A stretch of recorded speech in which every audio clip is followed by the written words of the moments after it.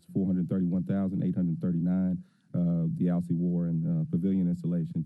And I did not mention the Deferred Aquatic Center, but that's another location that we're working on finishing up. Right now, what's happening is some duct work at the facility. So previously, there was some damage to the duct work during the installation process. So nonetheless, that is being replaced, and we expect to have that location online sometime in late September, early October. And so no, it's not open, but we've already done quite a bit of work, and we're also doing work on the storefront, which is going to be the entry into the facility. There's new epoxy flooring in the bathrooms. It's really a tremendous remodel that's occurred over at Bickford. And last but not least, we talked a little bit earlier about the community center deferred maintenance. That was one of the larger projects as well, which happened across all facilities, and so we're closing that out. And then just moving forward, we just included some pictures of different facilities. You saw the Douglas Pavilion, the McFarland Playground. Here we have the Audubon Golf Course improvements. Moving ahead, that's the Wolf River Greenway, which is one of the trails we manage. And then you'll see the Riverview Community Center. That was roughly about a $2 million project. You've got the Geisman Community Center, which was a replacement. Gaston Community Center, which restored the original design of the facility and brand new windows. Whitehaven Banquet Hall, which is a really beautiful addition to the community center alongside the tennis center that's adjacent to it. Yep. And then we got some community center deferred maintenance. This is an example of repairs that were made to the ceiling, and also you can see where the flooring was replaced. So moving from that tile to a more modern laminate really lightens the building, and also you see some lighting updates as well. This particular location, North Fraser Community Center, had a roof replacement that occurred over at that location. And then last but not least, this is a photo of the work that is happening at the Bickford Aquatic Center. And then we have a photo of the newly installed Douglas splash pad. And so essentially that's the recap. We just wanted to give an update on where we are as it relates to Accelerate projects, and then if you have any questions. Okay, and we have one question from Councilman Ford, and let the record show that Councilwoman White has arrived. Yes, sir, you have the floor. Okay, first thing I want to talk about, Martin Luther King Park, the pavilion. They're planning on having something there. I'd like for it to be fixed. I'm looking at Douglas. I'm not worried about Douglas Park. Martin Luther King Park, they're way for that. Not only that, I got to put it out in the record. Y'all get money from the oil company over there, which actually is supposed to be for Martin Luther King Park. I got an issue because y'all took that money and put it down in Dawson Park, which is my district. I don't have a problem. That's my district, but I have a problem with taking that money that is given to us every year, okay?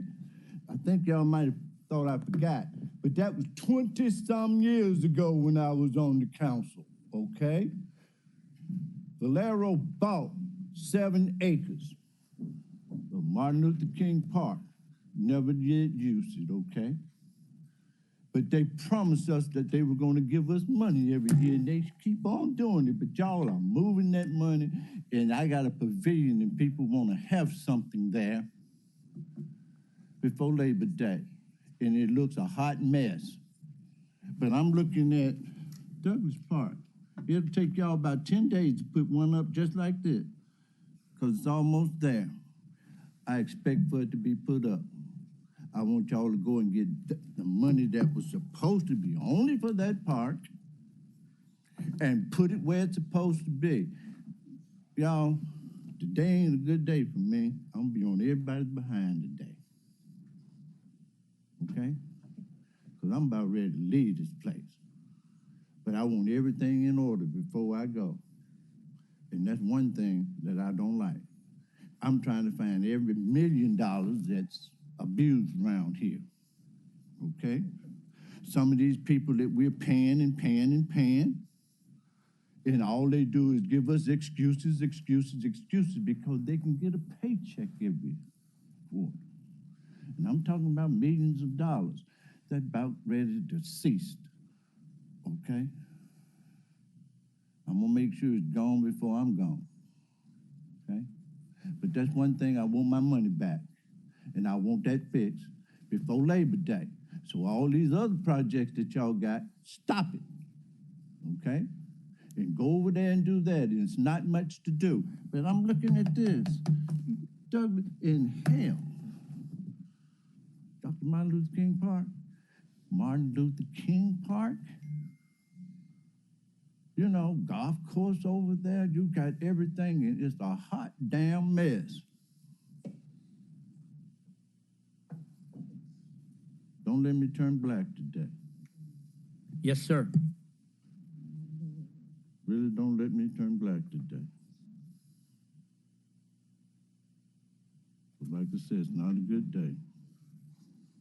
Then not only that, I'm looking for some, hey, Southwest Twin y'all had on here, says just put on here, it was $977,127, $22,000. I need to know about that because ain't nothing been done down there, okay? Yeah. Talk to me about that money. Can you tell me about that money?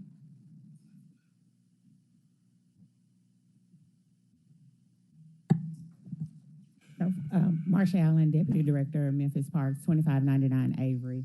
So for the Southwest Twins, that budget money was put into our budget for Accelerate Memphis. However, we did not run that project, and Chief Adams may be able to. Yeah, I just want to know what was done because it's only $22,000 left, almost $1 million gone down the drain, and I had nothing been done there, okay? Right. Nothing at all. Nothing but, hey, we scooped up one little piece of dirt in which everything else, okay?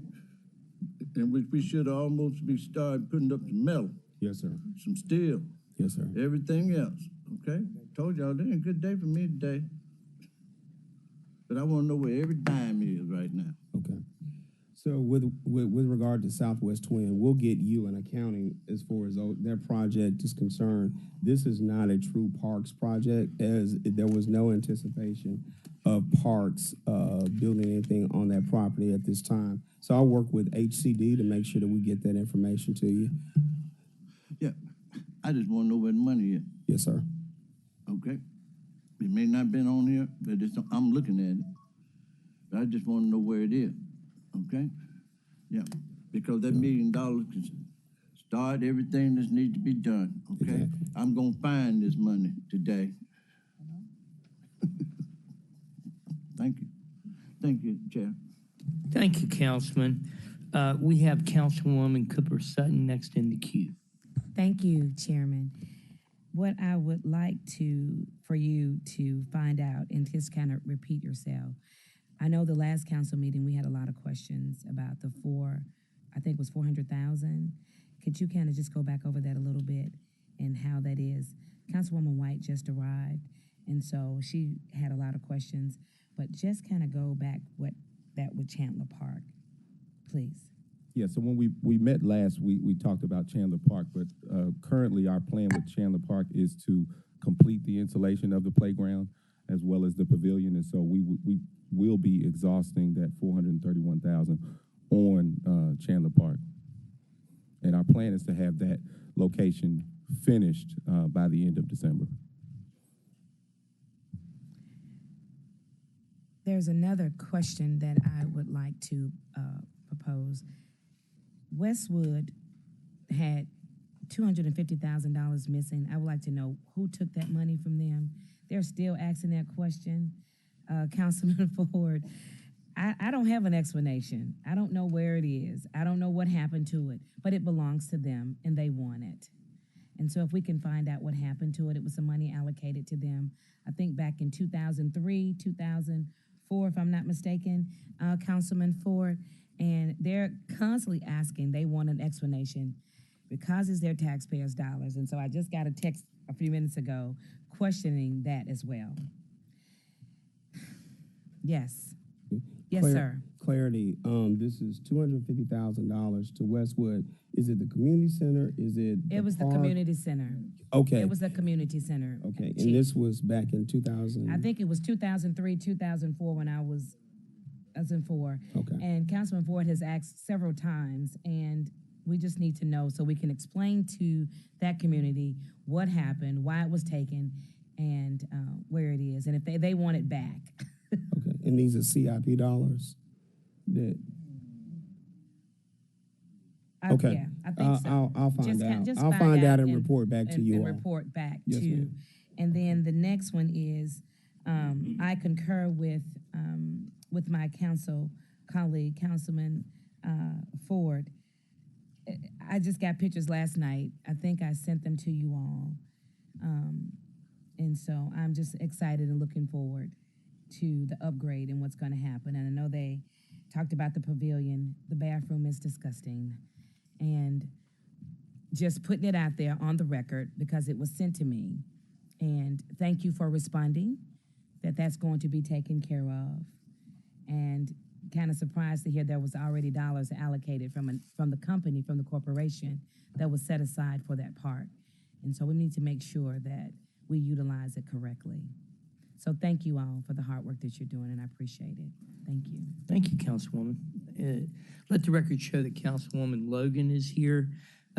Colleagues, I'd also like to let you know, part of this as you're looking at the Wolf River Greenway, right here, we are getting ready to expand, I think, this. Remember, we had that company that wanted to close off the roads in the company right across 2nd Street, and we got them to grant us right away to expand this Wolf River Greenway. But the problem is that Wolf River Greenway is headed right into that Wolf River Bottoms where we have all of our difficulty. Okay, and one of the things I'm going to ask administration, I don't know if there's a way we can do this. At one point, we had a group that came to us that wanted to establish or expand their recycling and their trash dump in this general area by the Wolf River Bottoms, and we turned them down. I think we may want to think about revisiting that and come back and look at that and see if we can get them to bring it back to us. Because part of the solution to that Wolf River Bottoms is having some place that people locally can take their construction waste, which is what a lot of that is, and get rid of it. So a lot of that's construction and, you know, stuff that people are just, as they're doing, they're just coming and dumping it. If we had a place that they could go to that's close by, it may be better. So let's just think about that as we move forward, and perhaps we can talk to that company and see if they're interested, because as we, people on this, Councilwoman, I'm gonna let you talk to this. If you don't mind, if you could explain to colleagues what we've learned on so far in our committee with the exploration of that area. And then we'll go to our next item. Oh, you mean the Wolf River Bottoms? There are a number of things that are going on down there, particularly, and you're talking about, I think 21 miles of the city of Memphis. That is an utter dumping site. You know, when we come to do the presentation, you all are going to be appalled and upset at what's going on, and it's silently happening in our city. You know, it's in the shadows. Most people don't even know that it's there, but if we don't address it, it's going to really be an environmental problem. It's going to be, it's really going to be a problem for the city moving forward. So we are going to, of course, do our due diligence continually on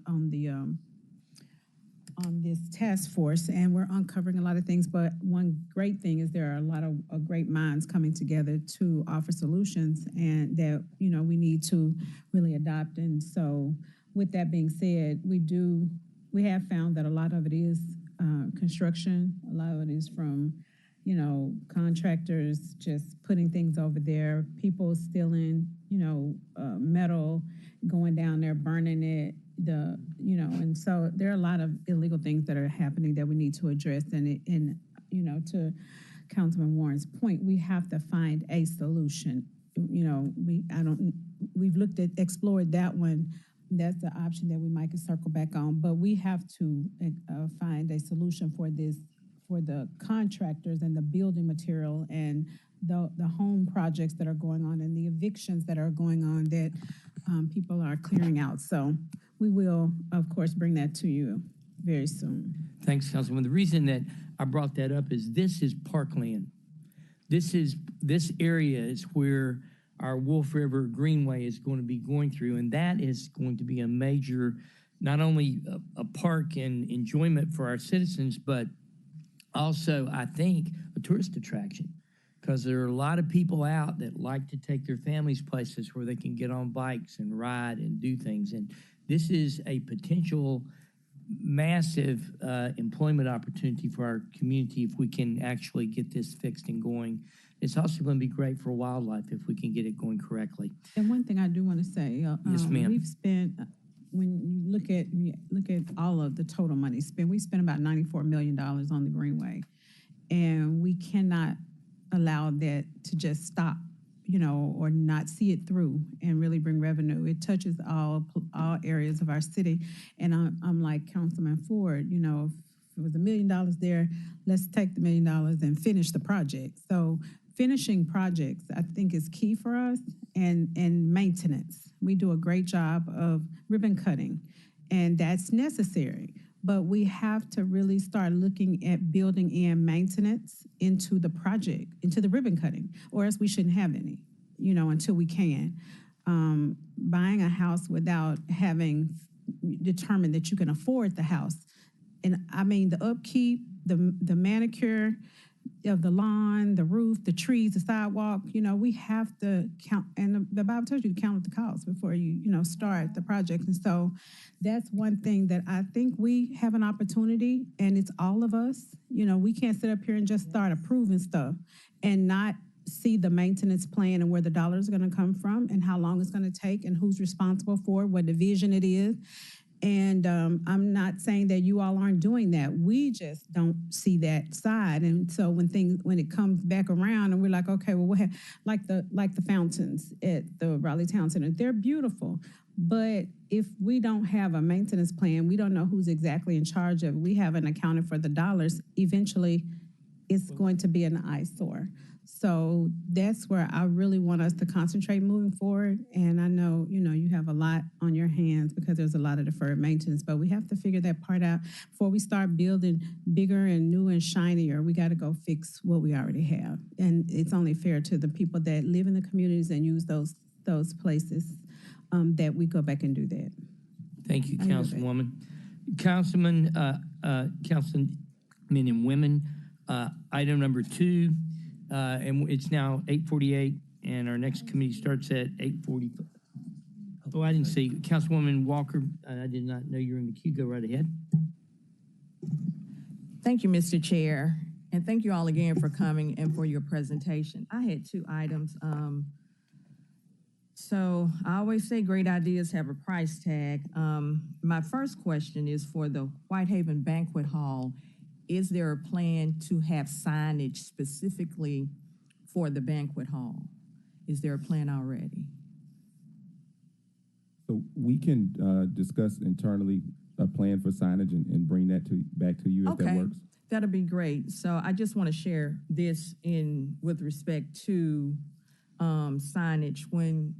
When people are coming from the north, from Rains, and the community center is open, they automatically go into the community center. Of course, they can walk down the hallway into the banquet hall.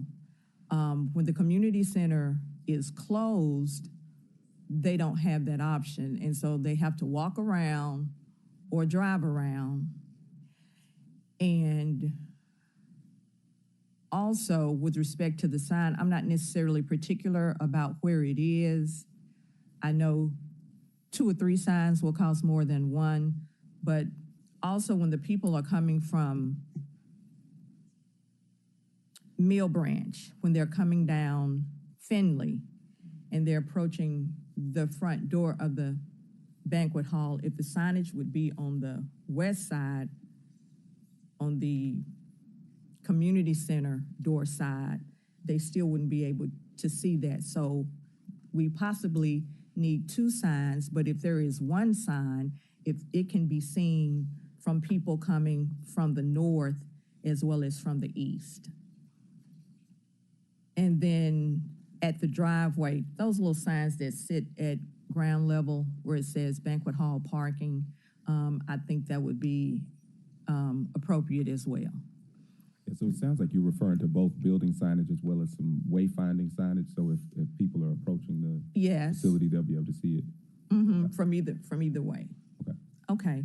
And then second and finally, I had mentioned in an earlier meeting about the parcel that the city had purchased across from David Carnes Park for parking.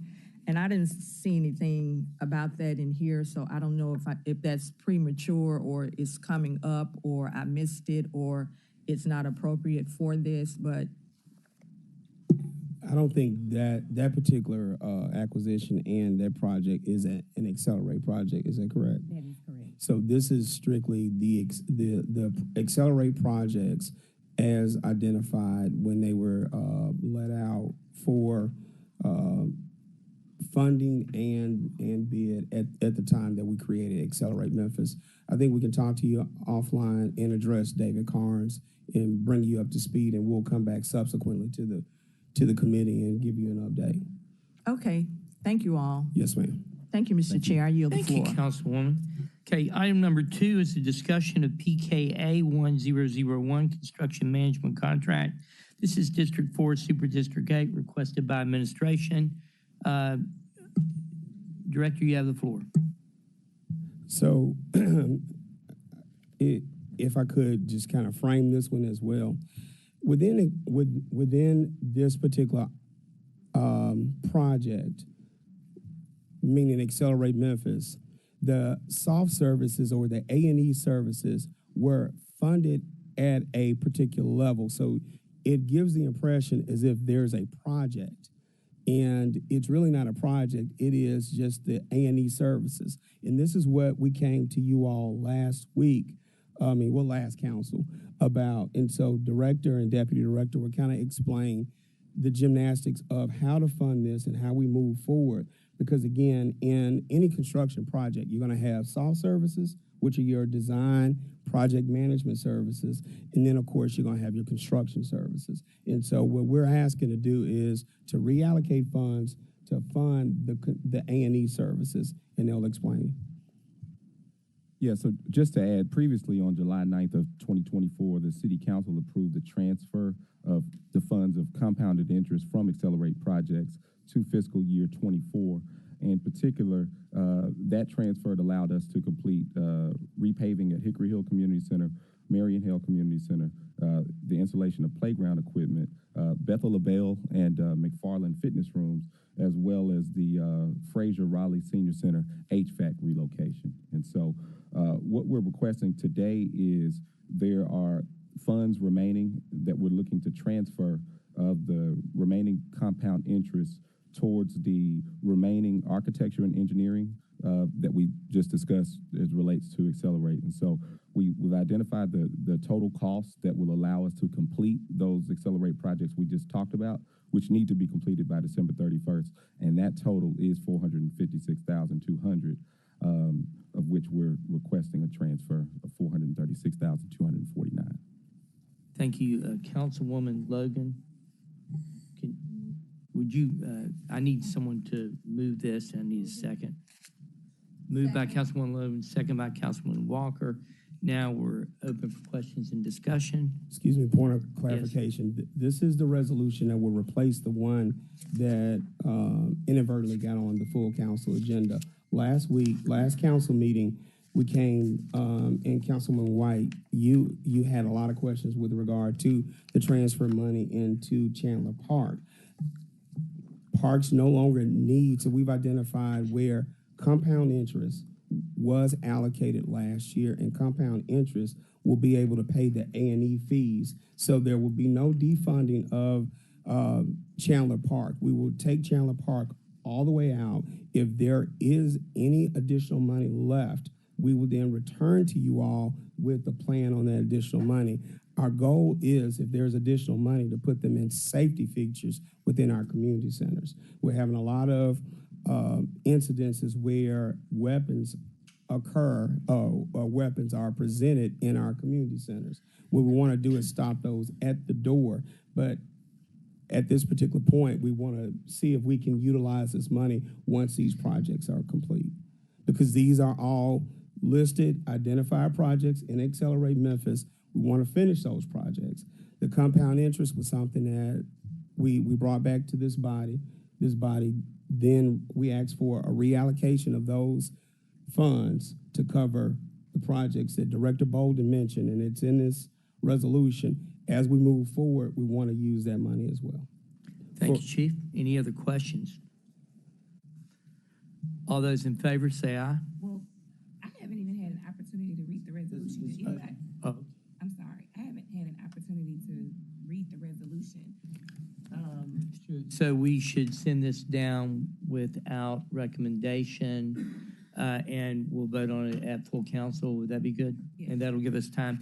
And Chief, will you guys be available for any questions from council members until we go down? Yes, sir. We will make ourselves available. Matter of fact, we will present to the council members so that they understand, all of you all understand exactly what we're trying to do, where the money derived, and how we plan to use it. So get with our colleagues later, but it's my understanding that what this is designed is we're paying for design services that have occurred on all these projects, which is a bill that I think may be somewhat overdue. Is that correct? That is correct. Okay, and so, but that's the general gist of it. We're going to send this down, colleagues, without recommendation for a vote in our meeting today, and we'll proceed with our next committee unless there are any other questions.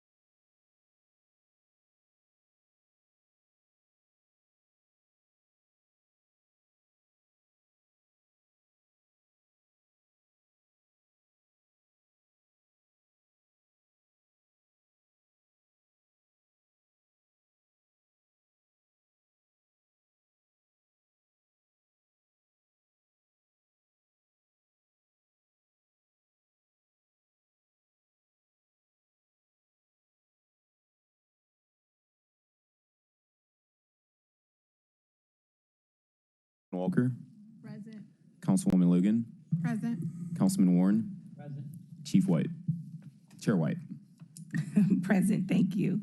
Good morning. Chief Davis, how are you this morning? We're doing good, thank you. Good morning. Good, and good morning, how are you? Could you please introduce yourself? Yeah, Assistant Chief Martin Kula. Great to have you. This morning we have one item. We don't need a motion on it. It is an MPD update on ticketing, take-home car program, and directed patrol. All council districts requested by Councilwoman Logan. Councilwoman Logan, you're recognized. Thank you, Chair, and good morning. Thank you. Thank you all for being here.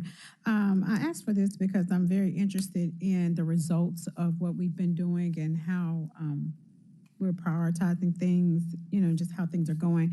I know we did some legislation a few years back about stopping and ticketing and those types of things.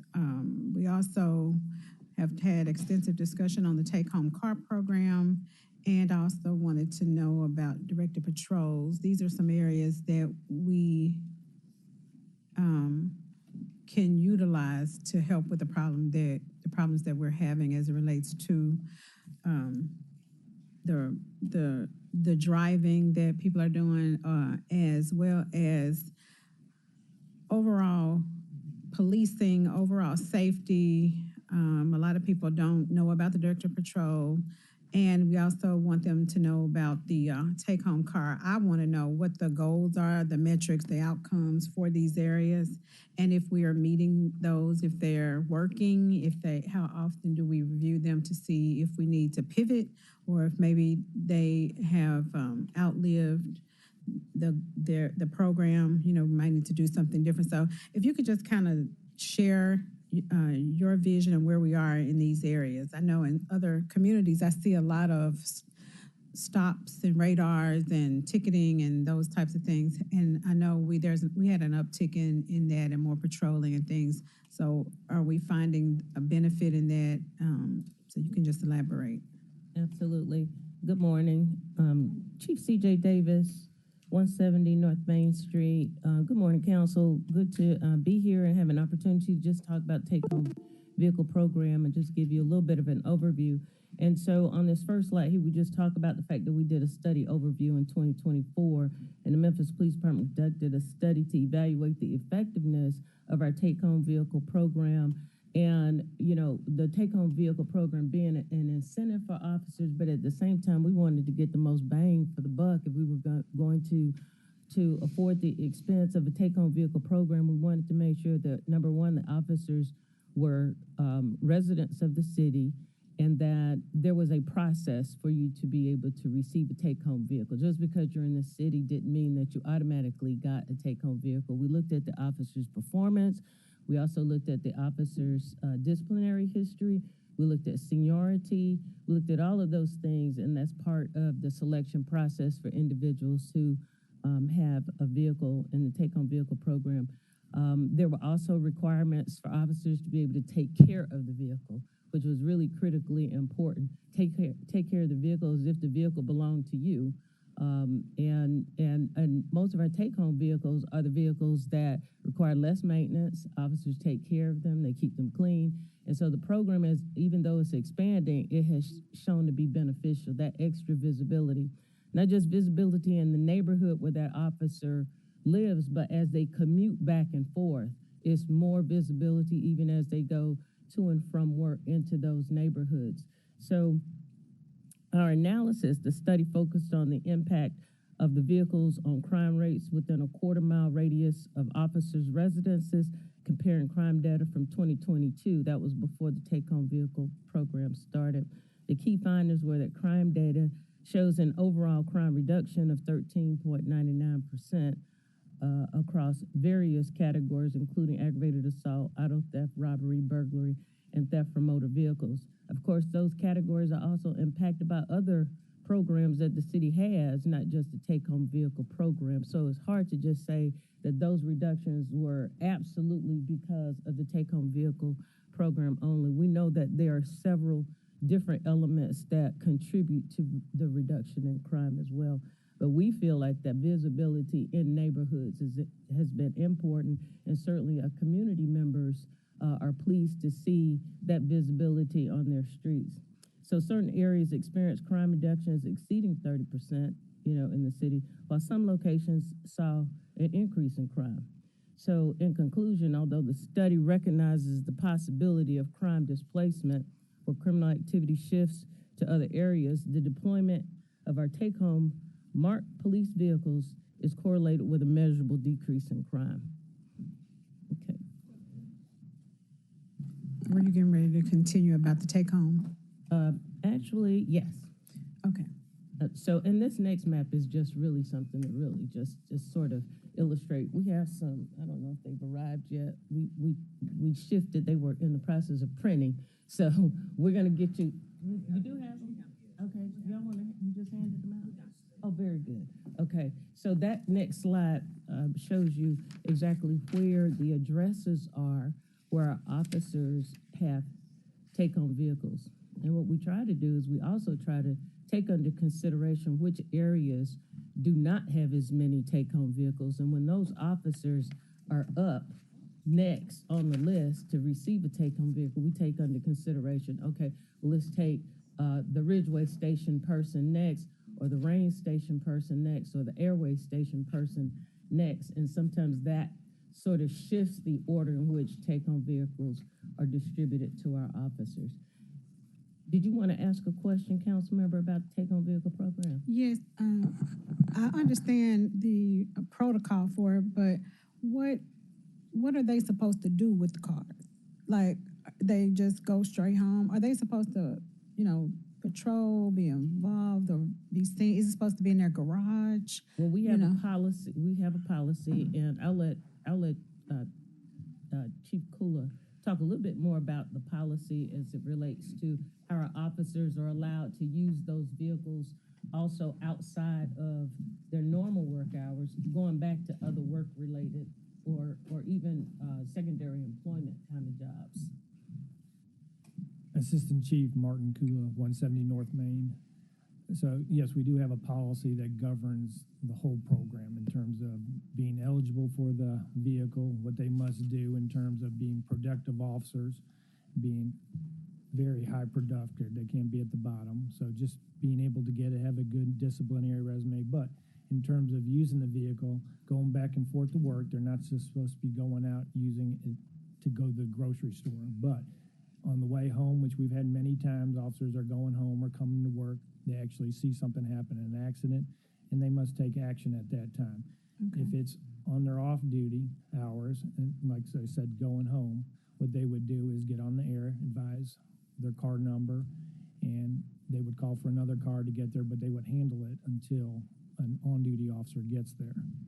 And most of the time, they are parking the vehicle outside. I don't think in our policy we actually have it that says about parking inside or outside, maybe not to that much detail, but they do most of the time park it outside, so it's highly visible. So I think it would be great for them to patrol just drive through. Like when I go home, we drive through the neighborhood, just put our eyes and see what's going on, in and around. It would be great if that was in there. It would be great if there was something in there about not parking in the garage, because it makes no sense to park in the garage if you won't ever see the car. So I was just curious as to, is it working? And then I know that we've had a lot of accidents, so I didn't know if take-home cars were part of the uptick in accidents, or have you all even looked at that? Is there any kind of correlation there?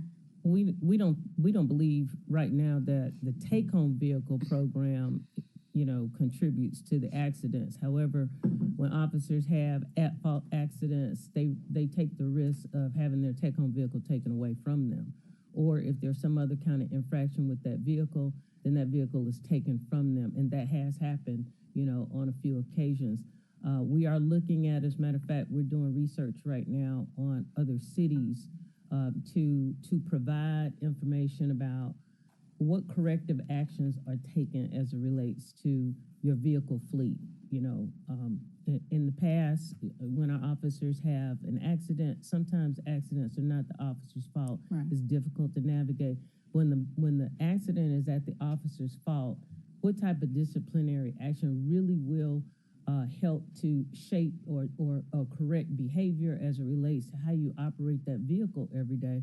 And so right now we're waiting for some of that research to come back. I sent something out to major city chiefs so that they could respond and basically give me different ideas about what are effective corrective actions for our officers so that we can preserve our fleet and you know, not just, you know, punish officers because the work is dangerous, Right. but at the same time, outside of remedial, because we do that, outside of having a few suspension days, we do that. What else can we do besides, you know, and the fact that we have a safe driving campaign right now, and we've had a safe driving campaign, we give out awards for safe driving to our different precincts. But the contributing factors to the vehicles has a lot to do with oversight, with reminding officers that keeping up with our fleet is just not a fiscal responsibility, it's also an officer safety responsibility. Right. So we're working, and I sort of challenged the team, let's work together to come up with some ways that we can preserve our fleet. Well, I appreciate that. I do feel like it's a great program if we're working it the way it should be working, that because we want to, you know, every opportunity is an opportunity to keep our community safe. And I really appreciate us finding ways to have incentives for the officers. And if they feel like it is one, I want us to be able to keep it. But I definitely want to make sure that it's being utilized in the way that it should.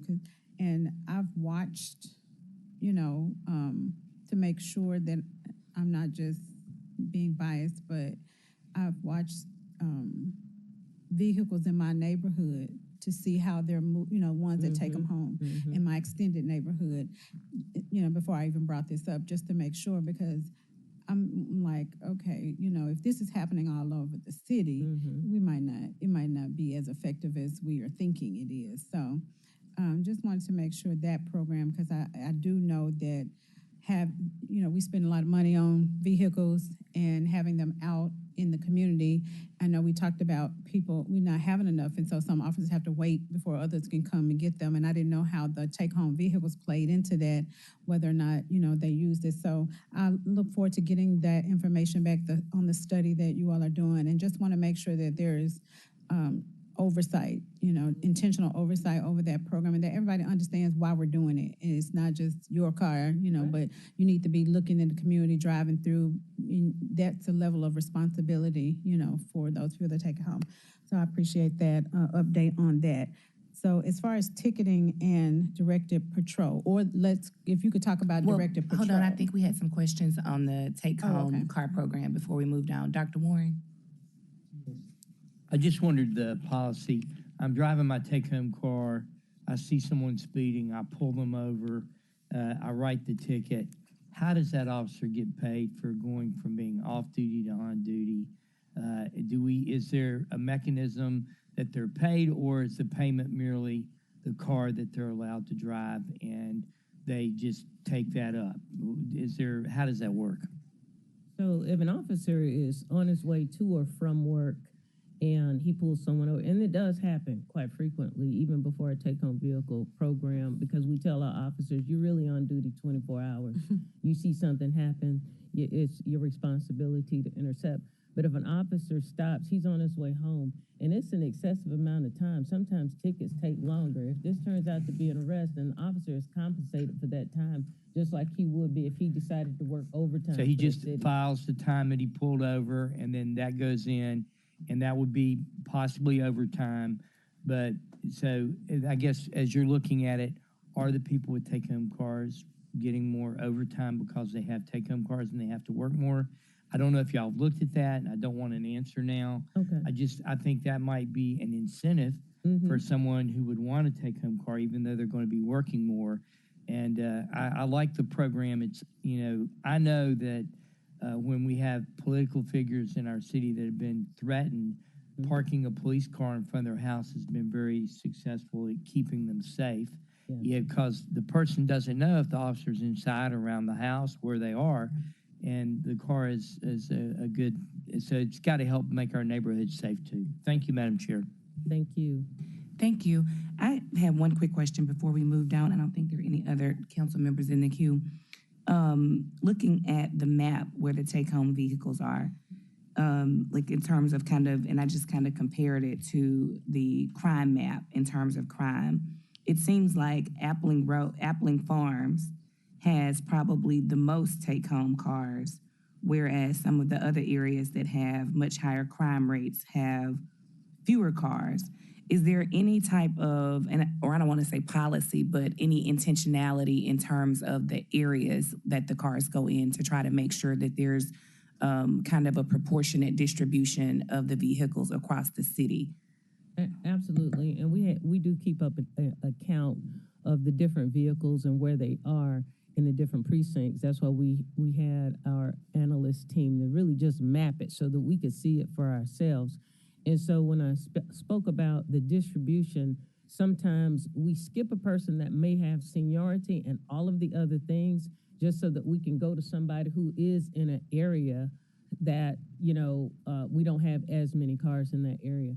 But the take-home vehicle car is based on where officers live. And if we could have other incentives to just, even with apartment complexes and things, where we can encourage officers to live in areas where we need more visibility and take-home vehicles. And that's something that we've thought about too. I know this administration was really thinking about how do we encourage housing incentives, for public safety employees so that we have more living in the city and living in areas that we need that level of visibility. But because there are no, say for instance, no officer residents in a particular area, it could, skew the numbers as it relates to representation of these vehicles. But that's a good question. But we are taking that under consideration. And sometimes those people that live in certain areas like Ridgeway, Airway Station, Rain Station, they get bumped up on the list so we can get that car in that area. Might be an opportunity for us when we talk about incentives for housing and that, because you can only take a car home where they live. So we need to look into that as well. Right. Especially for our new officers, and of course you have to be on the department at least 2 years, but you're still a new officer when you get off of probation. And some of those young people are still looking for places to live. And if there are apartments that provide some type of incentive for a courtesy officer or whatever, then that officer could potentially be bumped up on the list to have that vehicle in that area. Thank you. All right, so we'll move on to talk a little bit about directed patrols. And so the department, we do deploy officers to specific areas and businesses and neighborhoods based on identified crime trends, significant events, or citizen requests. And we do directed patrols just based on we seldom turn a directed patrol down. If someone calls us and say there's going to be an event and we want some directed patrol, we charge our colonels to make sure that there is directed patrol in that area, whether it's a picnic or a festival or a park event or a church event. We try to accommodate those. So during the first half of this year, in 2025, the Memphis Police Department conducted a total of 99,084 directed patrols. Officers made a total of 108 arrests. So directed patrols do, sort of generate productivity in our officers as they are patrolling a particular area. Directed patrols have effectively deterred trespassing and loitering, while also contributing to the overall reduction in crime across several categories, including burglaries, robberies, aggravated assaults, and motor vehicle thefts. Also, some of our directed patrols are dictated by the colonel or the major or the shift commander, depending on crime trends, as we spoke before. For an example, we could have a directed patrol at a Walgreens store, and ask the officers, when you are not on call, go to this location, do your paperwork here, or go to this particular shopping plaza, do your paperwork here. Find places strategically to stop and do your other work, and that visibility also helps with whatever problem that particular area is having. So as we move on to the next slide, any questions about directed patrols though, council member? So have you seen an uptick in requests for director patrol in the last few years, or is there any data on that? We get them weekly. Here's what we did. We counted these, including the ones that we direct our officers, to have, but have not seen what I would consider an uptick. But we daily and weekly, we get requests for director patrol. When people are on vacation, we get a request for a director patrol in the neighborhood sometimes. And that's something that we comply with. We give those individuals a direct patrol, but we could fraction this out so that we can see the difference between, what a citizen has requested or business has requested, as opposed to, at the aggregate total of all of our direct patrols, if that's helpful for you. And businesses can request it as well? Oh, absolutely. Okay. All right, thank you. Okay. And so, Operation Slowdown, these are some of the traffic sort of operations that we've recently done. This one was held July 14th through the 20th. This one's called Operation Slowdown. And it was a traffic enforcement initiative conducted for that 1 week period. The operation focused on key areas including I-240, I-40, I-385 and I-55. This operation was mostly our interstates, calming traffic on our interstates. So during this period, citations were issued for various violations, including, the following. And as you can see, we've listed the following violations. Motors are like our motorcycles. Those are the citations that they issue. And then our special traffic enforcement unit is our STU unit. We recently created an evening shift as well. The STU unit was a day shift unit, but a lot of our traffic problems occur after 5 and 6 o'clock in the evening and on the weekends.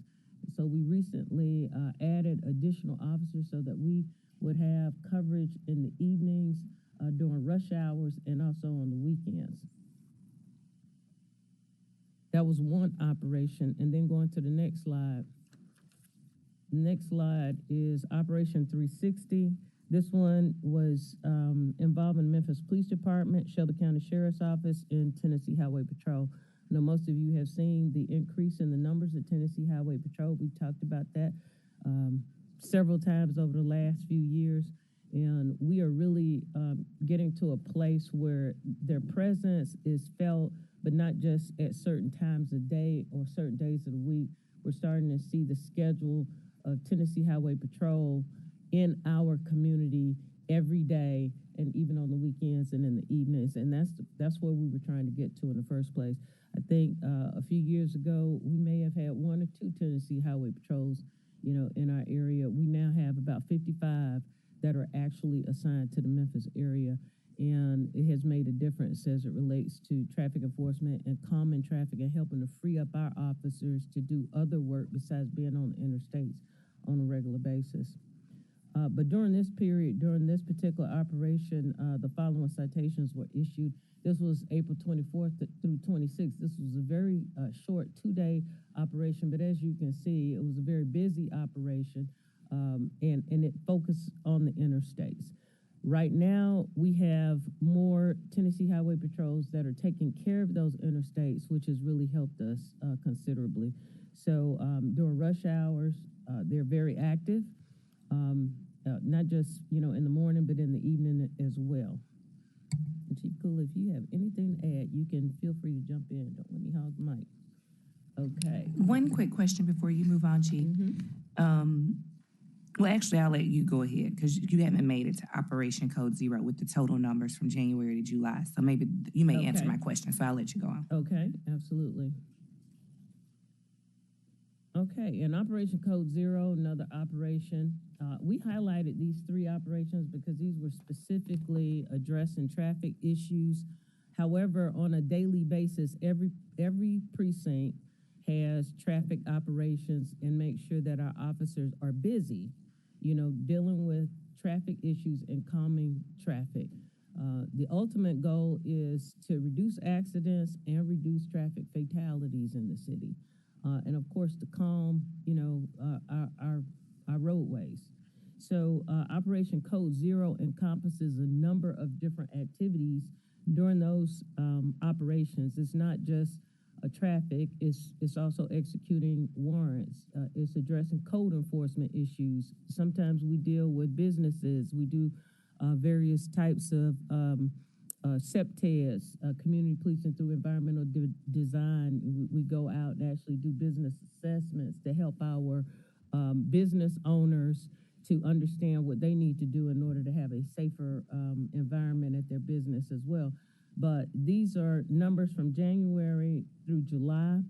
The Operation Code Zero, it normally focuses a specific precinct, and each precinct has various wards where we're tracking, how much productivity is being done based on the types of crimes that are occurring. And so as you can see, we've listed traffic citations, courtesy warnings, advisements, arrests that resulted, misdemeanor citations, and then the total numbers of traffic stops.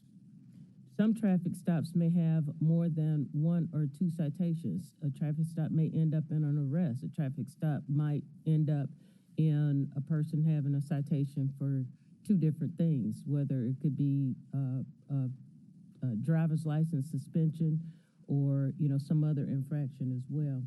But during the months of May and June, the Memphis Police Department conducted several mini Code Zeros too. The mini Code Zero is, Austin P has had several of them. More visibility. We've had various upticks in violence in certain communities.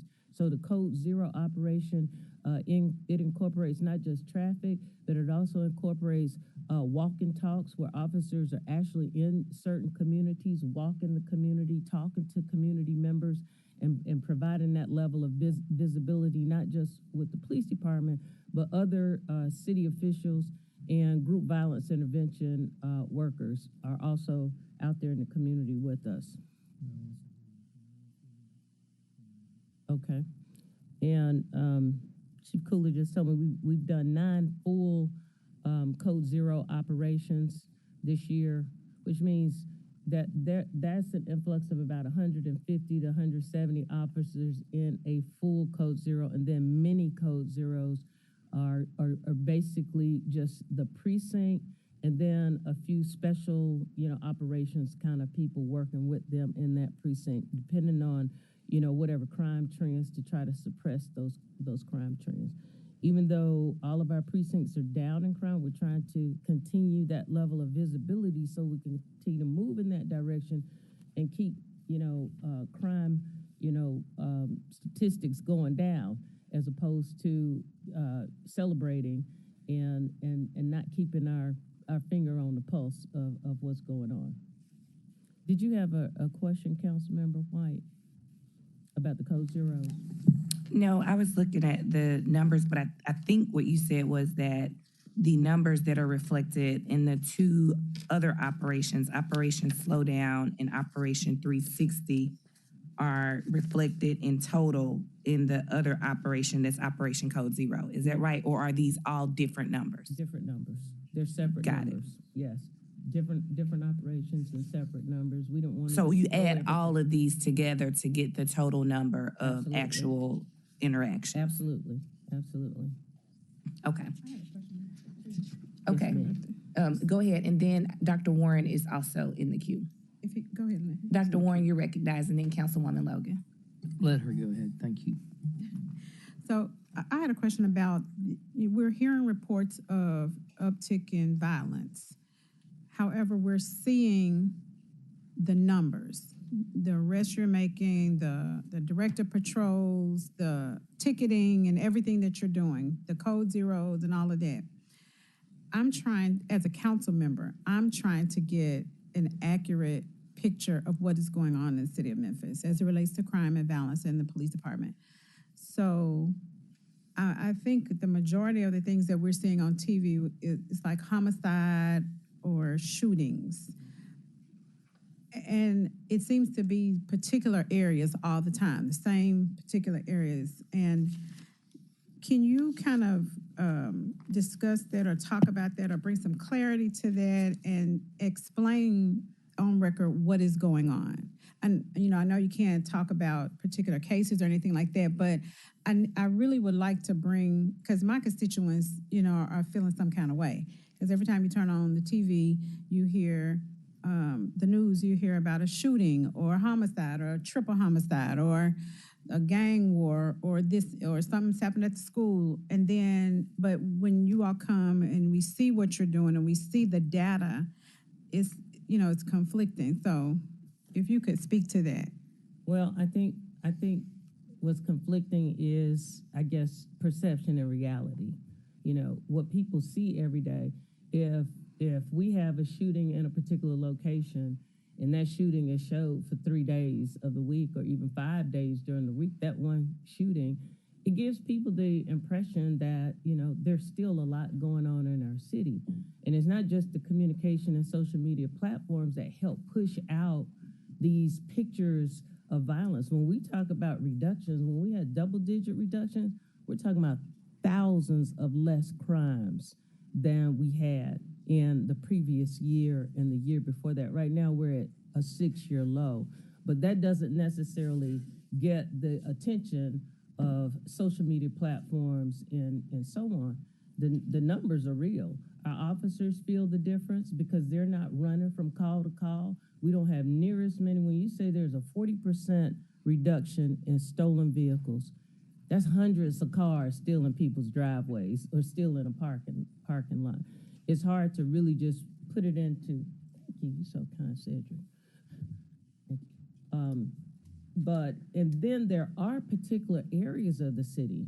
And as you can see, in Austin P, we've had some issues in that particular area. So you may, and your constituents may be feeling something because we have had sort of like a tit for tat, gang issue in that area. And that's why we've saturated the area and also conducted some joint operations. And of course, I won't get into deep details, but we have made significant arrests and progress in some of, those incidents. But when the crimes are concentrated in particular areas, those community members feel it because they hear about it, and there are tit for tats and retaliation that's going on as well. But the rest of the city, you may not, they may not feel it because they're not having those same wars. We had a Tate and Boyd kind of issue in Crump Station, last year. We were able to reduce the crime in Crump Station and identify those individuals that not just for a short period of time, but for months and months had traditionally taken over this particular community. And we're not, celebrating just yet because we're still, making sure our officers stay over there. But in your particular area, I understand what you're seeing and what you're feeling. One incident could probably run on the news for a whole week, which really gives people the impression that, there's still a lot of gang violence or gun violence throughout our city. But we can feel the difference. We want our community members to feel the difference too, in a way where they feel safer going out and about, and they don't feel like their property is threatened, from auto thefts and aggravated assaults. Our robberies right now, the city's robbery count is right at a 20-year low. And that's huge for us. That means that there are less people being assaulted, being robbed, being carjacked, and so on. Our burglary rate is at a 20-year low right now. So that means there are less people's houses being broken into, and it's continuing to decline, which is, I think, a good feeling for our community members.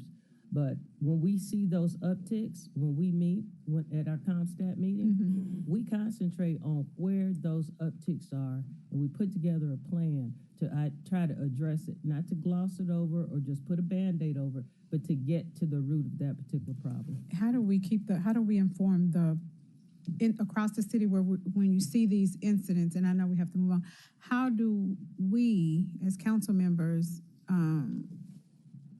get that across to our constituents or help them to feel more secure as those citizens living in other areas feel comfortable in the reduction in crime?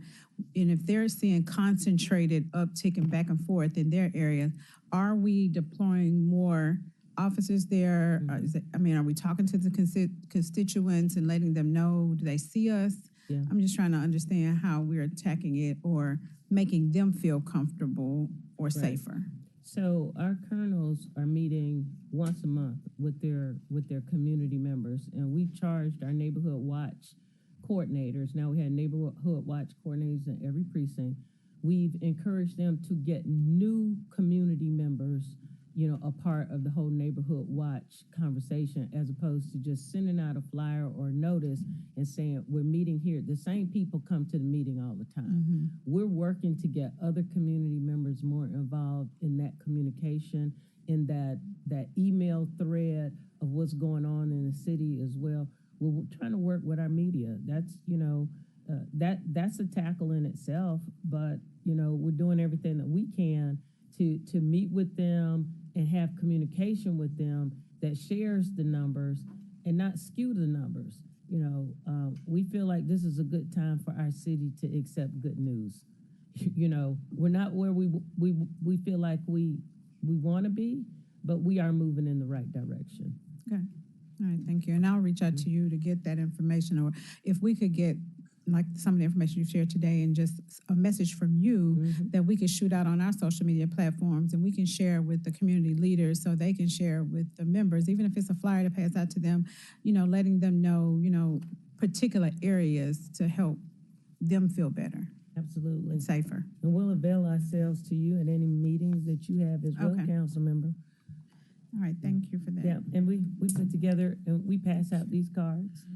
These are some of the cards. I'll hand this one to you. We'll send some to you. This helps people to see exactly, and our QR code. We have a QR code that also shares more information about crime reduction. Our public information team has been really trying to be creative in how we get information out to our community members so that they know exactly what's happening in the city as well. Yeah, these are great. If they could look at the QR code and maybe hear a message from you about what's going on currently in your area. Okay. And Thank we'll come out to them as well. I'll let Chief Kula speak as well. Chief Davis also mentioned earlier about our community engagement unit, which is a bunch of retired officers. They're going out, and I was just attended one just recently where they're talking to the citizens, going over safety tips, but then also going over what's going on in the community. And, giving the good news, because as Chief said, there's thousands of less victims and all that. But, you're a victim one time, that hurts. And that's what you're fixated on. But there is a bigger picture that we are working on to reduce that. And, as Chief Davis said, every area is double digit down. But sometimes it just doesn't feel that way. But for us to get out there and put it out there through our social media, and also the officers making meetings and stuff like that. So Thank you so much. I Thank appreciate you. what y'all are doing. Dr. Warren, you recognize. Yeah, just two things. One, in the traffic stops, how often are we pulling people over for fake tags? I mean, all these cars driving around with their bumpers off and the doors beat up, and obviously you've been playing bumper tag. Most likely stolen, fake tag on them. It seems like I'm seeing less of those. Are we doing those, and how is that listed here in your list as far as citations? And so, did we break that? I think we broke it out. Of course, the three different specific types of charges are listed there, one of them being the state charge, and the state charge is altering, falsifying, or forging evidence of title, so on. But the improper state registrations, improper displays, those fake tags, our officers are concentrating on. It's easy to spot a fake tag. We know them when we see them, and we've had thousands on the road. It's getting better. It seems like it is. Yeah, it's getting better, but it's not exactly where we want it to be. What happens is we want to be able to issue the citation, and then when that person goes to court, be able to submit proof to a judge that now I've registered my vehicle. Some of these cases get dismissed. Some of them get dismissed without any fine, and then that car ends up right back out there on the street. But when we see vehicles that are improperly registered, it says several things. It says that that vehicle might not be safe.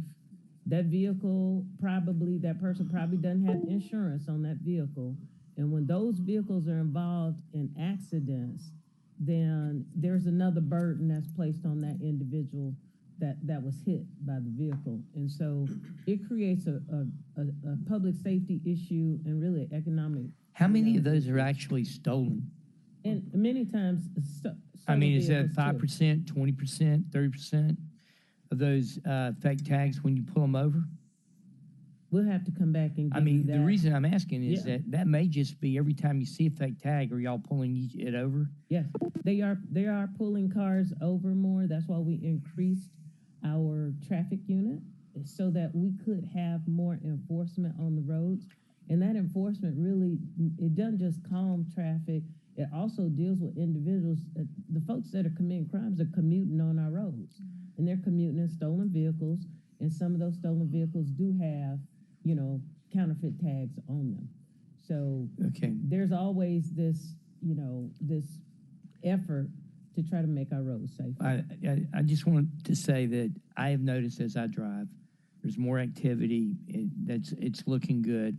I guess the question I have is, and council members, one of the things we're seeing is the beginning of the decrease in the violent crime has got to do with our GVIP program and how that's been working as far as these tit for tat type things going on.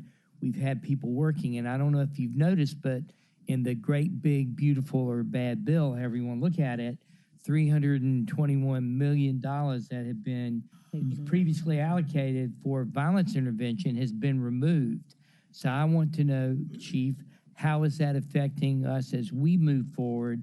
Because what we don't want to see is this reduction that we've actually finally begun to see the results of go away, because it can come back just as quickly as much more quickly than we've been able to get it go away. Where are we now? What's your financial situation with those programs? Well, hold on, Dr. Warren, if you don't mind, we're way behind, and that's going a little bit outside. So what I will do is we'll make sure that we put that on a note for us to get into for the next one. And I think it really is a good point. And I'll finish with my last point is, I think it's beholden on us to make sure that we talk to the media outlets. It's not really coming from our printed press as much as it's coming from our evening news that's trying to get, market share, that we don't want every night to bleed and lead, okay? Bleeding and leading every night is lazy journalism. There are a lot of other stories out here that we need to have told, and if that's all you're doing is bleeding and leading, then you're not really informing our community about what's going on here. It's not fair to the community, and it makes Memphis look a lot more dangerous than it is. I go everywhere in Memphis I want to. I feel safe, 99.5% of the time. So, and when I'm not safe, it's because there's something going on that I can see and then I get out of there. So thank you. Thank you. Thank you, Dr. Warren. One more, Chief. I had Councilwoman Walker in the queue. Thank you, Madam Chair. Thank you all for coming in for this presentation, and I'll be brief. So the ideal around the police doing paperwork at random places in the district, you shared that with me to scratch an itch in lieu of a larger request. And so I think it is a good idea. It's effective, and thank you for sharing that with us as we move forward with some projects in my district. Also, with respect to informing the community, so my social media presence is the greatest on Facebook. And what I do randomly, and I hadn't said it in a while, so you all shouldn't be bothered by me saying it today, but I campaigned on closing the information gap. And so what I do, and I encourage others, members and the public and whomever would like to do this, but what I do is I go to the parks page, City of Memphis, MPD, the library, and some others, and I just share things to my page. And so that's a way that I get information out. And also, finally, with respect to Councilman Warren, the bleed and lead, it is absolutely awful for any of you who all are tuned in. It's absolutely awful. And I'm not saying that all the outlets do that, but it's shameful. It needs to stop. And using an old school term, it's yellow journalism. Thank you. And I yield the floor. Thank you. Thank you. I know we're behind. I'm gonna go ahead and run through these slides unless you want me to stop right here. Y'all got enough information from us? Oh, I think you went through those, Chief, with Did I the go license through? plates. Yeah. Okay. I think Dr. Warren ended up circling us Okay. to the last couple, which were on the license plate violations. Was And we'll there make anything sure else? that we start working on the group violence intervention piece to bring back to you and get those individuals that are working and leading in that area to also talk about the work that they're doing. And we'll talk about our GVI officers that are out there every day working with the schools and boots on the ground, so to speak, with violence in certain communities. So thank you all for indulging us today. Thank you. And normally we like to do a public safety highlight, but we're not going to do it today. But I think we already got it with Chief telling us the numbers. And then I saw everyone back here nodding in terms of saying that, hey, we're feeling it. And so it's good to know we're trending in the right direction. And we look forward to the GVIP update because we're always mindful that public safety is not just about Memphis Police Department and pulling people over tickets. It's a much bigger conversation, and we want to make sure that we let the community know that we understand that, and that we understand that we have to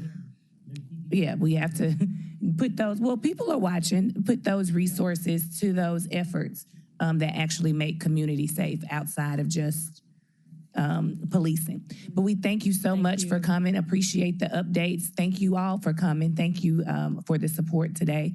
And we appreciate everything you all are doing. Be safe and have a blessed day. Thank you, Councilmember. This committee meeting is adjourned.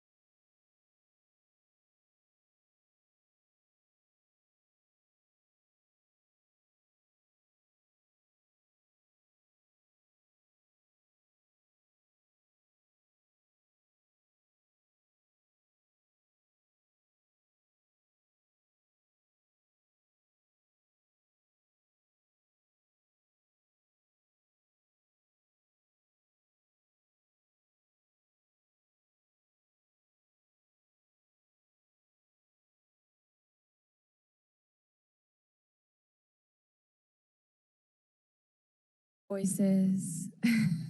We're way far behind, so I want to inside voices, Chief Adams, especially you. All right. Good morning, colleagues. Today is August 19th, and it's not 9:05, it is 9:59. I hereby call the Economic Development, Tourism, and Technology Committee of the Memphis City Council to order. Ms. Golden, could you please call the roll? Councilman Spinoza? Here. Councilman Ford? Present. Councilwoman Walker? Present. Councilwoman Swearingen Washington? Present. Councilwoman Logan? Present. Councilman Warren? Present. Chair Green. Thank you. I'm present and I observe a quorum. Item number 1 is an update on the Sheridan Hotel from the administration, all council districts, requested by myself and the amazing Vice Chair Swearingen Washington, who from the administration will be able to speak on this item. Good morning, council members. I'm Tanera Gibson, Chief Legal Officer, 125 North Main. I would like to give you a robust update, but most of it's not publicly shareable now. I can say we made a significant step towards resolution on our one lingering issue yesterday. And so the stated closing date of September 15th, that was our team, our outside counsel team indicated last meeting. Looks like it's still a go. So our last hurdle, I'm pretty sure, 99.9% sure, lawyers never guarantee anything 100%, that we are on track to get everything executed very shortly. You want to go ahead and... It does. You want to... It's okay. It looks like we're on track for September 15th. It does. We had projected that date, but we still had one outstanding piece, but we came to what I believe is a resolution yesterday, and so that keeps us on the right trajectory. Does that mean that we'll be closing on the 15th? Of September? That is definitely the goal.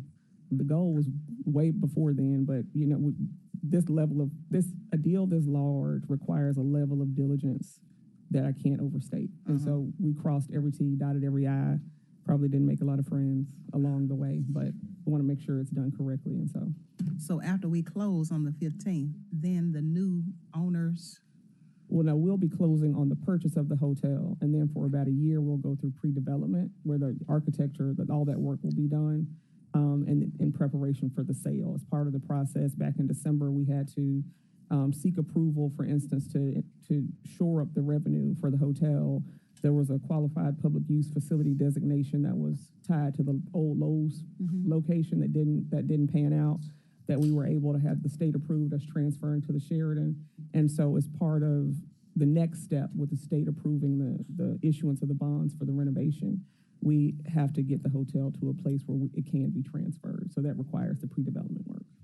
And we'll be able to do some renovation. Yes, at that point. Well, not a total renovation. That'll come at least after the fixing transfer. up something. But we'll be able to do some work. Okay. How does that sound, Mr. Dennis?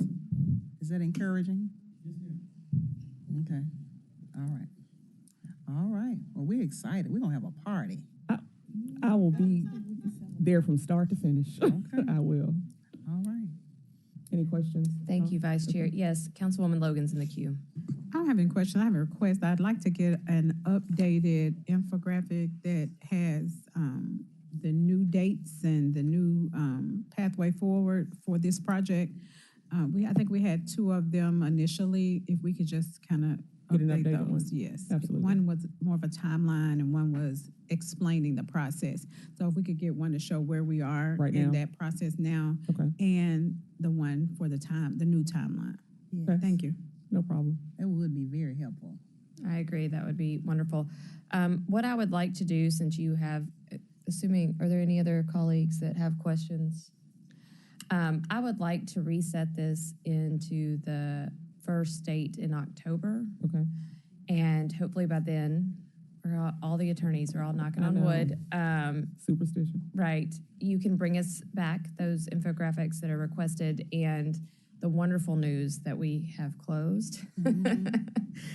So, and then in the interim, if other council members have questions, we can reach out to your office and try to get more information. Because like you said, I know some of this is not publicly shareable, but I kind of want to stay on this because it feels like bringing it public has put some pressure, maybe in a helpful way for you, to actually close this deal, because it seemed like it was lingering for months and months and months. So, and I should acknowledge that Councilwoman Cooper Sutton has joined us.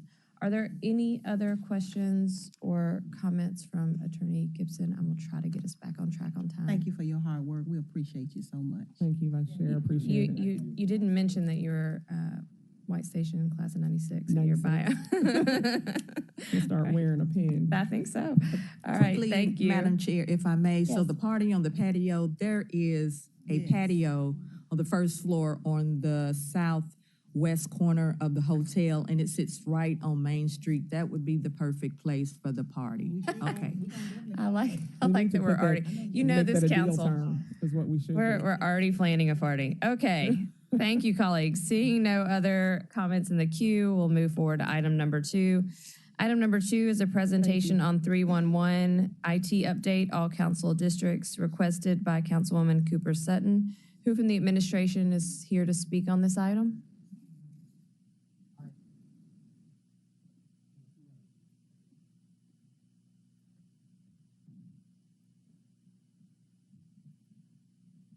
Yes, my name is Eric Keene, Chief Information Officer. My address is 150 Peabody Place. I think I got that finally straight in my mind. So I have with me today the A team for the 311 system, Karen Gauss, who is our business champion for the modernization of the system. And on my right, I have Barb Wallander and Leo Vinitsky. Myself, Barb, and Leo are all from FedEx, as I think you probably know. So we're trying to adopt a lot of what FedEx has done with process management and technology to give you the best system we can. Next slide. So we have a 2-lane strategy, as I talked about probably a month and a half ago. One, frankly, is to improve the current 311 systems. That S at the end of systems is on purpose. It's not just one application, it's a number of applications, not to mention our websites and processes and the division systems. And the second track, if you will, is to look for a replacement system. Next slide. The 311 system for world-class cities, not just in the US, but around the world, is kind of the enterprise resource planning system for the city. So any work order theoretically should come through this system, should be optimized, assigned, if you will, prioritized, and then it should flow through a system that you see in this diagram. Submit, schedule, work, and update. We've had a system for the last 10, 12 years that's been kind of on life support, especially the last year and a half, where we've had problems with tickets closing automatically, duplicate tickets, not getting responses back to the resident, if you will, in a timely fashion. So track 1, fixing the current system, has been focused on that. I'll talk about that in a second. Next slide.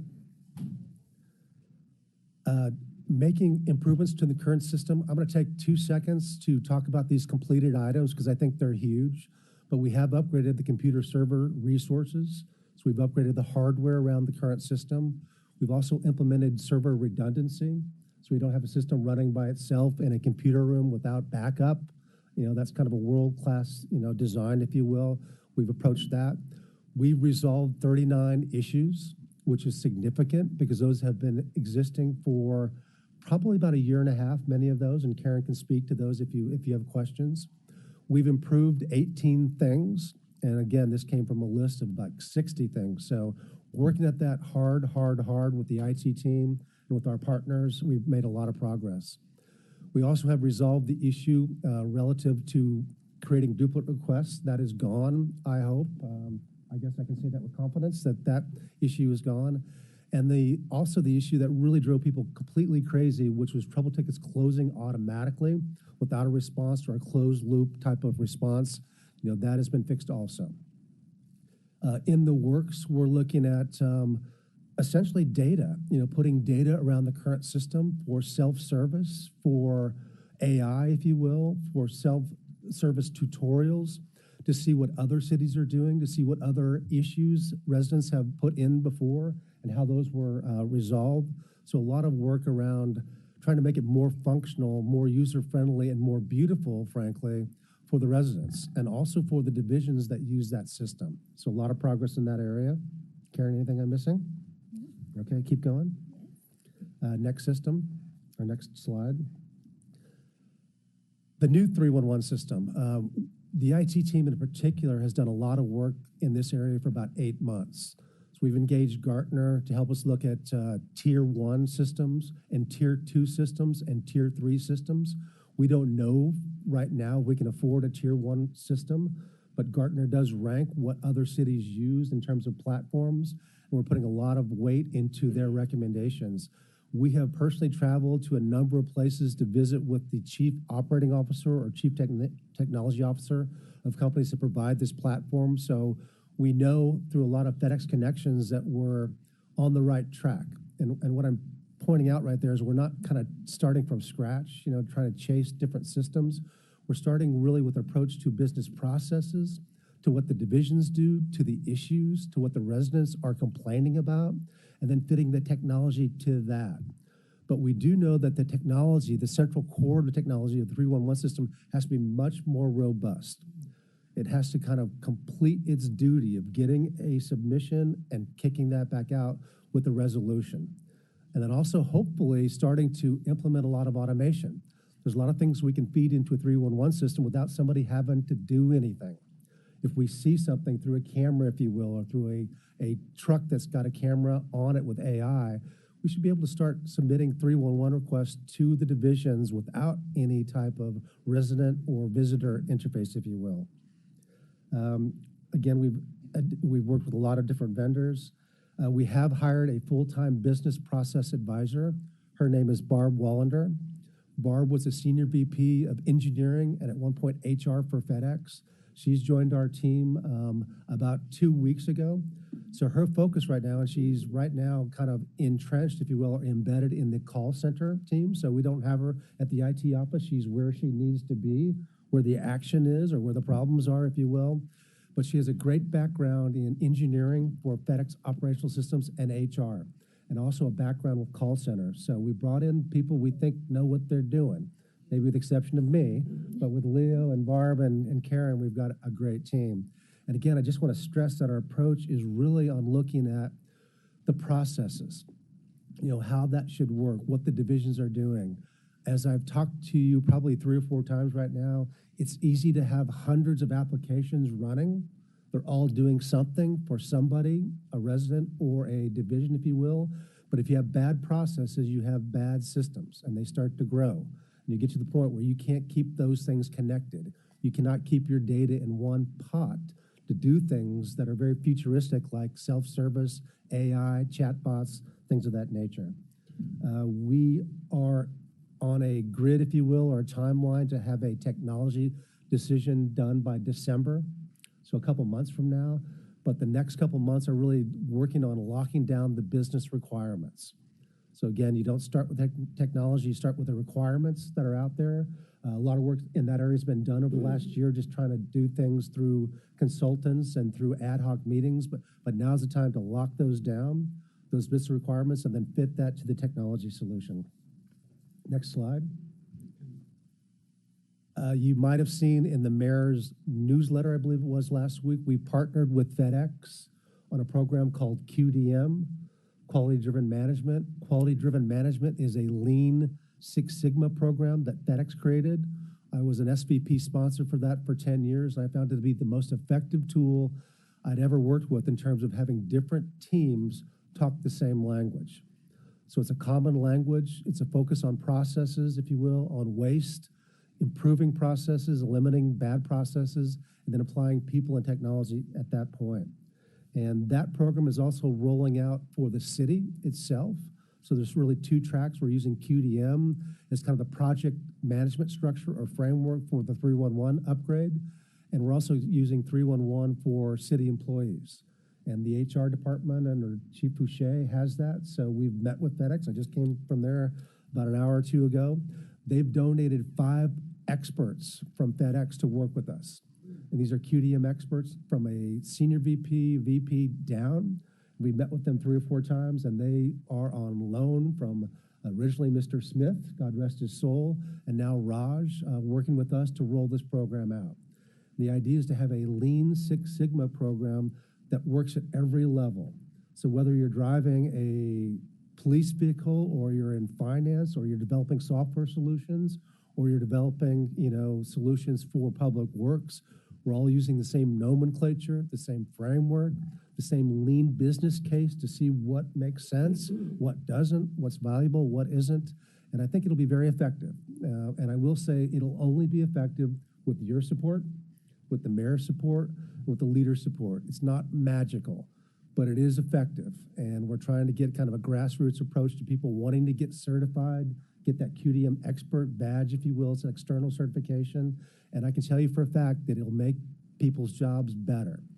It'll make people more effective. And I found personally for me, being able to use the QDM framework, like going into a new team, in Germany, and having a framework where we all talk the same way, even though we have different, natural languages, was the most effective thing at kind of getting to the core of the matter and the core of the solution as quick as you possibly can. And one more slide. Again, that was in the mayor's weekly newsletter, and great support from FedEx. This was originally Mr. Smith's suggestion when Paul Young was mayor-elect, so we're following through on that. And that's it. Thank you. I am going to turn it over to Councilwoman Cooper Sutton first, since she requested this, and then I have a few people in the queue. Thank you, Chairman. Thank you for that presentation. And this has been a long, critical issue that we've had for 311. And to see that we are actually targeting and making sure that what our citizens and our taxpayers are paying for is efficient and quality. What I'm excited about is you said something that is so very important, that a system that everybody's on the same language, everybody's hearing the same thing. When you're putting in automated systems, when you're talking the same language, when the sanitation workers has a problem in solid waste and they're one team, but all departments are on the same, because getting our constituents, and I think every council member, long probably before I even got here, has been dealing with this for so very long and so very critical. And then hearing that, tickets are being closed, that is the most just grievous thing, to know that your ticket has been closed and nothing has been done and nothing has been resolved. And so what it makes it looks like that we don't know what we're doing. And so I'm glad to know that. But I have a quick question. Have you done the data on what are the most frequent issues that you have occurred, and have you start really working on that? And I see the guy in the blue shirt, shaking his head. You have more issues or more complaints than you have than others that really resonate with our citizens, and they all are having. So have you done the data on how you're prioritizing, how we're going to tackle each issue? Yes, ma'am. Karen Goff, Special Assistant to Mayor Young. Yes, we have done that research. We have recognized that a bulk of our tickets, roughly about 53%, live in solid waste requests. And so we are actually, in taking that QDM process, we've already reached out, or will be reaching out, Barb will, to Philip, Director Davis, so we can start the process of really taking a strategic, prioritized approach and figuring through which departments. Of course, we're going to hit all the departments that interface with 311, but to your point about prioritizing and knowing which departments do we start first, we're definitely starting with our solid waste division. Thank you. And I'm so excited to hear that you are actually got boots on the ground. You're in the call center. So you're actually seeing what the workers are experiencing. You're actually hearing the actual complaints and the frustration. And so that puts a big plus for me, because not being there, anybody can do that. I can do that, not being there, but actually seeing the frustration and actually hearing the frustration. And I want to give a shout out, because I went and visited 311, I think about a week or 2 weeks ago, maybe about 2 weeks ago. A shout out, because I can't even imagine being cursed out, and I can't imagine that because I have been cursed out, and you still have to maintain a professional attitude, taking all those blows, knowing that it isn't your problem because we had an adequate system that had needed updated. But a shout out to your team. I met each one of them. I sat at the desk and I talked to each one of them, listened to their calls, and they are doing an amazing job. So you have an amazing team. Thank you, and for the hardship that they go through, but yet still maintain a quality of excellence and professionalism in dealing with our residents. And thank you for being there. You can actually see what's happening.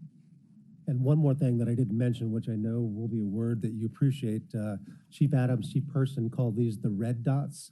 But in the process mapping Yes. of what was not working, there were about 30 areas where revenue was being impacted, or it wasn't being asked for, it wasn't being closed out. So there'll be a big focus on that, needless to say. Wonderful. Thank you. I yield. Thank you. Thank you, and thank you for bringing this. I think it's really important for all of us to hear what some of the updates are, as well as the public. Next in the queue, I have Councilwoman Logan. Thank you, and thank you all for bringing this information. I just wanted to ask if the public or the citizens who actually use it are in this process. The last time, and I know this is a different approach, and I'm really anticipating positive outcomes from this approach. And I'm glad Ms. Giles is at the helm as well, because I've shared with her so many times when we update and we do things like this and we go by all these new systems and bring in these new agencies, sometimes we forget the end user or the beginning or why we even have this anyways. And so I experienced it personally when the new system came in. Using it as an individual, was not able to use it anymore after the system. So just want to make sure that the residents who are actually using it is at the center of this process. Yes, ma'am, most definitely. As Chief King mentioned, there's a two-part approach when we talk about what are we currently doing with the updates.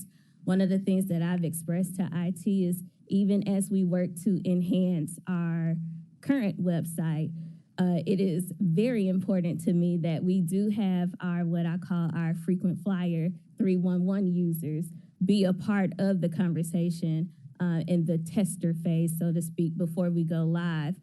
So that way they are our champions and they are the ones who help us outside of this building in these departments to teach their neighbors and networks how to use the 311 system. So yes, that is a part of the plan, and even on the larger scale plan of replacing the system.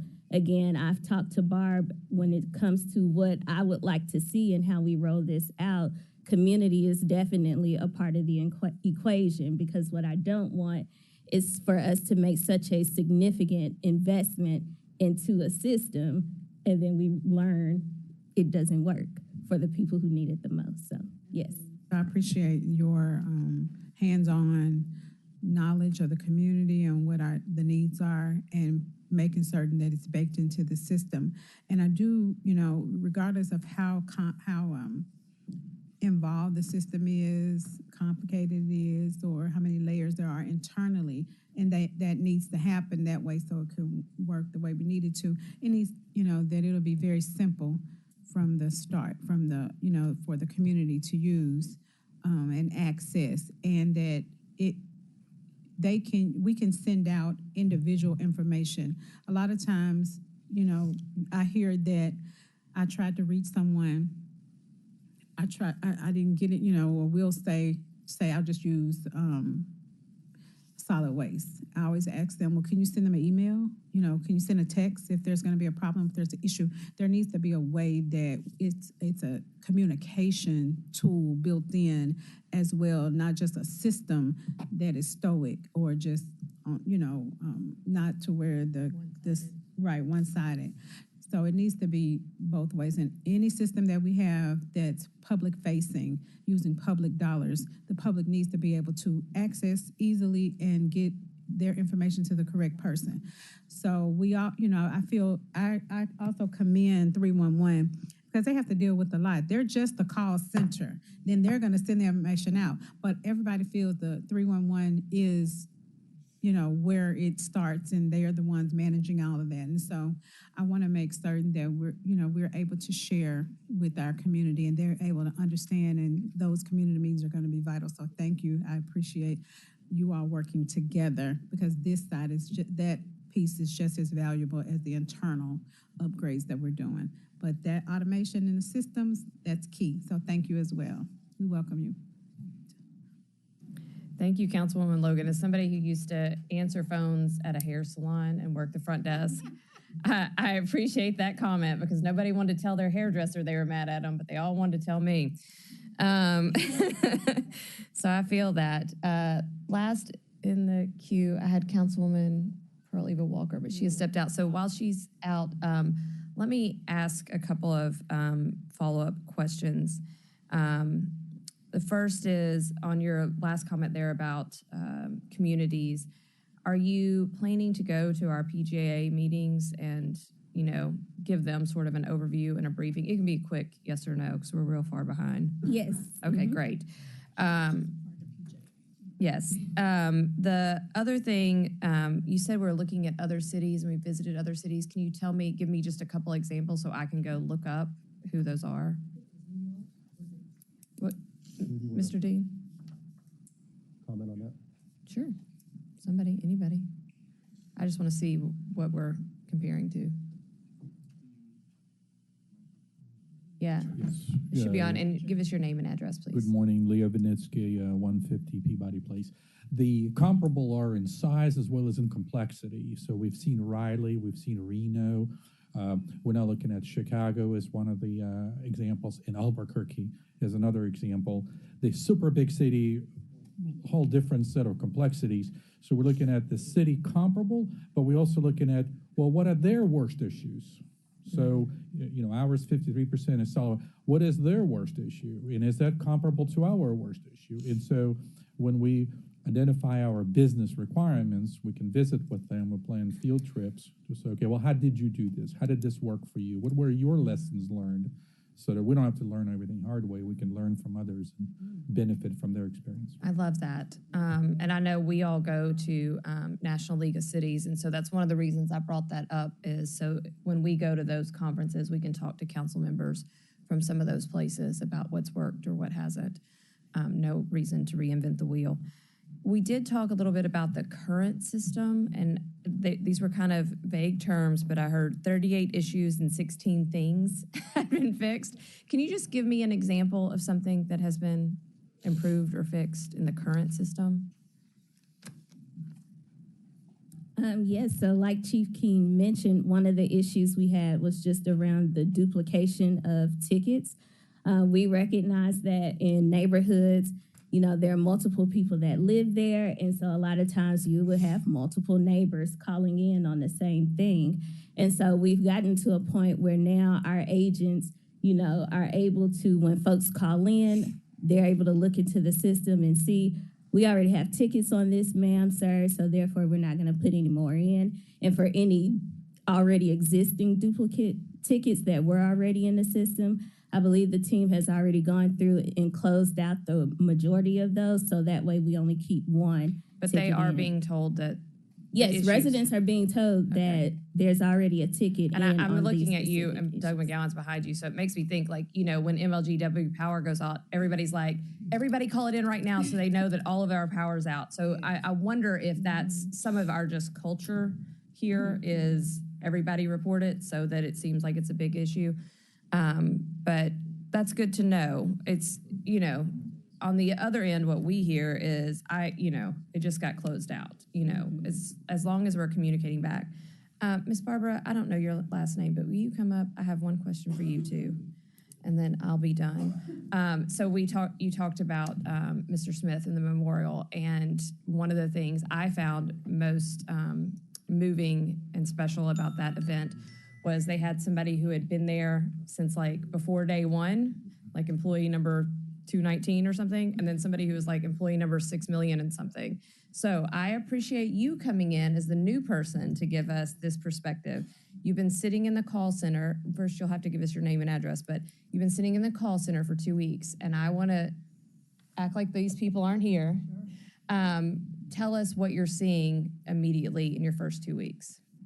Okay, so Barb Wallander, 125 North Main Street? That works. That's where I am. So it has been quite the experience, and I'm all about being, in my career, I've always been get in the field, get among the people who are doing the job. Those closest to the work know it best. So my experience over the past 2 weeks has been really eye-opening, and only hearing one side of the conversation mostly. I haven't asked for speakerphone lots of times, but knowing what the agents are saying, and I can only imagine what the citizens are saying. And they do get frustrated, but I think the agents handle it very well, very professional, and have a very disarming tone and attitude when the citizens are very upset and irate. So they handle it well. There's opportunities. I have my list. I already have 2 pages of opportunities with existing system, whether that's GIS or Oracle, or the mobile application, or whether it's business process improvements. One top example is department-to-department transfers. If there's something that happens and has to move from solid waste management to code enforcement, that doesn't need to come back to the call center just to move on. A simple department-to-department transfer would be more efficient and have more timely Man, you're speaking our love language up here, because we all hear about that.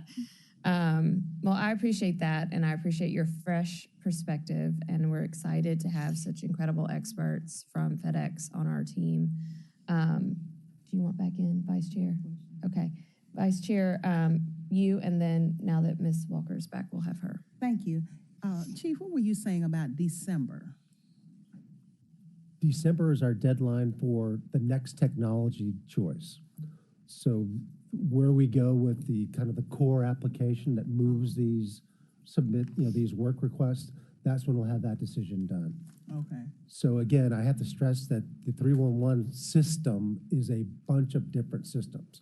You also help us greatly by funding an Oracle upgrade, the data platform modernization. All that will work with the 311 system. But the core exchange mechanism, if you will, or the work order management system, we hope to replace that with a decision by December, after the business requirements are complete. And I have to really stress that 311 is, of course, not just potholes. It's permits, it's contracts, it's every division doing things a little bit different right now, where we want to let them use their flexibility, but have that flowing through a kind of a central exchange mechanism, not 10 different exchanges. Is this project a priority within your department? It is in it's the top 1 or 2, but I have to say, I've never had an IT team taking on this much at one time, with that Oracle to cloud upgrade, the data platform, the camera mesh project, the interstate camera project, if you will. So we're doing a whole lot. We have confidence, knock on wood, but it all fits into an ecosystem for the city where we can start to aggregate our data and be much more modern. Well, thank you for your leadership. And we're really going to have a party when y'all figure this out.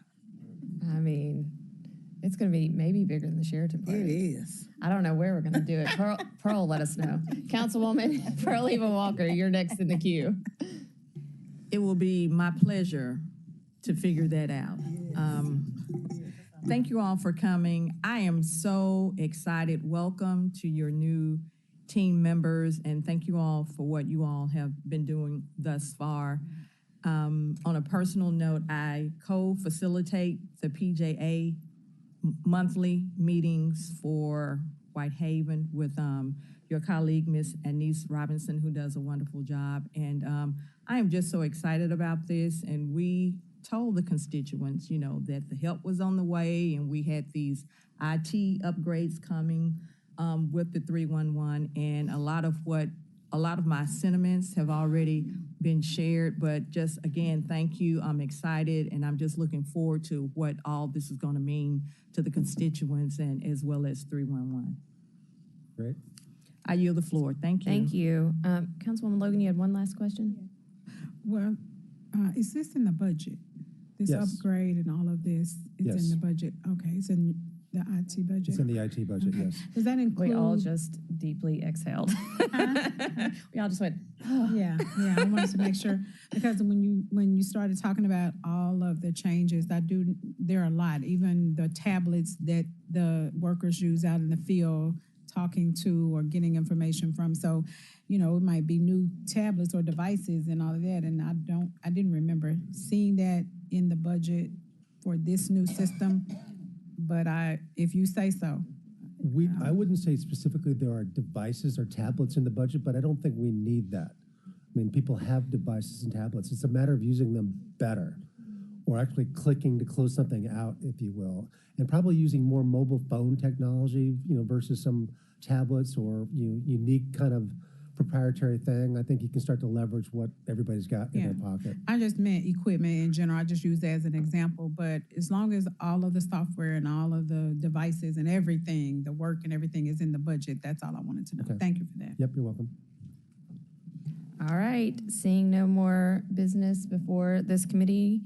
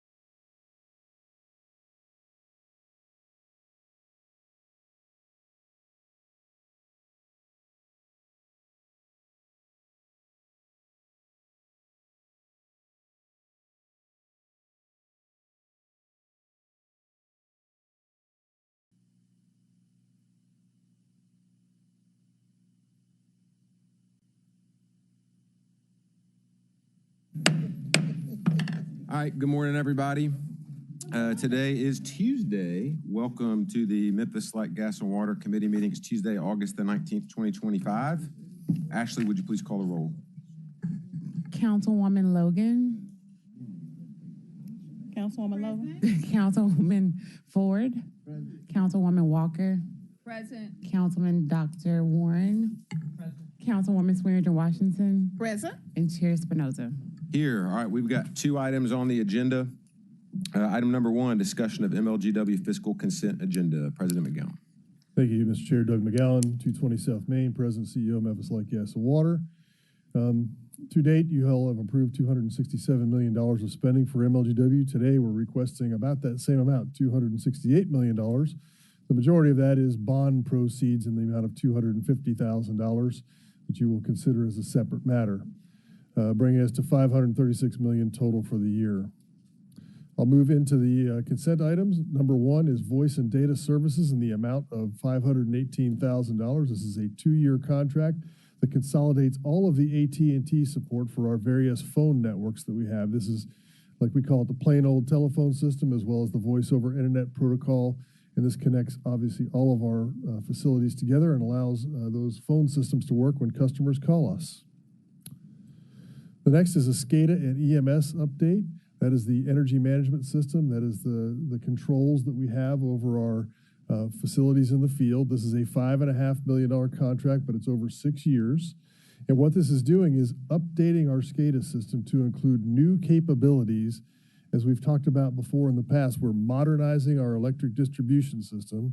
SCADA is the computer that controls those. So we are putting in things like DMS, which is distribution management, DERMS, distributed energy resource management, load forecasting. So this is an upgrade so that we can get that grid modernization underway. This is upgrading the computer that will control those systems.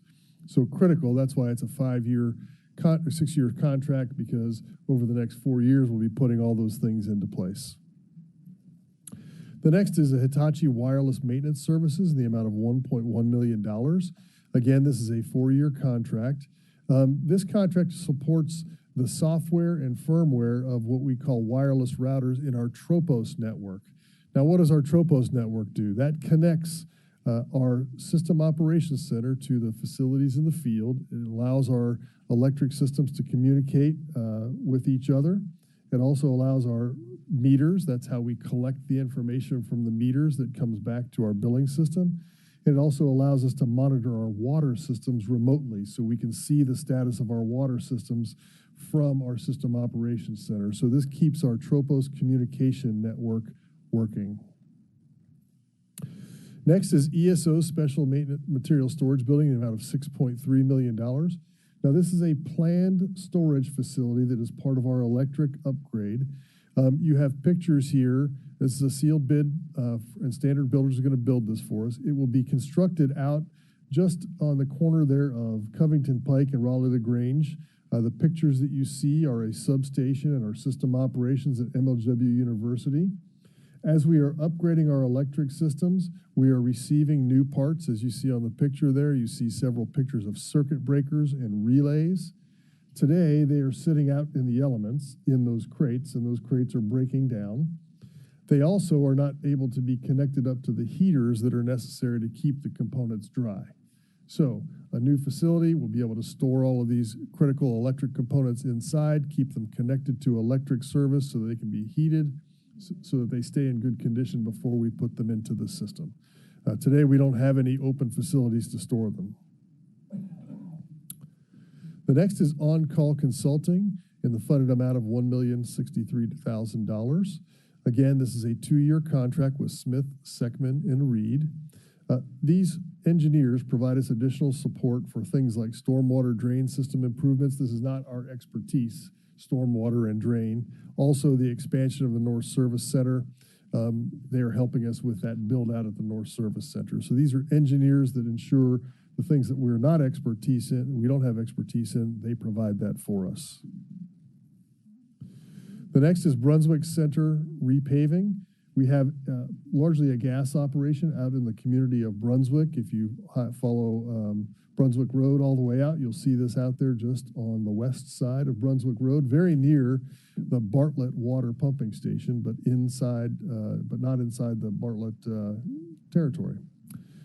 This is for $786,000. Basically, we're milling and repaving the entire service area here because it's badly degraded, and for us to be able to store our equipment and drive on that, we need to have it repaved. Security enhancements is the next item. This is a 4-year security enhancement. This includes 5 of our substations, our Sheehan pumping station, and our Hickory Hill Service Center. These are areas where we keep materials that people sometimes would like to take and pilfer on for their own purposes, especially Hickory Hill. So this is new security there to make sure that people stay outside the perimeter and that we're aware of somebody trying to breach the perimeter. And obviously, our substations are important to keep a secure perimeter around, so it gives us the best tools to monitor the perimeter of our substations. The last is customer communication and engagement. This is something we're very excited to offer to you in the amount of $2.2 million. This is a 3-year contract with Convey. We just talked about in the last committee meeting how important it is to send accurate information to customers in a more robust fashion. We heard that from all of you, that we need to do a better job, and I think we have over the last few years of improved our communication, but this is going to take us to the next level. Customizable emails, customizable text messages that we can send to all of our customers, as well as voice calls. And this is going to allow us to be better targeted for our customers. We can send it to a broad range of customers or all the way down to an individual customer. Today, we're kind of constrained to broad-ranging messages, or unless people sign up for a text. This is going to give us the ability to very precisely target customers, especially like if we're working in their area, to let them know we'll be in your area in the coming weeks. So really big improvement in our communications. That concludes the consent agenda items, Mr. Chair. Thank you. Subject to your questions. Thank you, President McGowan. I don't see any questions on this item, so we're going to go to item number 2, which I do need a motion and a second. Motion to. And they all made a motion and seconded what I'm about to read, but we've had it in front of us and it's out there for public consumption as well. So item number 2 on the agenda, which is a motion's already been made and properly seconded, is the 11th supplemental resolution supplementing the electric system revenue obligations master resolution authorizing the issuance and sale of not to exceed $250 million.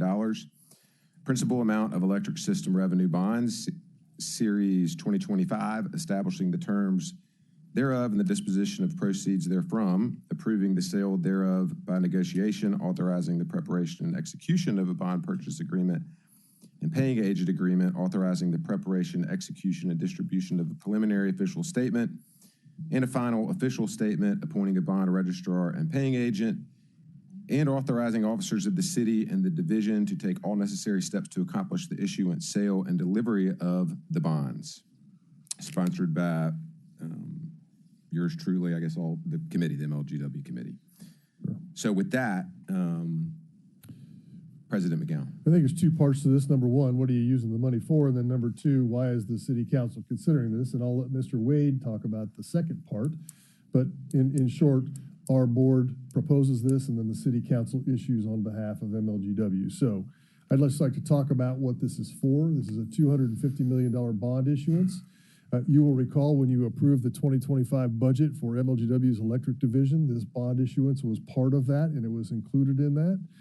I have reminded you here on the chart that's above you. It's not in your packet. I just brought this with me today. You know we're investing about $1.2 to $1.3 billion to upgrade our electric system over a 5-year period. You see here about $984 million. And that is generally the investments are made in our transmission and our distribution system, as well as you see some money up there for production. That's our solar and batteries that are included in that. So how will we use the bond proceeds? It's only $250 million, but you have $984 million. The bond proceeds will be used for those items that last the term of the bond. So a transformer and a circuit breaker last 30 years. Those are very expensive items. In the future, you'll hear us come to you about a $100 million contract for transformers over the next 5 to 6 years. We will use this bond proceeds for long-lasting items like transformers and circuit breakers. We will use regular revenues for the shorter kinds of maintenance and preventative maintenance and the upgrades that we're making. The other thing we'll use it for is for the grid modernization piece. So this was planned and contemplated as part of our long-term plan to improve reliability and modernize the grid. It was forecasted in the budget, and this is the due course of approving those bond proceeds, or approving the issuance of the bonds so we have the proceeds to execute the work that we have planned. So with that, I'll turn over to Mr. Wade about the technical side of the bond issuance. Good morning, Mr. Chairman. I'm your lawyer. I show up here every so often. This is your second foray into bond issuance for this purpose. You did a 24 bond issue that is pretty similar. But essentially, the way it works is under the charter, MLGW does not have the authority itself to issue bonds.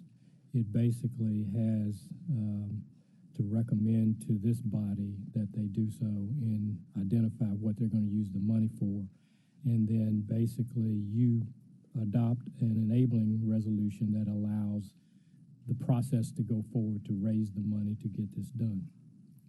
That's done through a vehicle known as a bond resolution. And what you have before you is the 11th of a number of bond resolutions. And that's the one that's governing this particular issue. The way it works is that this is basically the initial step in getting the ball rolling. This has a number of different features that authorize, that have to be completed before we can issue the bonds. Right now, it requires us to make a full public disclosure to the bondholders or the purchasers, and that's done through a preliminary official statement. I did not provide you all with a copy of this. I will be glad to provide a copy to each of your analysts and discuss it with you in detail if you so choose. There is also a document that you are approving, which is called a bond purchase agreement. And that's the agreement that's signed by the mayor and by President McGowan to sell the bonds to underwriters. They then sell the bonds to the retail market. That document I have in my possession and will be glad to provide it to you if you so choose. Just to give you some background of where we are in the process, today you will approve this resolution, and we're also asking that you approve it to be added to tonight's agenda. The minutes can wait until the next meeting, and that'll give anybody a chance to have any further discussions if they so choose. But the way it works now, what's the next step in the process is that this document is in substantially complete form, but we don't know the details of the bonds, how the rates, the amounts, the series, how it's going to be structured. Most of what's here gives you background on MLGW and their current financial situation, their management, their territory, how they operate. These are the things, the backgrounds that people want to know about, that you're an efficient operation. This document is used to give to rating agencies, which then rate the utility, and that is a critical step in the process because it determines the rates that you can borrow against. The lower your rating, the higher your interest rates, the less money you get from an issue. So that's the next step in the process, and then we go through a whole litany of other things to sell the bonds, to price the bonds. There's a closing schedule in mid-October. So from now until then, there's a sprint to get all this work done, and this is a necessary step in the process. I don't know that I can tell you much more than I've just done. I hope that was helpful. Yeah. All right, thank you both. So two quick things. So it is on the agenda. Why it's added to the agenda for tonight, and then we mentioned same night minutes. I'm indifferent. I'm not trying to rush anything, but if we can, or would you rather us wait?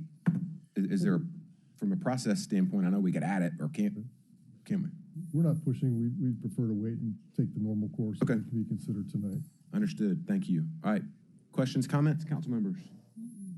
All right. Seeing none, that motion was made, properly seconded. So without objection, we'll send this downstairs with a positive recommendation.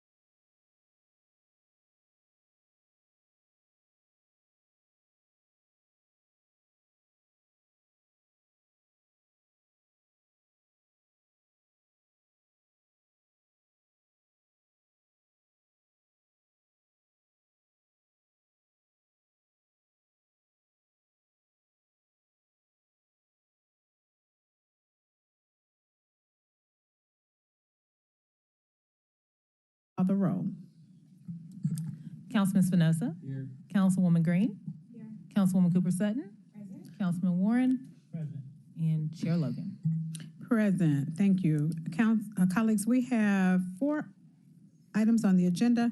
Item number 1 is a resolution amending and appropriating pilot proceeds from the Health, Education, and Housing Facility Board of the City of Memphis, Tennessee, up to but not to exceed $1,500,000 chargeable to the FY 2026 budget by appropriating funds to the Division of Housing and Community Development Affordable Housing Program account. All council districts sponsored by the administration. May I have a motion and a second? And let me get your name and address, and you are recognized. Good morning. Thank you, Chair. Ashley Cash, Director of Housing and Community Development, 170 North Main. So this is a request to accept $1.5 million from pilot fees. By resolution, HCD receives 1% of pilot fees from any pilots completed by Health, Educational, Housing Facility Board. We receive 0.5% of pilot fees for any MHA pilots that are also facilitated by that same board. Those fees, are typically used for any housing and development activity. We have a grant that is open that we make available. Past projects have include roof upgrades, HVAC upgrades for an apartment community in the North Memphis area, working on a blighted home that was actually in environmental court. We've done other major projects like Collins Chapel, but that's essentially what those fees are utilized for. All right, thank you. Any questions? Anyone in the queue? Councilwoman Cooper. Yes, thank you, Chairwoman. So this is money proceeds from a pilot. So this is the interest from it? It is the fee. So when a developer goes and gets a pilot, they have to pay a fee, which is a percentage of their total pilot. And so we receive a percentage of that pilot fee. And it's a resolution that was established, I think, back in 2002. And so these funds are allocated to do what? They are for just any housing and community development type activities. And so we make some of them available for grants, and then others, if there are division-sponsored projects, then we'll utilize them for those projects. Okay. All right. Thank you. We'll talk offline some more. Sure. Thank you. All right, thank you, Councilwoman. Anyone else? All right, at this time, we are going to take a voice vote. All those in favor, say aye. Aye. Any opposed? It's in my opinion, the chair, that the ayes have it. This item passes. Item number 2 is a resolution to accept and appropriate the sum of $1,548,900 funded by the Shelby County Commission for the Southwest Twin Redevelopment Award 11551, Project CD 01104, District 6, Super District 9, sponsored by the administration. Okay. It was moved by Dr. Warren and seconded by Councilman Spinoza. Please give us your name and address again, and you're recognized. Great, thank you. Ashley Cash, Director of Housing and Community Development, 170 North Main. We're just asking to accept CIP funds that are contributed to the Southwest Twin project from the county. We have already received the funds, and so we're just asking y'all to accept and appropriate those. I gave a short presentation last council meeting on this project, but the project continues to move along. We anticipate site work to start in September, within the next, a little bit. We're at the end of August, essentially. And we are currently working on to get under contract with the construction manager at risk, which will be Baldwin and Shell. There are just a couple of documents that we're going back and forth to receive. So we're excited to continue on with that project. Wonderful. Any council members in here? Councilwoman Cooper Staten? And for the record, let's make this correction. It's Super District 8. Ford would have cleared that up. I think we had Absolutely. that. Thank you, Chair. Yes, last time. You. So Super District 8. Thank you. Thank you. I had a question. Who is the project manager for this project?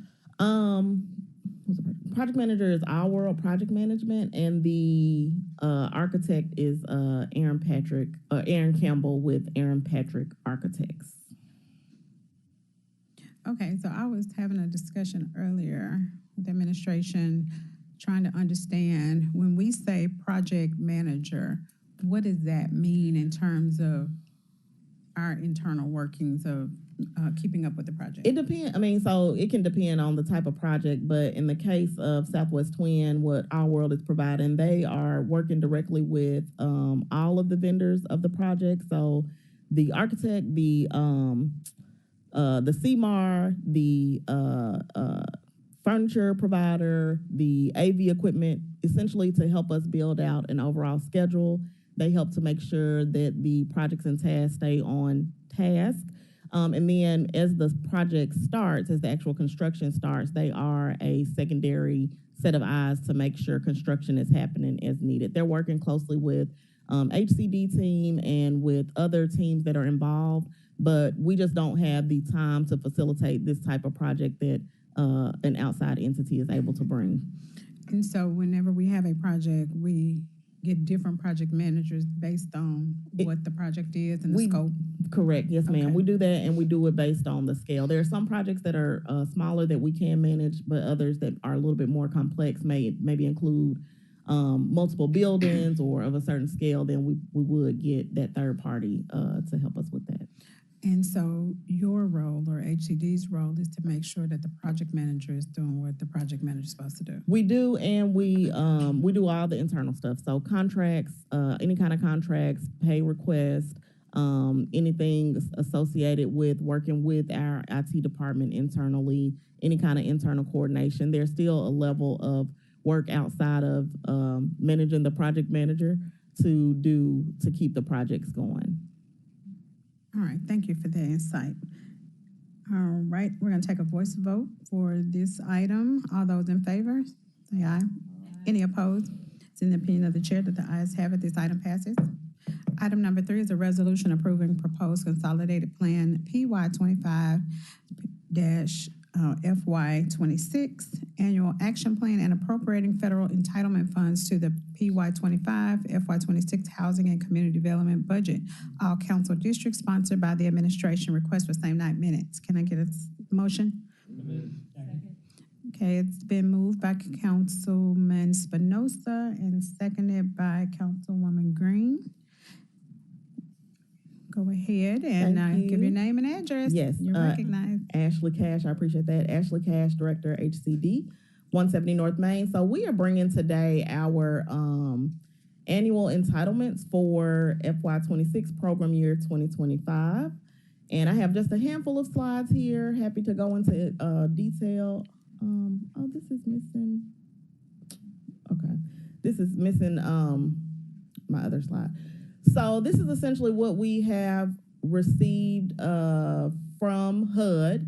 We received $6 million in our community development block grant program. We received $3.2 million in our home program. These are our entitlements. We also received $538,000 in emergency solutions and $3.6 million in HOPWA, which is housings for people with AIDS, HIV, or other special needs. We also received $750,000, which was we call it PI, program income from Bass Pro. That is rent that they provide to the city to pay back a Section 108 loan that we got on their behalf several years ago. And then the last item is $361,000 in what we call, once again, program income. These are just proceeds from either sales of homes or any funds that are additional over what we received. That makes up our total federal budget of $14.5 million. And let me go. Oh, this is essentially how we are allocating those funds. So the funds come into those different buckets. They all have their own requirements. And then in terms of the city's departments within HCD, this is how those funds are allocated. So about $4.4 million is allocated towards housing. These can be new construction, rehab projects, multifamily, single family. It can fit all of those types of projects. That is typically through our home program. We contribute about $800,000 into homelessness. And so once again, that may be things like rapid rehousing, supportive services, street outreach, all falls within that category. And then our special needs area, $3.89 million. This provides a lot of those same services around supportive services, street outreach. There may be some rehousing, but a lot of that is also tenant-based rental assistance. We have rental assistance programs with a couple of existing providers. And then $3.5 million in neighborhood and economic development. That is where we actually have a program, Neighborhood Economic Development Opportunities, that administers a lot of those funds, but this is also where we fund a lot of our major projects. And so an example of a past project would have been Historic Melrose. I think we are contributing some CDBG to the Southwest Twin project, but this is where you get your major community development projects. And then general admin planning, this is all of our, I would call, back office functions. We budget $1.8 million for those positions and the support around those positions, and that goes back into the city to be repaid. Did y'all receive a presentation from HCD on this in your packet? That one. Okay, so I don't have the slide. Thank you. I don't have the slide up here. I think I copied the wrong presentation, but in your version, those last 2 or 3 pages has our grantees that we're providing grants to this fiscal year. We actually had a little, thank you. There we go.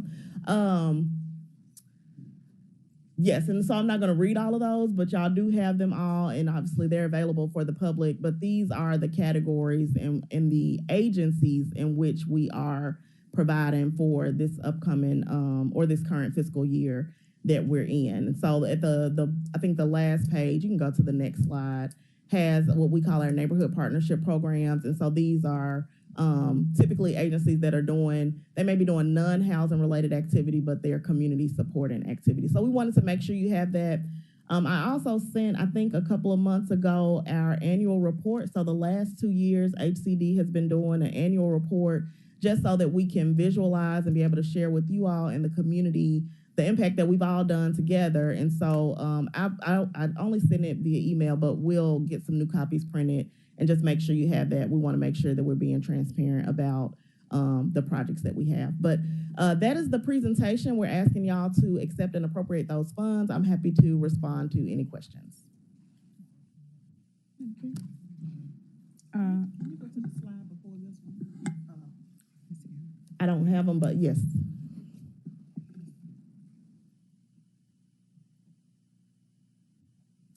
And so just for clarity, these agencies would have applied through our SCIF, Strategic Community Initiatives Fund, that starts in, thank you. Perfect. That starts in, we start that process in December, go through the whole award process, and then around June, July, we're issuing out agreements. But all of these would have gone through a competitive grant scoring process, all of these agencies. And so these funds are from where? This is from our federal entitlements.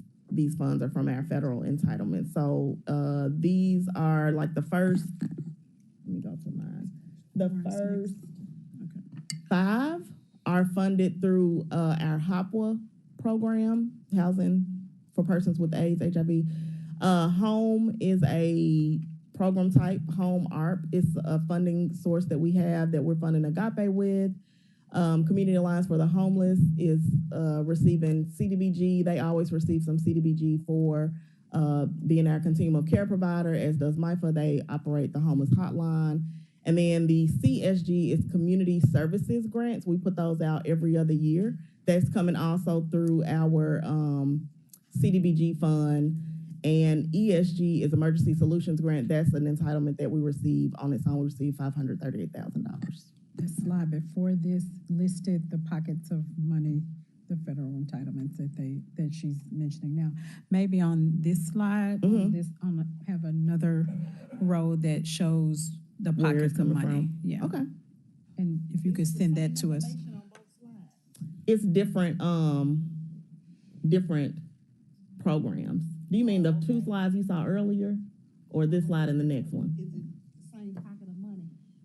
The next slide, neighborhood partnership grant, those are coming from our operating fund, our general operating. Y'all approved that when you approved our operating budget. So what's the total for these? The total is around $280,000 is what we give out on the neighborhood partnership grants.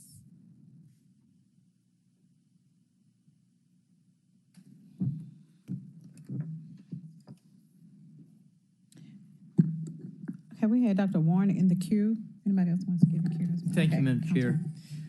Ms. Cash, this is our federal programming, and as we're looking now with National Guard troops going into Washington, rounding up homeless people in Washington and doing things along that line, I'm wondering, are we going to be getting less money to make it more likely we have more people on the streets and therefore more likely to be at risk for the federal government trying to come and take over our city?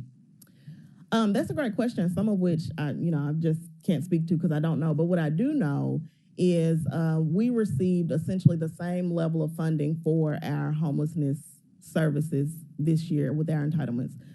Also within the proposed budgets this year we got it, but I'm talking about next year and the new budget after this big, beautiful, whatever you want to call that bill. So in our in the proposed federal budget, homelessness services had not been cut.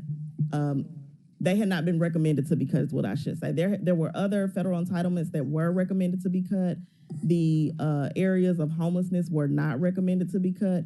However, all we can do is, one, obviously advocate. We continue to talk to our state and federal lobbyists and legislatures to advocate for the importance of this funding, but also be mindful, pay attention, and see so that if things are modified, we are able to adjust and we know how to act accordingly. But right now, homeless funding hasn't been cut.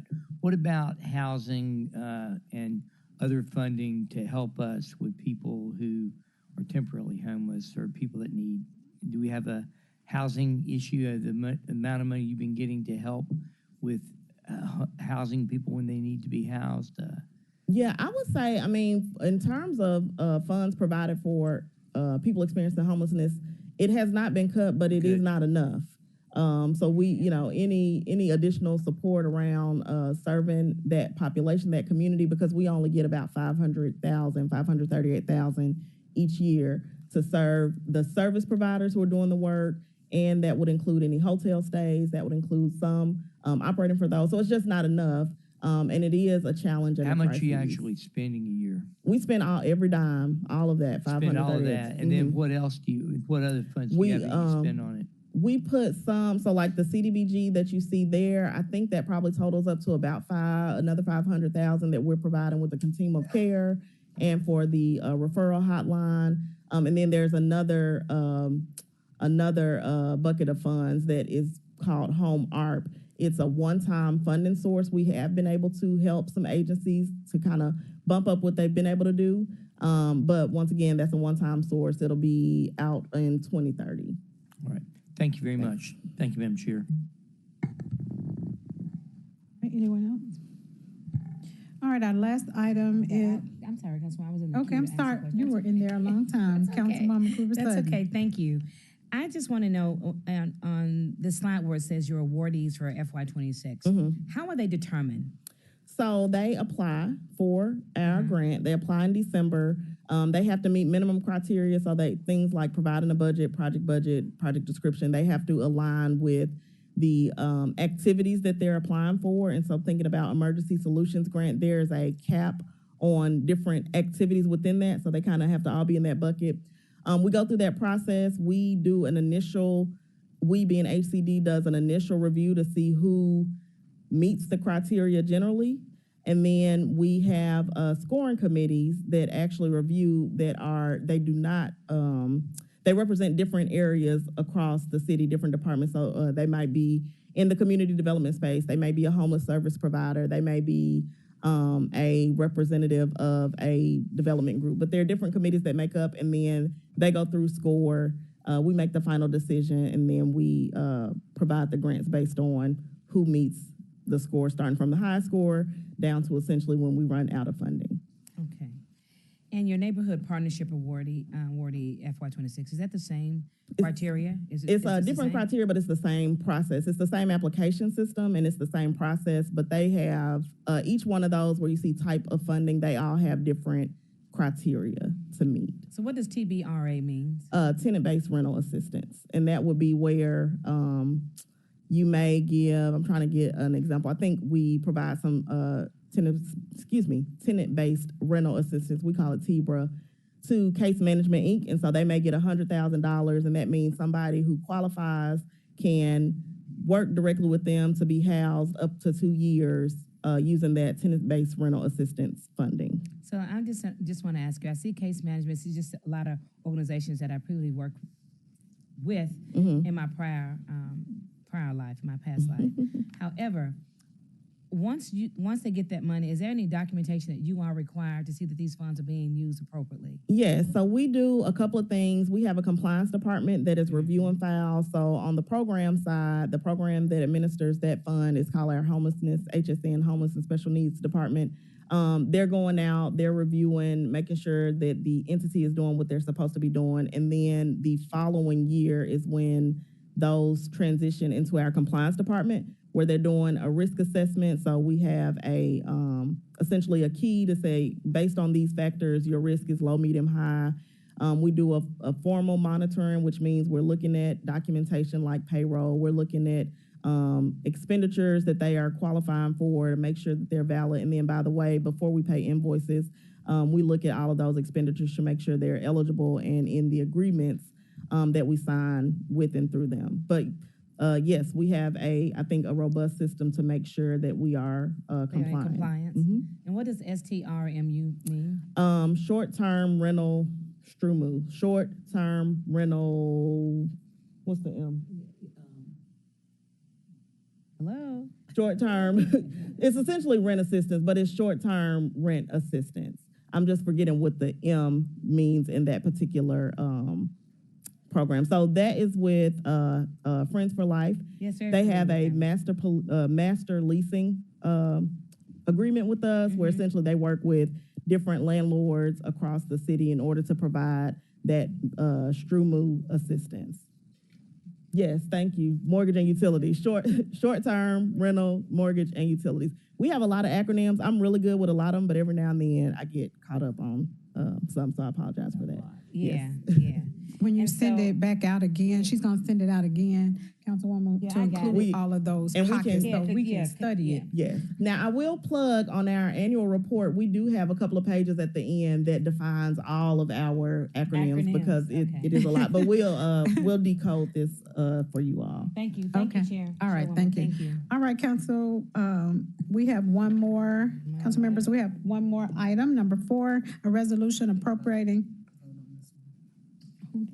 Oh, we didn't vote on number 3. Okay, I'm sorry. Let's, we got to discuss and didn't vote. All those in favor of item number 3, which, let me read again, a resolution approving proposed consolidated plan FY25, FY26 annual action plan and appropriating federal entitlement funds to the PY 25-20 FY26 housing and community development budget. All council districts sponsored by administration. Same request for same night minutes. All those in favor? Any opposed?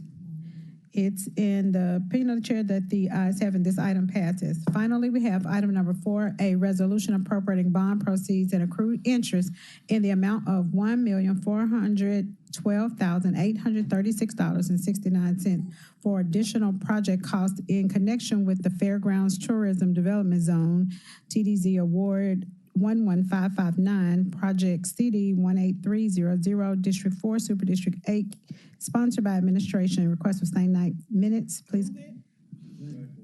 It was moved by Councilwoman Swearingen Washington and seconded by Councilman Ford. You have the floor.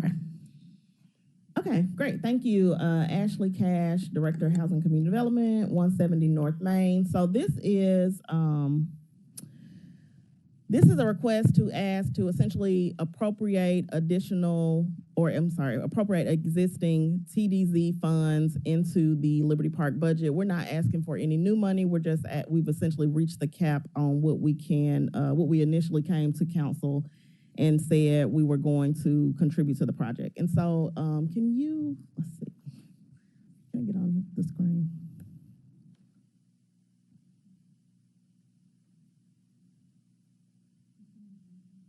Yes, thank you. All right, so this is just a little bit of background for the Liberty Park campus. We opened the Memphis Sports and Events Complex in 2022. It's been performing very well in the market. It's a great facility. I think everybody has been out there to see it. I do have a update on the private development, and let me see. So in terms of this project right here, what we're asking for is an additional $1.4 million to be appropriated from the existing TDZ into this project. We are showing here where we have the what is in the account is about $2 million, which is the bond proceeds plus interest. Our current project balance is about $600,000, and we've got invoices for $25,000. Those types of appropriations make up A&E costs and other costs. And this is telling you a little bit about what these funds would be used for. And so costs associated with architecture, any of the additional site work that needs to be done. And we say, excuse me, we say architecture, but essentially we're talking about any ongoing planning work, engineering work. We continue to have to engage with engineers on various site issues, completing campus-wide infrastructure, landscape grading. There's a sewer line that needs to be moved and replaced. There's some additional signage that we are currently in the process of putting out for an RFP to get that completed. And then there's some side replacement that needs to happen specifically at the site. In terms of the private development, the hotel currently is under the schematic design process, and they are, it is a challenging financial market. They're securing the last piece of funding for that project, and we are still anticipating a 2025 construction start on the project. And so that is what we are requesting. And this is just a breakdown of what we have received and come to council before in terms of project costs and CIP costs by year. And so with that, I'm open to any questions on the project. Councilwoman Cooper Sutton, then Councilwoman White, and then Dr. Warren in that order. So what you're saying here is that you're over budgeted? We, I don't think so. We're not over budget. We're just trying to access additional project costs to continue the project as we originally saw fit. So when we came before council several years ago, I think we had the project at we requested around $70 million. And so we're just coming to request the additional proceeds that have already been generated within the TDZ to contribute to the project. Okay, so what you're saying, these funds were already just set aside, just in case? Yes, and yes. And now you're requesting because there is a need for them? Yes, that is correct. Okay. And so and if I may, I'm not the finance person, but we typically try to keep funds in the account as long as possible in order to accrue that interest. And so we're not requesting additional funds. They've already been there, but we are trying to get them into this project. Okay. And so this should cap it. You shouldn't be asking for any more, hopefully. Well, as the TDZ generates, as the TDZ generates money, we will come back and ask for funds as it's appropriate to advance the work of Liberty Park. So if it doesn't generate, you don't come back. Then right, because there's nothing, correct. I said, what do you do then if it doesn't generate? So what happens? If it doesn't generate, what happens then? Great question. If it doesn't generate, we really would probably look at the program that we're prescribing and see what can be adjusted. So there may be some things kind of like what I like to think of as need to have and nice to have. There may be some things that we would have wanted to do, and if we don't have the funds to do them, we wouldn't do them. There may be some capital projects that we need to do. And so in that place, we would come back and try to request either through CIP or some other means to get those things done. But essentially, we adjust our program if we don't have the funds available to deploy the project. All heard that there was some sewage issues, that you had to remove some sewage. Was that already initially in the project? Was that part of it already? The project is included in the overall set of projects, but it was not completed. Okay. So we are requesting funds to do that among some other types of things. Okay. And so the reason I'm asking, so I won't get any, this is new. This happened way before my tenure. Mhm. And so I'm just trying to get a full understanding of where we are and then how you come, but just to kind of find out, if what happens if you do and the money isn't there and the interest, So I'm just trying to just kind of fully understand it. How would that approach look? What would that approach look like? Do we need to have something in place or what that looks like? Yeah, really great questions. And I will say what we do, and we do it in advance of a year, but we try to go and project what the needs of the campus or the area would be, where those funds would come from. Do they exist? Is there somewhere that we may make a request in the future? Or like I said, is it something that we say, okay, we want it, but let's wait until next year because this year is a tight year. And so that's just the reality of a project like this, but we do try to make those adjustments so that it's not just a come and continue to ask for funds to support. Well, thank you, Chairman. I just want to kind of reiterate what my colleague said earlier in one of our meetings. You don't count the cost before you can't, that's just scripture. You want to not have it not there, and then you're building and it's not there. So I'm just trying to fully understand, what that looks like. Not trying to damper on anybody, because I know this project is huge, but just trying to fully understand it a little bit better. Thank you, Chairman. Thank you, Councilwoman. Councilwoman White, and then Councilman Warren. Thank you, Councilwoman Logan. Who's the project manager for this particular project? The project manager is You said it was All World, didn't you? no, this project is Fairgrounds Partners, which is a joint venture between All World Project Management and Viesta. That's just the name of their group, Viesta. So if we could go, well, first, and I guess maybe Chief, I have two questions. Chief Person, I wanted to understand better, and maybe Director Cash, you can answer it. The buckets of funds, the CD 18300, the CD 1107, CD 1106, what are those? Okay. So those are essentially our project number. CD is community development. All of our HCD projects are going to have a CD number. And essentially what has happened is as we've requested CIP funds over the years, they've been put into various CD numbers. So that's essentially like your account number that those are recorded into. Okay. If we could go, the Chief Person, did you have something you wanted to add? No, Walter Person, 125 North Main, CFO. Just to dovetail on to Director Cash's point, she's exactly right. And I think we touched on it a little bit in earlier discussions, but basically the project numbers are just kind of placeholders to identify specific projects or phases of projects.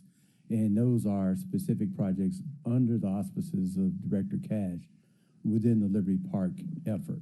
So CD 18300, CD 01107, these are all specific projects. And then under the projects, funding typically comes in through what's called an award number.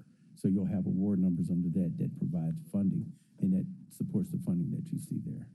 Okay, and then if we could go back to the project background and purpose slide.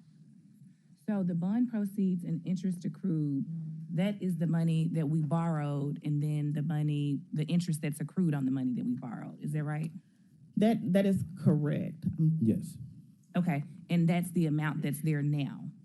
Yes.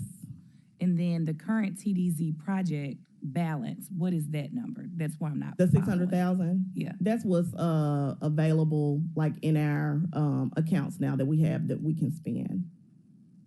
So that is what has accrued from TDZ, from TDZ revenue? That would have been what we drew down prior to this ask. So we made a request, I'm not sure what year it was, but we made a request to draw down the entire amount to build the Memphis Sports and Events Complex and then do some other activities at the Liberty Park Stadium. So all of that, out of that, the 600,000 is what's remaining in that request, in our accounts today. So that's separate from the bond proceeds and interest accrued? It's a part of the bond proceeds. It's just what we received years ago and what's the remaining balance of that. So when you look at the bond proceeds and interest accrued, to Director Cash's point, the total of that, at least according to this report, and I hadn't been hands-on with this report, is going to be the $2,045,016. And so monies were spent, or I guess are intended to be spent, which left a balance, as we see there, of $606,274. So just roughly estimating, looks like roughly $1.43 million has been spent for various projects and activities for that. Oh, yeah. I have Deputy Chief Walker here, who spends a lot of time with this, and he can talk on it a little further. All right, Andre Walker, Deputy CFO, 125 North Main Street. The amount of money that we have in the bank is the $2 million amount. The $606,000 has been allocated to other projects. It's been allocated to other projects, as well as the $25.9 million. So that leaves the $1.4 million that's available. That's my understanding for this project. Correct. And I would just correct and say 25,000. Yes. Okay, so the $1.4 million is what you're requesting to be moved now? Yes. Okay, so maybe I didn't understand correctly. I thought that the $1.4 million was from TDZ, like proceed, like the revenue from TDZ.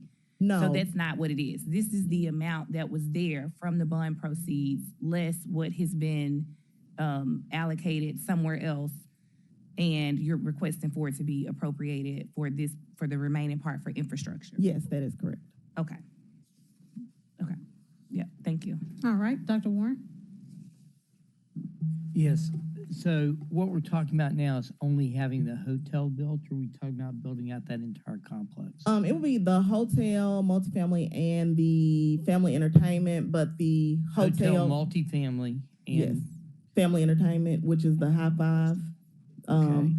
But the hotel has the longest construction runway. And so the developers are trying to sequence it so that everything opens around the same time, as opposed to everything starting now, and then your multifamily is open by itself and your high five is open by itself. It makes some sense. And I guess, do we know what hotel that's going to be? Yes, a Hampton Inn. A Hampton Inn. Mm-hmm. Okay, thank you. All right, Councilwoman White has a Yeah, I just had final question. one more thing, because I asked initially, and I forgot my follow-up question in terms of the project management.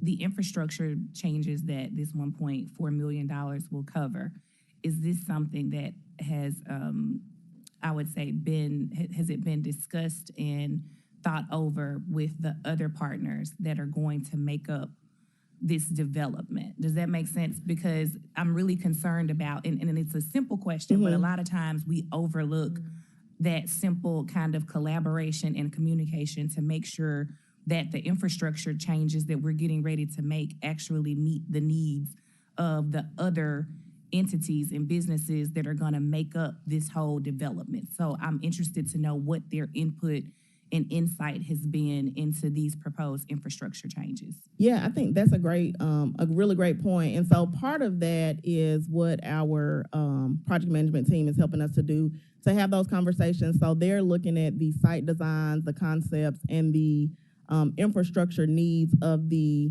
private development, and intending to align it and make sure that we, the city, aren't paying for something that we're going to have to come back and demo and do again, but also what we're doing is compatible and the timing makes sense. A good example might be resurfacing, which I think we did some resurfacing along one of those streets there.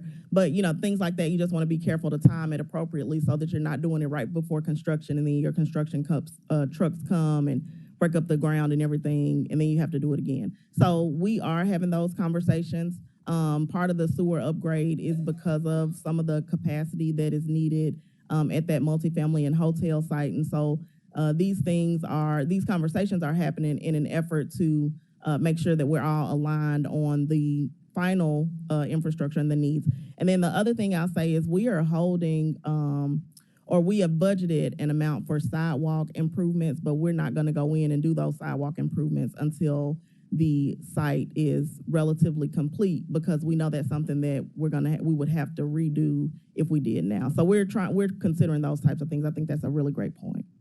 Thank you. And I'm done, Chairman. I just will say, not today. I know we're behind from Chief Person and Deputy Chief Walker. I would like to see, from an overall project standpoint, a snapshot of kind of from where we started with our bond proceeds, the interest that's accrued, as well as the payments for debt service, in addition to how the TDZ is performing in terms of us actually being able to pay on the debt service for the bonds that we've gotten for this particular project. Yes, ma'am. Thank you. All right, thank you all for. Your maintenance part is baked into all of it. Mm-hmm. Because that's so important. We hear that all the time when the maintenance, they have to come back because maintenance and the upkeep has not been baked into it, or maybe not have been considered into it. So make sure that piece is there. We're always having to come back to fork out more money because of maintenance. And this is something that's very important. Everything has to be maintained. So I would even like to see that baked into that and what that looks like as well. Great. Thank you. Thank you. All right. Thank you, Councilwoman. We I'm sorry, appreciate that. Councilwoman Logan. One more Okay, thing. this stuff very This is final, my y'all. last- We are this is my- I know this is so my final overdue. thing. Okay. Do we have an actual breakdown for the $1.4 million? We may. I don't know it off the top of my head, but let me get you that information. Can I send that to you via spreadsheet? Yes. You're fine with that? Yeah. Yeah. Thank you. Yes. Okay. Yeah, it's those two lines there: architecture, engineering, and other costs, $662,753. I think you might want something a little bit more detailed. Yeah. Okay. We can. Yeah. Okay. Okay, you all send that to us. We appreciate that. Let's go ahead and get a voice vote. All those in favor? Any opposed? The ayes have it. So moved. This passes. Anything else that needs to come before this committee?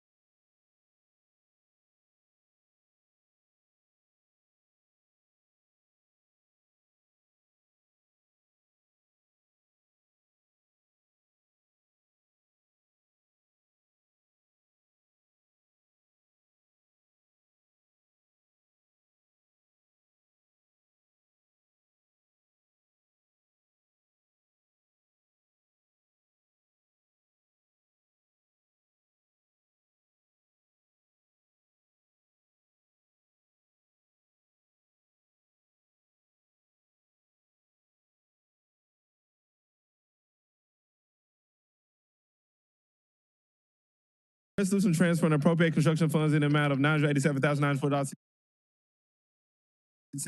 from drainage ST cover line project number ST03205 Whitehaven Garden CCL Phase 1 project number ST03244 for construction funds for replacement and upgrade of concrete channel line in Whitehaven Gardens neighborhood section District 3 Super District 8 sponsored by Administration. We have 9 minutes. Moved by Councilman Ford, seconded by Spinoza. Manny, go ahead. Good morning, chair members. Let me see here. I'll bring this up. So what we're asking for today, or Manny Belen with the Division of Engineering, what we're asking for today is a appropriation of construction dollars, roughly about $988,000, to repair an existing concrete channel lined storm system. It's an open channel. What you see on the screen is kind of an illustration of what that damage is. This is in the Whitehaven Gardens area. This is phase 1 of a multi-phase project. Some of these systems are close to 100 years old, so it's up for renewal, and what we're asking for is the construction dollars for the phase 1. Are you done? That's it, yes. You're a good man. There was a word I used to say all the time, brevity, and he got it, so hey. That's what I'm talking about. Councilwoman Logan. So is this one of those drain thing, the drains that are in different neighborhoods? When you drive on the street, you see the little bridge and the drain. We're responsible for all the drains, correct? That is correct. In general, it is. Most of those are public improvements. There are instances, however, where it is private. But majority of it, what you see out there for the actual conveyance of our stormwater throughout the city is city maintained. Okay, so are you repairing this because the concrete is broken or it just needs an upgrade? No, in this particular case, it's an actual remove and replace. So if you look at the picture on the top center, that wall is actually leaning it towards the center of the channel. It also has some concrete that has fallen off of it. So this is to truly remove and replace. The reason why I asked a couple of years ago, I sent in pictures of one in my district. The fence was falling in, and then in some places where, you know how there's a road and then there are big tubes under, or the drain goes through that. And the way it was, I was told it was the city's, but the way it was repaired was not good. So I wanted to know, are you starting a project now to go through and assess all of those and make note of those that need upgrade, and you're going to be coming to upgrade those? Okay, was that in your budget for this year? Thanks for that. So we are in a process of establishing a program, and it's basically a maintenance program for all of our stormwater system that is actively working every year now. We do have a 2-year cycle for inspection of all of our concrete channel with the intent of addressing the most critical at this point, and this is one of them. So when we start seeing walls falling in, what it does is it backs up eventually the stormwater upstream, and then it causes some more issues and flooding for people upstream. I would like to see the criteria or the the checkpoints, or what the expectation is when it's repaired, what it should look like. Because when it was repaired in my district, they just took a piece of wire and kind of put it back together. They didn't replace that portion of the fence. And I think that needs to be addressed. We don't want to do anything. So I'm going to send you back the pictures so you can put that on the next cycle. Yes, ma'am. Thank you. Council, was it Walker or Cooper said? Okay, well, I think Cooper said was actually first and then Walker. My bad, Councilwoman. Thank you, Chairman. I think you answered my question, because I was going to ask you, how do you determine what's critical? But to see this picture and to see what you're just saying, because the underground erosion and everything that's going on, that will cause a huge problem too. So I just wanted to know, how do you determine what's critical and what isn't critical? And listening to Councilwoman Logan, she said there was like a piece of wire. So I don't know if it's the same description that it happened in her community or what's happening now. But I was just asking, I think you answered what I was looking for. And if you didn't, I can go back and watch it. I got the minutes. Thank you, Chairman. I think you did. I think you answered. I yield. Thank you. Thank you, I can Council. go back and. Thank you, Councilwoman Cooper Sutton. Councilman Walker. Thank you, Mr. Chair. Thank you for coming out today. I think you just answered my question a couple of comments ago about the flooding. This will address the flooding. Flooding in this, along these, what do you call them? It's a concrete channel line. Flooding along the channel. So is that connected directly or indirectly to the flooding that's taking place on the streets? Yes, ma'am, absolutely. So what you see here is basically our true conveyance system for our stormwater throughout the city. And so how's the stormwater from your house or from your lot get into the system? Well, typically it drains into the street. Within the street system, there are inlets. And those inlets are intended to capture the stormwater, and those are then conveyed into the major system, in this case, such as the concrete line channel that's being identified here. So anytime that the system as a whole gets plugged, or debris get in there, or the channel falls in, it actually impedes the flow of that stormwater, in which case then it propagates upstream, and then eventually it blocks the streets and creates flooding. Okay, thank you. I yield the floor. Any other council members in the queue on this particular item? No one else? All right. All those in favor? Aye. Any opposed? This opinion, the chair, the ayes have it. Item number 3, a resolution amending the FY26 CIP budget by accepting additional federal grant funding from the Tennessee Department of Transportation, TDOT, and appropriating $2,761,321.14 to initiate construction on Democrat roads. I think everybody knows we need that. Signal System Project EN 01095, District 3, Super District 8, sponsored by the administration. There's a request for St. Minutes, moved by, I have no idea who did that, for Singer, and seconded by Jerry Green. All right. I don't even know if we need a presentation on this, but briefly.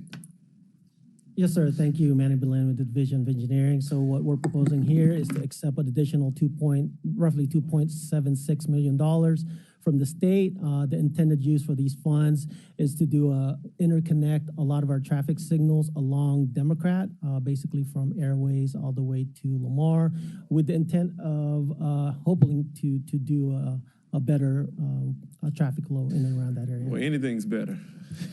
We're at the bottom. Anything's better. All right, all those in favor of this? All those in favor? Any opposed? All right, subpoena, should the ayes have it.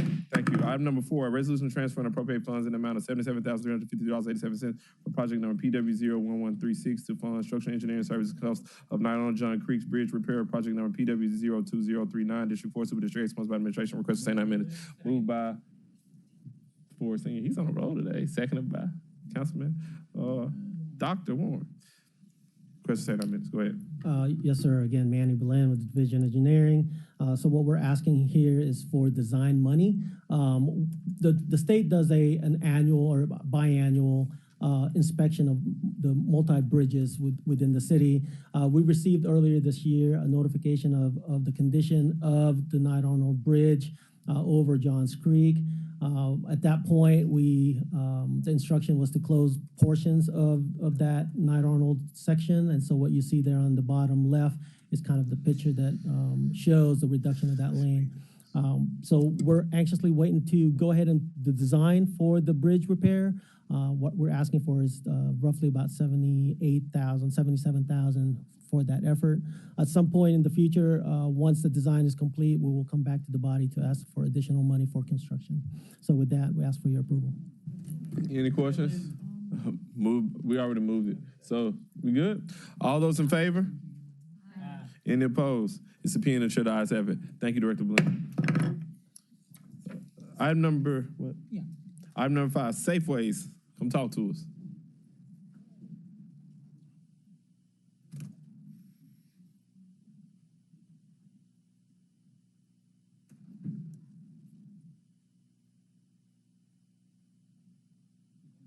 Good morning.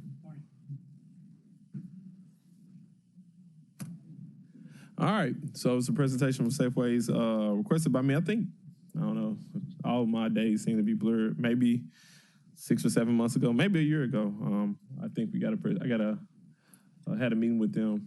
They do a really good job. So I'm gonna let them tell you about what they're seeking to do. I know they want to do some work with this body, but go ahead, Safeways. Joe Gurley, Director of Safe.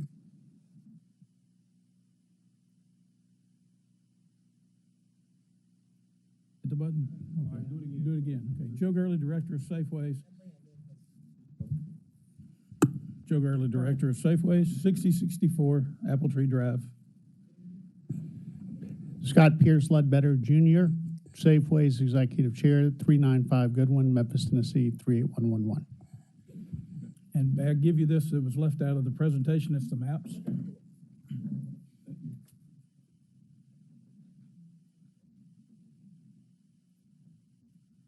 All right, so we're a 501c3 nonprofit. We got started in 2011. Just give you a brief history of where we've been. We originally started with the University of Memphis with Dr. Phyllis Betts and Richard Janikowski, and the local governments that helped was the Memphis Police Department and the Shelby County District Attorney's Office. And we had 3 management companies, Alco, Ledick Management, and Involved, which is now involved in Mikowski, Ringo, and Greenberg. All these got together and formed what you see today. We had originally 13 Safeways properties in 2013 when Safeways actually started. We now serve 51 apartment communities with over 8,648 units and over 15,000 residents that we're serving a year. How we do this is through information data analysis, engagement, and crime prevention through environmental design. We call it SEPTED. One of the information that we give for apartment communities so that they're able to take care of crime that happens on their properties. They receive the calls for service twice a week, once on Monday, once on Thursday, on every call that has occurred within their apartment complex. Weekly, they're given the police reports with the report numbers so they are able to deal with those people that are in the apartment complex causing problems, or on the other hand, of people who may need additional assistance or help. Like people that are domestic violence. The arrest reports are also given to them once a week so that they know what's happening on their property and able to deal with that through lease violations. They are also given statistical reporting monthly so that they know what's going on their properties and how they are trending from month to month and year to year.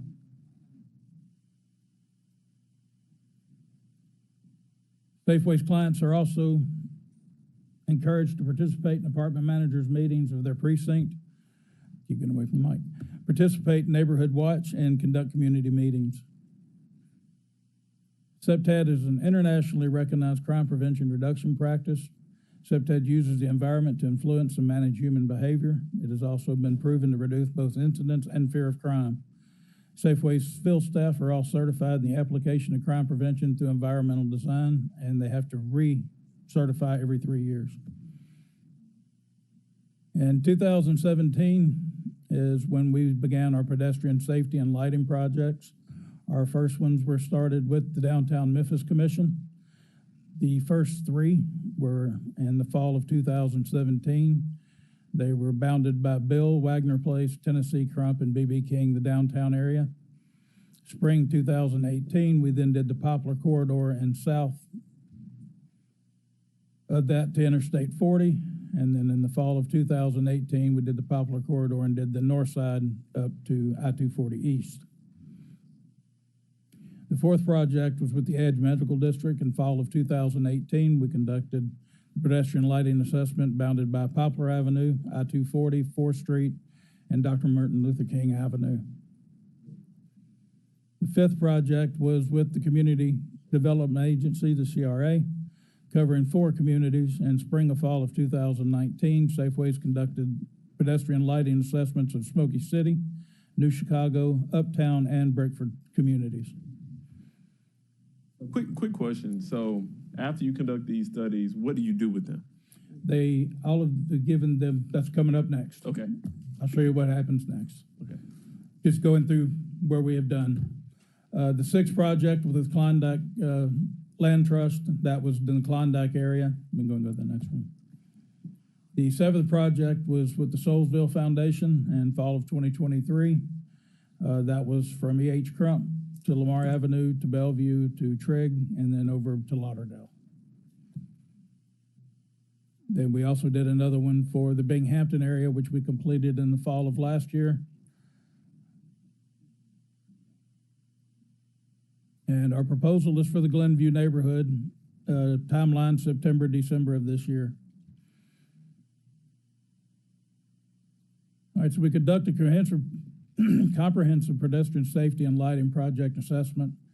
And how we do this is we measure the light vertical and horizontal. We wear a helmet, 6 feet, and we walk every sidewalk in that neighborhood. And we measure the light to see where the light is for a pedestrian walking in that neighborhood. The infrastructure issues are the sidewalks, utilities, crosswalks, all of those things that are damaged, have damage. We take pictures of all of that, and it's noted on a spreadsheet, which I'll also get to that in a minute as well. Community safety concerns like graffiti, vacant structures, code violations, all of that is noted. Pictures are taken. Now, of course, these pictures are taken at night, so they're dark. So we try to go back during the day and also take pictures of the blighted areas during the day to give a better description of what's actually there. We also do the mapping, any sky cops and all the private cameras that we can see from the street. We prepare a lighting map that's an arch map, which shows the light levels across the neighborhood. Then we have the SEPTED notes that actually lay out the data marked by longitude and latitude. And it also has the detailed notes, topics, and subtopics of the locations. I'm assuming you provide, well, there you go. Never mind. Sorry, there we go. So here's the map. So the lighting map here is what the map looks like. It will be coded by color. So what's close to the I can't even talk now, IES standard, it'll be marked to that. The lighting readings to your right, that shows the actual light readings. It shows where it was taken, longitude and latitude, time it was taken, the date it was taken, shows the lux, and then it also shows the foot candles. And we will also include with that what the recommendations are. So it'll show you whether you're in the recommendations or way out of the recommendations. The far right, you will see where it lists exactly where that light was taken, whether it was a sidewalk, neighborhood sidewalk, whether it was a commercial area, whether it was a major intersection, but it gives you exactly what that light is on. These are the examples of the photos that will be taken during the project, where you can see on the first one, you've got debris that's on the sidewalk, you got tires located, you got a storm drain that is clogged up, you have a storm drain on this one that's actually got stuff on the sidewalk and the storm drain, and then you have the couches and stuff like that are laying out on the sidewalk, and then you have more debris that's hanging out there. And then next slide. And then shows where you have some dumping that's going on the side of the road. Then you have the photo location map from the ArcGIS, which actually shows where every photo was taken. So every photo has a number on it, and you'll be able to match that number up to the location that's on the map and be able to quickly identify where those pictures were taken. This is the SEPTED notes that actually we prepared, and it shows you what the location is by longitude and latitude. It also has the picture number, so you can actually look up the picture number. Then you have whether it's antisocial, drug activity, a blunt was found, and a blunt wrapper was also found in the gutter.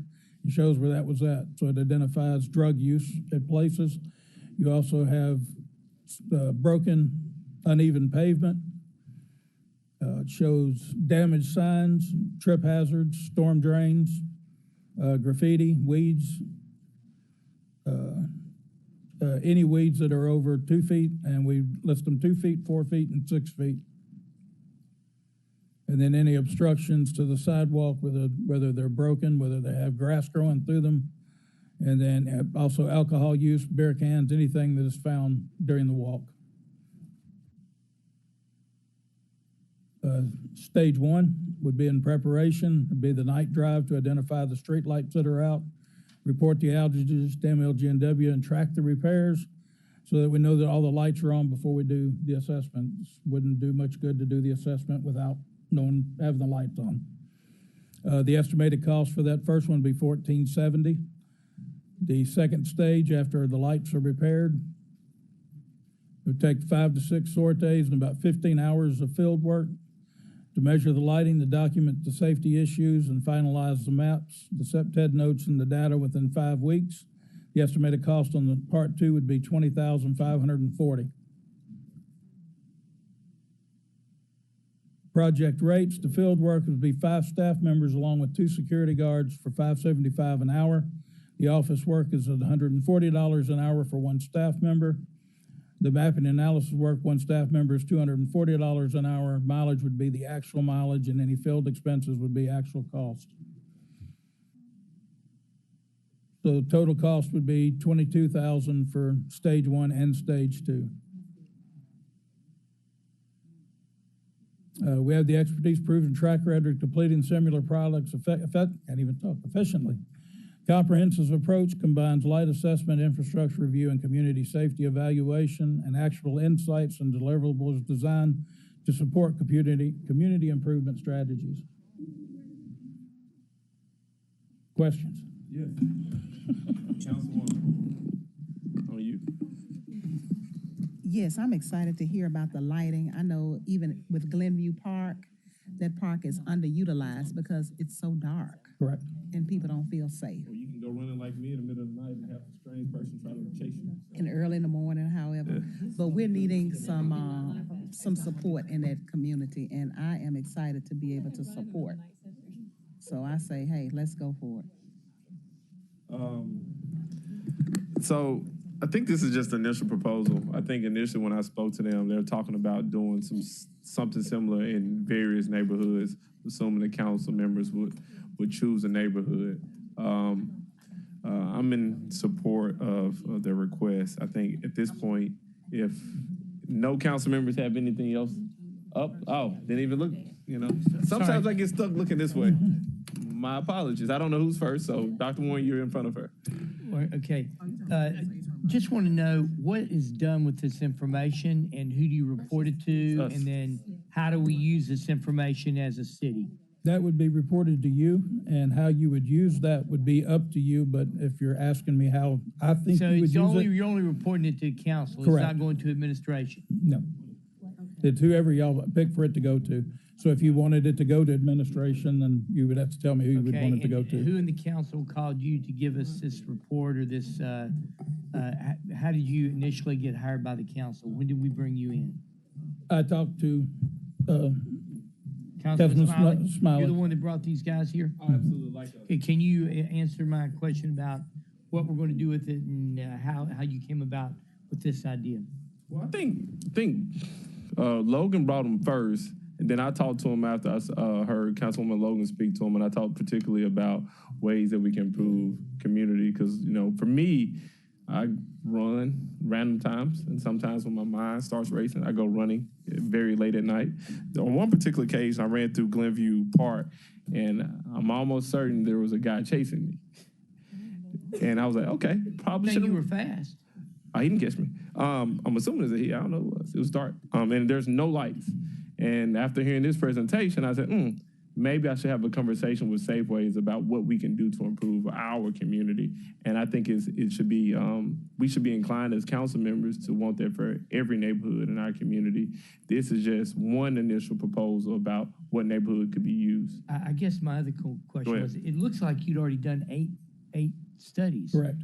So you've done 8 studies. So we've had you employed for these 8 studies. So that's not what happened. So that's why I'm confused. Okay, so if you look at the presentation talks about the different organizations that brought them on to do various studies. They don't always work with the city. They don't always one work of for the these county. studies were Done funded for by that other agency. people. Yes, correct. And what did you do with that information? They took that information and they used it to do the CDCs in order, like the Binghamton CDC used it to clean up the neighborhoods to actually get the blight out, tear the houses So down. these were given to CDCs. What Correct. other organizations got them? CDC's and the Downtown Memphis Commission got it, along with Binghamton, their CDC, and along with Klondike. Okay, because I know I've seen you guys. I know I've seen this data. I just didn't quite understand where it came from. Thank you, Mr. Chair. Okay. Well, Councilwoman Cooper Sutton and then Councilwoman Logan. Thank you, Chair, and I hope I'm wording this question right from one of our colleagues that had to step out. And I think that you've answered that these studies are going to different locations or different areas. Correct. Is MLGW on that? No, Okay, not that I'm aware of. okay. And how will we find out exactly who gets these from? We should know that, huh? Yeah, So, thank you. That's my position. I think when you talk about information concerning community and the city at large, I think the best place for that information is the entity that has the responsibility for upkeep, not folks who are going to do piecemeal work, but folks who can come up with a comprehensive plan to address various issues of blight. That's why I think this legislative body is the perfect place for this to fall. And the reason I asked two marvelous chiefs we have here to step up, because I don't think it's an effort where just the city council say, hey, this is what we want to do. I think it has to be done in collaboration with the mayor's administration, because we're going to spend a lot of time today and hopefully my remaining time on this body talking about how we can address blight, how we can address some of the safety concerns in our community. Public safety isn't just law enforcement. Public safety is blight, beautification, streets. It's a litany of things. And I think this is a great way to see where we are. I kind of know where we are, but this gives us a true baseline of, as opposed to me just walking around various parts of the community saying, hey, this is not right, let's fix it. So that's my position. I'm all supportive of them, giving us the information, giving the mayor's administration the information, and we saying, okay, this is where we are. All right, now we figure out how to use Safeways or use some other entity on a larger scale. That's my thoughts. But hey, I'm just one vote. Thank you, Chair. I think All right, so this hold on one second, y'all. We're going to hold item number 6, I think. Yes. Okay, we're going to hold item number 6 here from item number 6. Blame Meredith Keaton, not me. Thank you. Just wanted to lend my support for this. I know I've seen the work that they do over the years, and it is sustainable. It makes a huge difference. There was a complex in my district, and it was really horrible. And so with their efforts, and not the entire complex is different. I know everything is not eradicated, but it's 95% better, and it's remained that way. And I think it helps the business because people want to stay there now. So I think bringing that across the city and moving it out into other entities, I think it's a great idea. So I'm in support of it. Thank you. Thank you. Thank you, Councilwoman Logan. I think Councilman Ford Senior's in the queue. Yeah, I'm gonna be very quick. Thank y'all for coming. I didn't see South Memphis on there, okay? So when you get that study with South Memphis, I know you put 22 grand up there. Yeah. I asked them to come up here, but they can go back over there for a minute. When you put South Memphis, you come back to us, okay? The whole city. Then we'll see about getting some money for you. I've got a map for the entire city. Good enough. Hey, So I bring it got you. back. I got we you. can't do it now because we run out of time. I'm gonna but give you bring it back. some quick instructions. So you see Glenview, Councilwoman Swearingen Washington is fully in support of that. I'm gonna support that as well. Find another neighborhood in his district to do the same thing. If you can have that done, North Memphis. So take that back. All right, sounds like this is gonna be a lot. One in every district. And then come back to us. And I think you're going to have a very supportive body. And I know we have a great administration that looks forward to working with us collaboratively to figure out how we can address it. That's a lot of homework. I'm sorry. Because actually what he has done, $22,000 is like $2. Yep. So it I'm sounds just like there's a gonna be lot more honest work. with you. So hey, do it the whole city, then One in each council district. we'll know what's what. So okay? one in each council district, you have one in the district where they say they get more. Yeah. That's District 4. I'm done playing. But thank you all. Look forward to seeing you soon. Email Meredith. This is Meredith. I will ask her the question I want to ask all of y'all, so. Okay. Yes, sir, I can ask you down. Somebody, y'all pick an area y'all would like for us to do. All right, so email it to Meredith.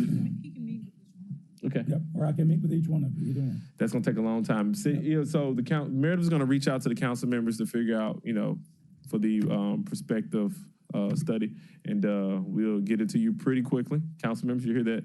Thank you all for coming. Sorry for the extra homework, and that's it. With that, I don't know why I asked you up here anymore. This committee is adjourned.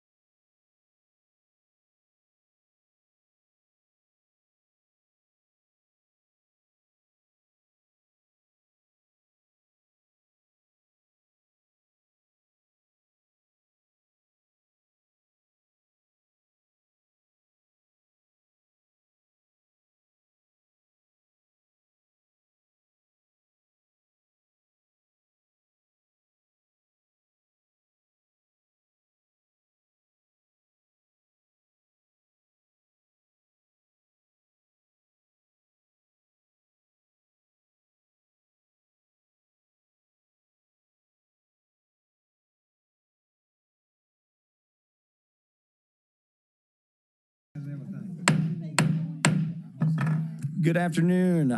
We are going to call the Budget Committee of the Memphis City Council to order. It is Tuesday, August 19th at 12:30 p.m.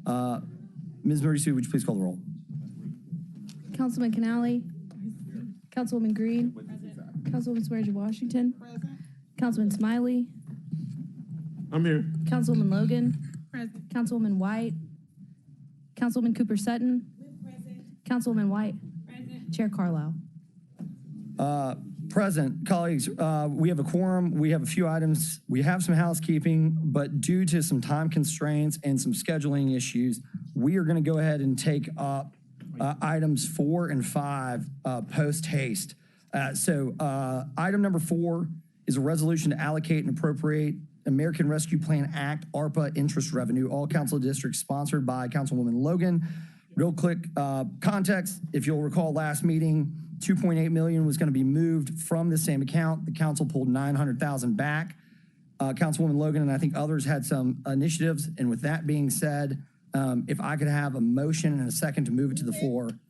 Moved by Vice Chair JSW, seconded by Councilwoman Cooper Sutton. I'm going to go to the sponsor to be recognized. Councilwoman Logan, the floor is yours.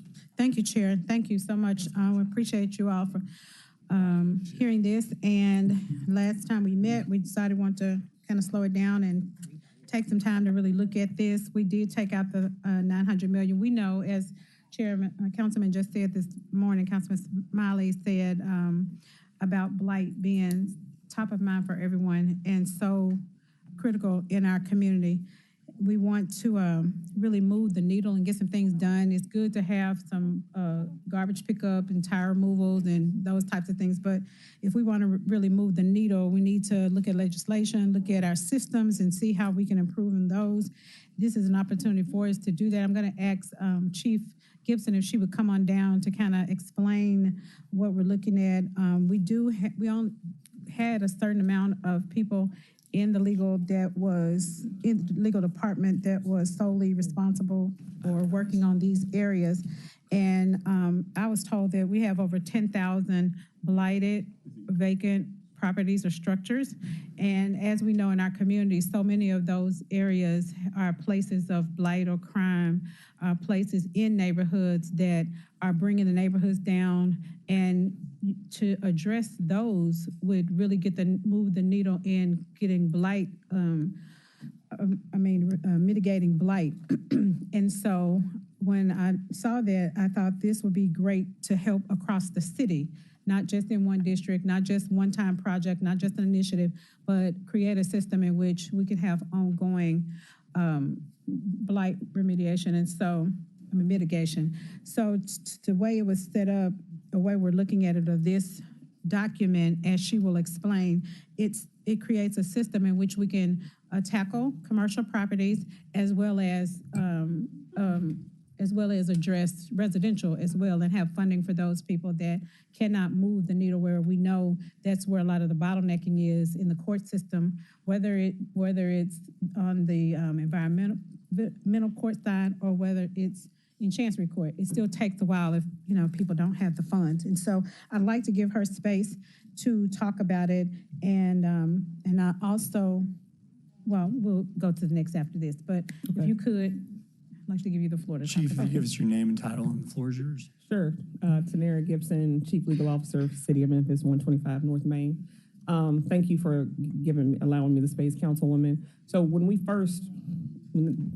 obviously you all know that I came on with the new administration, and when we got here, I come from a legal culture of tremendous aggressiveness when something needs to be done, and anyone who's worked with me knows that that's a fact. And so with respect to blight, blight being one of the mayor's top priorities, aggressive blight litigation and making sure we have the right lawyers in place to get these properties moving along that have been lingering for a decade in some cases, was a priority. And so one of the first things we did was we hired as outside counsel to start moving the needle for us, Carlissa Shaw, who is wildly experienced in this area. Yeah. We have 2 blight prosecutors that were created, positions were created by resolution. And she, as outside counsel, has the ability to bring on other lawyers to help her prosecute the cases as they're assigned. We looked at sort of the landscape of our blight litigation practice altogether. And while there were a lot of cases, there were cases being filed, there weren't very many. And from our standard, there weren't very many. I would say in the last year, we've probably achieved more with respect to blight prosecutions and in moving commercial properties than at least what I've seen in the last decade. And that's not being hyperbolic, that's a fact. And so as we expand this model, I hired an internal blight litigation manager to manage our blight prosecutors in hopes that we can expand the blight prosecution, expand the role, maybe get one more blight prosecution position. That particular role, who I introduced y'all to Lonnie Lester at the last meeting, is enabled to then hire other outside counsel. And ultimately, Attorney Shaw proposed a plan which we signed on to, where we have a lawyer assigned to the blight litigation in each district. And so Lonnie just retained a new lawyer, well, not new to this, who's heavily experienced in this, and that is a goal too, to hire wildly experienced lawyers. I mean, they can bring others on, and so they retained Porter Field, who's been doing this for 30-ish years.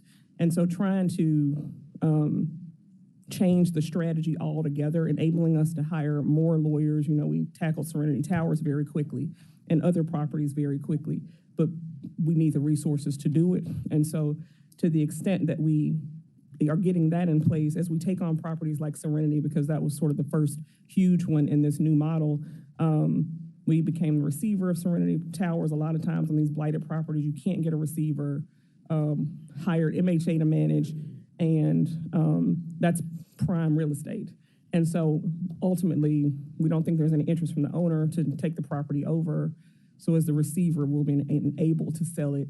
Revenue will be generated from it likely. And speaking to what we discussed prior to this, Councilwoman, the idea would be to not just use the $900,000 for the blight litigation, but to, take revenue from receivership models like that in those particular cases and fund sort of an indigency program, which I believe would be seeded. There would be seed money from another pot of funds, and then we would be able to replenish it in instances where we're able to become the receiver, we're able to sell the property and generate revenue, and that would become self-funding. It will take time, obviously, Right. but that would be the goal.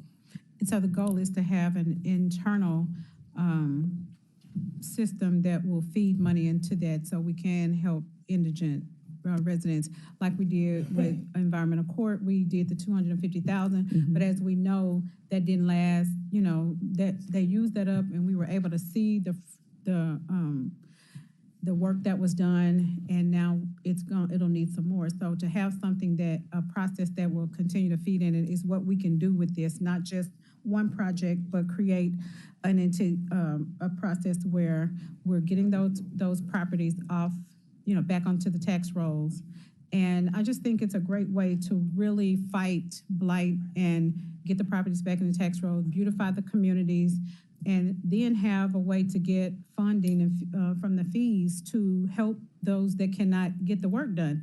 Because we know that's why we're having such a lag in moving these cases, because people just can't afford it. And this will help on both cases. So I'm excited about it. It looks like it will really help tackle these 10,000 vacant properties and get those people some help and get the properties back on the tax roll. And with that, I so move. Thank you, Councilwoman. I've got Councilwoman Swearingen Washington and then Councilwoman Green in the queue. Vice Chairwoman, the floor is yours. Thank you, Chair. As we're prosecuting, are we going to only use the code enforcement? Can we go through another court in order to be able to prosecute? No, so we are looking at what the most recent outside counsel hire that Lonnie's made. Their task is to environmental court. That's right, what I'm trying to environmental court. Their task has been to take the cases we've given them and to start testing them in Chancery. But we needed a competent team in place first, so we just brought them on in the last couple of weeks. And so the goal there is for them to prosecute all their cases in Chancery and to see how effective that is and see, how quickly that moves. But with respect to, seeding a program on the environmental court side, part of the issue that we discussed with the court and we believe the court is on board with is sort of if you're indigent and you try to file, for instance, you want to file a case, you're entitled to access to the court. So the court has a program where you can seek relief from the filing fee, for instance. And so and the court will allow you to file your matter if you can't afford the fee. So propose to the court something similar, where if you can establish that you can't afford the repairs or whatever code is citing, you can't afford it on the front end before it ever gets onto the court's docket, preemptively there would be funding available and be evaluated by a third party or, you know, whatever the court works out, because obviously it's already in their court at that point. So on the front end, before it ever gets on the docket, we could address and try to remediate some of those issues proactively. Sounds good. Thank you. Thank you, Vice Chair. Councilwoman Green. Thank you, Chair. And thank you, Councilwoman Logan, for bringing this. I think much of this is what we're trying to do and codify in the Blight ordinance. It's exactly the sort of process, and you know, Attorney Wade's here and can speak to that as well. But this is exactly why it's taken us so long to get the Blight ordinance in its best possible form, is our work with the legal department around these issues in particular. My question to the administration is, this was originally $900,000 that was allocated for, I don't want to say things that we were hopefully addressing around policing that were brought to our attention by the DOJ report. That's the best and most legal, political way I think I can put that. There are definitely things that I want to see addressed. And so, you know, I want Judge Donald's task force to go forward. I want us to, particularly for me, I know that what we saw around children with disabilities was very disturbing in that report. And I know I've been working with CJ Davis around that. But there are many other issues that we need to address, you know, like putting mental health first responders out instead of, you know, police out in certain situations. So I know that all of that work takes money too, and that's what this was initially bucketed for. Do we have funds to continue that reform work as well, the ongoing, you know, initiatives in that area? I would say, as of today, I can say yes. I believe that this enables us either way. Either way, I would have to find a way to pay for the Blight Council to achieve these purposes, to work with them on fees and arrangements, whatever the case may be. And this would have covered what we have contracted with Judge Donald to do, perform for the city. It'll just sort of reverse my priorities. And then I'll have to look for, this will enable me to focus less on trying to find money for Blight. And then I'll just have to figure out how to work that out for Judge Donald. Why wouldn't it be self-paying? I'm sorry. Go ahead, sorry. Can I hear from the administration if we have a plan for funding the other piece that this was originally for? Well, I think Chief Gibson articulated those ideas and concerns as those areas kind of fall directly in her bucket. And so we feel confident that, and I know Chief Gibson has talked to the maker of this motion to understand what's needed. So we feel comfortable with her strategy and our path forward. I know we feel comfortable with this being used for Blight. I'm just asking, do we also feel comfortable that we'll be able to cover what the task force is doing? Because I think what we saw in that DOJ report was alarming. And I know, as a former public defender, it wasn't new information to me. And I know that we are consistently trying to improve that area and making sure that we're doing everything we can within the department to make sure that we're upholding people's rights. But you came to us a couple weeks ago and said you needed this for that specifically. So I want to make sure that we do still have money to do that. Because and it may have just been, you know, a slip of the tongue, but you said that priority has to move. I'm sorry if I wasn't clear. It doesn't have to move. It just, instead of working on a mechanism or working on a plan to try to pay for more outside Blight counsel or hiring more Blight lawyers, I don't have to think about that now. And so I'll just turn my focus to ensuring the task force has what it needs going forward. But I'm 100% confident we have the funding for it. Okay, that was my main question. Thank you. Thank you, Councilman. Sorry, didn't realize my mic was on when I was leaning back. I've got Councilman White, but I just want to, on that subject, just had a couple quick follow-ups. Yes, I would think on paper, and I will say, if this passes, I'm going to add language about just as it's kind of rolling. Reports for report's sakes kill me, but as it's ramping up, it would be nice to, and you can send them in writing. Like, I don't care. Somebody can just say, hey, this is how it's going, short data set. But again, if we're prosecuting these things and we're successful in them, much kind of like the Metro Alarm Division, theoretically, I mean, I don't know what our outstanding, but theoretically, it should almost be self-sustaining. I don't want to make that leap without looking at anything, but it should at least blunt the impact long-term, because you do have a short step of money here. My only question really, and I mentioned this to the sponsor, was just making sure that we've got runway, and because I haven't looked at the rules, I don't know if they've amended them, or because it is using a specific federal funding bucket with tight rules on expending them. And then to your point is what is the plan to kind of ramp this up? As I know we head towards the proverbial debt cliff, but how this would be sustainable long-term, I don't want those answers today. We are way behind, but these are reasonable things.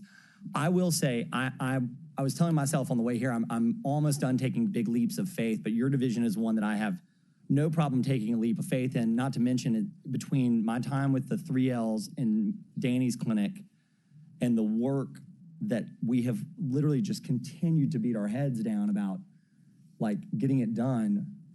This kind of checks a lot of bucket lists for me.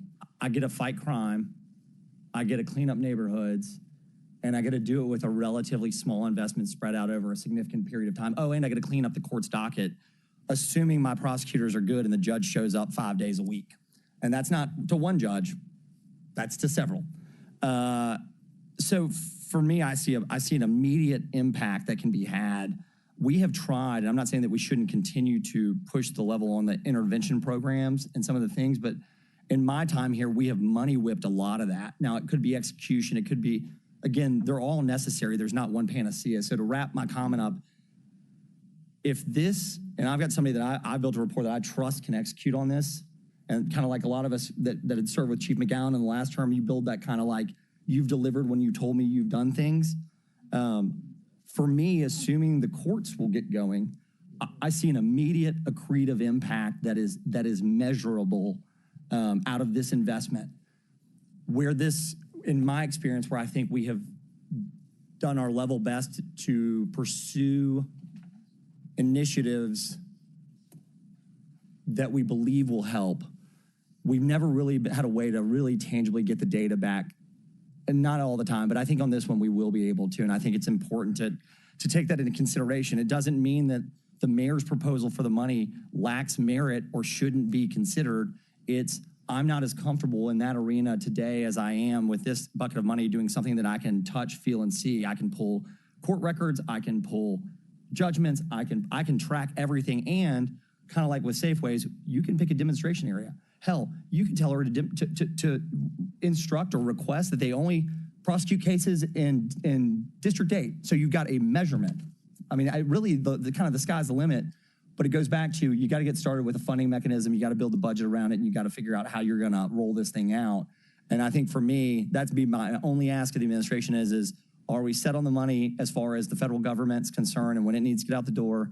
And if, I would go for me quarterly, but maybe monthly to begin. If someone in your office, one of your wonderful interns, if they're still hanging around, wants to produce some written, hey, this is what we've been up to as we roll this thing out, I think for the next year, then we're probably good. But I think that's how we need to be doing things with this body and with this administration in order to make sure that we all have too much going on. I think that's the best way to help. So I'm going to get way off my soapbox. If you'll answer the question about the ARPA dollars being safe, so that this program's safe, and then I'm going to come back to you, and then I'm going to get off, and I'm so sorry. I am so sorry. Walter Person, CFO, 125 North Main. To answer the question, Budget Chairman, the money that is generated from the ARPA dollars that will be used for this program will be interest money, and that interest money is unrestricted according to the federal government guidelines. Man, if you could have just sat on that pile of cash till about 2025 and a half. Okay, thank you. And then I don't have to ask Janine anything. I know that she's going to do her level best and beyond that with her team to try to execute on this. Councilwoman White, I'm so sorry. I went much longer. Thank you for being patient with me. The floor is yours. No, that's fine. Y'all actually answered a couple of my questions from the dialogue, leaving me with this last one. of course, I'm always an advocate of blight remediation because I know that that is an actual data-proven method to public safety and crime reduction. My only question is in terms of the order of things. So we allocated in the budget for this particular litigation process, and I attended the litigation seminar that was had over those couple of days. And before even getting to the litigation, one of the biggest concerns and issues that was brought up was the number of actual code enforcement officers. We have 55 code enforcement officers for every residence in the city of Memphis, and I think we only had 6 commercial code enforcement officers for the entire city. So is focusing on the litigation portion putting the cart before the horse in terms of us not funding the code enforcement officers that we actually need to identify the properties to be able to get to the litigation? I would say, I think that's a fair question. The only reason I would say it's not putting the cart before the horse is one of the challenges we discovered is some of the code enforcement officers have spent an inordinate amount of time in court, so they cannot get to the work that needs to be done. And when I say inordinate, if I had known this question was a question I would have asked Ms. Lester to come because she can speak to it because she was just, that was very high on her list of priorities as like the new Blight litigation manager, and that role is remedying some of that and creating the balance that we need. But they spend so much time there. I don't know how they could possibly work. So if we get to a place where they're no longer being put in that position where they're serving almost as de facto lawyers in many instances, that they could get back on the ground and focus on the work that they are tasked to do, then I think that will remedy some of that, and then we can see what their capacity really is. But it's sort of a stretching of the resources in a way that has been not workable, if that makes sense. So the $900,000 would go to retaining additional attorneys for litigation? And hopefully getting one more Blight prosecutor, but I would need another spot for that. I'd come back for that. But that would be, there's a resolution that created the 2 that we have currently, and I've just transitioned a position to create the Blight litigation manager role, but an additional, and shore up their salaries to where they should be, things of that nature, and to make sure we retain the lawyers we need to achieve the, lawyers assigned to each district model so that we can be as aggressive as possible. That's all I have. Thank you. Thank you. I'm going to let the sponsor finish, and then we're going to move on. It is, and then just, go ahead. Councilman Logan. I just wanted to reiterate, these are all great questions that, we got to figure that part out. But I do want to say, since 2018, I've been working very closely with the code enforcement, with every division that deals with blight mitigation. And that has been the ongoing problem, that they're feeling almost undervalued because they're doing their job, but they get the cases to court and they sit, or they get dismissed and they get back out. So we're spending money constantly for code enforcement to bring these buildings in, and they're getting dismissed or they're just stuck right there. And some of them, I've met with the judges there, and some of them had said that the people can't afford it, this and that. So this kind of touches all of those as well. And so to answer your point, that is one of the problems that we're having, them not being able to go anywhere. So if you have more code enforcement officers, all of them are just going to be getting stuck doing the same thing over and over again, which is one of the things I liked about this opportunity. Then we talk about receivership, that's included. We talked about this also helps to add that, increase that program, receivership, to where there are people that want to bring these buildings back up to code and make them beautiful again and put them back on the tax roll and put people in them. That will help with that. And then funding from that whole process can go toward the indigent fund that will help those people who can't do it to fix their homes, whether they be a veteran, whether they, be a senior citizen. So there are a lot of touch points that this theoretically touch and answer, but, like Chairman said, we just have to make sure that we are doing that in her office, and I trust that she will.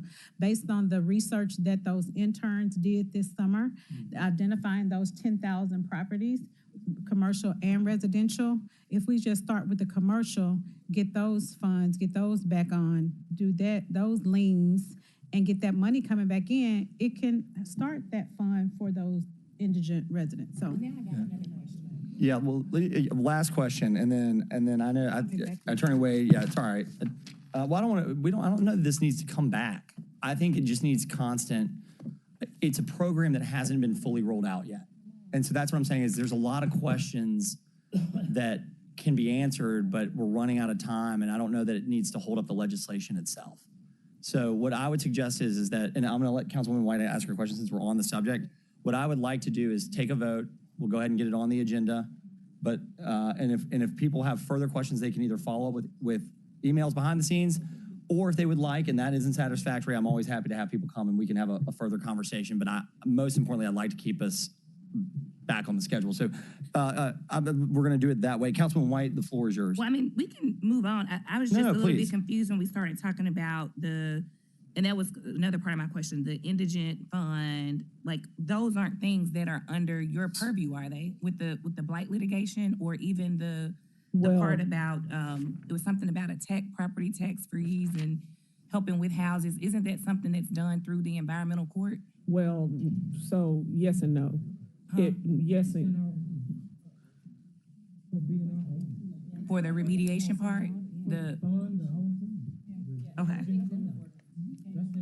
Can we get that on the record? We just state what the attorney. Let me say Let's get this on the record. Let me address it. One, the inspectors are doing their job. There is an inventory of work that they have already done that ain't getting out the door and being prosecuted. That's what this will relieve. It will start to generate. We do have in the ordinance a process where we have a new committee, and this can be reported regularly to that committee, which will meet regularly. So, I mean, I think we have an ordinance that's going to pair with this. Now, Zena wants to have an administrative process to try to avoid going to environmental court or whatever. So, I mean, I think she's got the laboring oar of determining what we're going to prosecute, where we're going to prosecute it, and how we're going to do it. So I think you got to take the first step. We can't just sit here and just twiddle around and debate and do whatever. We got to move, okay? We may make the wrong move, but we got to go forward. And nothing's going to happen until we do that. Yeah, that satisfies me. I mean, it's about a succinct. Councilwoman, did you have any? Okay. And honestly, you can add me as a co-sponsor if that's a sponsor. Add me. All right.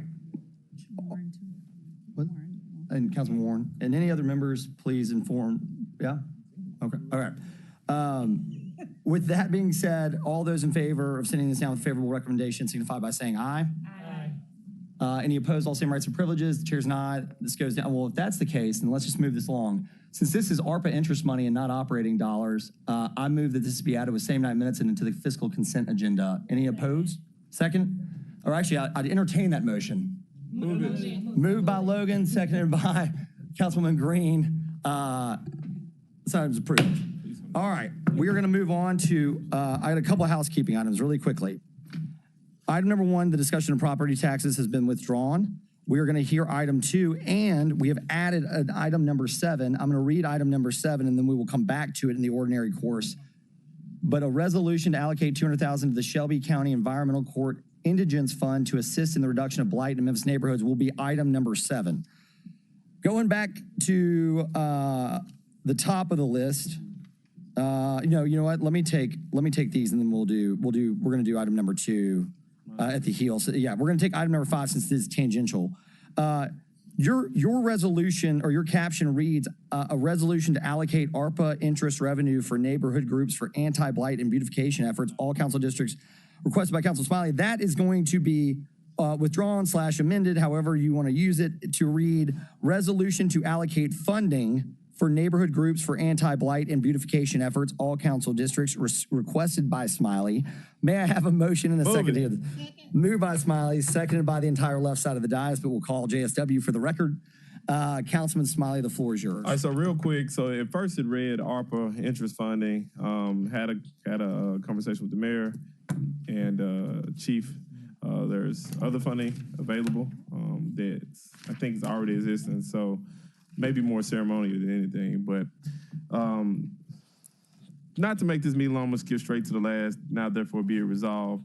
We know we've been talking about blight and beautification efforts at least since 2020, when when I was elected, passed a resolution blight beautification efforts. Then we came with the Good Neighbor Day. So let me get to the last one. Now therefore be it resolved, the Memphis City Council does hereby request that $75,000 in revenues from the red light photo enforcement cameras collected by City Court Clerk be allocated and appropriated for anti-blight and beautification efforts by the neighborhood association. For a neighborhood association, this effort shall be in coordination with Memphis City Beautiful. B, if further resolved, that the guidelines for the use of the funding by neighborhood associations shall return and be presented before council at a later date. This also keeps us closely connected with our dearly departed staff member, Charity. Sponsored by me. Died, by the way. She did not die. No, she did not. She's leaving us. She's leaving us. She's going to Memphis City Beautiful. She go to Memphis City Beautiful. She's still alive. She's here. She's still here. Thank you, Councilman. Thank you, Mayor Young. Thank you, Councilman Smiley. Colleagues, any questions or comments on this? Put yourself. Yeah, Councilman White. Yeah. So specifically, I guess I still don't understand specifically what All right, it's for. so real quick. So neighborhood associations, they do a lot of work in the community. They do a lot of beautification efforts, but there's no place for them to go. For me, I thought they needed more funding to do some of the work they're doing. They do a lot of work. Memphis City Beautiful is a place. Memphis City Beautiful is a place for it to be housed. So what's going to happen is at some point in time, when they get a new director or whatever the title will be, they will come back to this body and say, "Hey, here's the specific format." So basically, the funds will be housed there. They will say, "Here's the guidelines for the neighborhood association to go apply specific funding for beautification and blight efforts."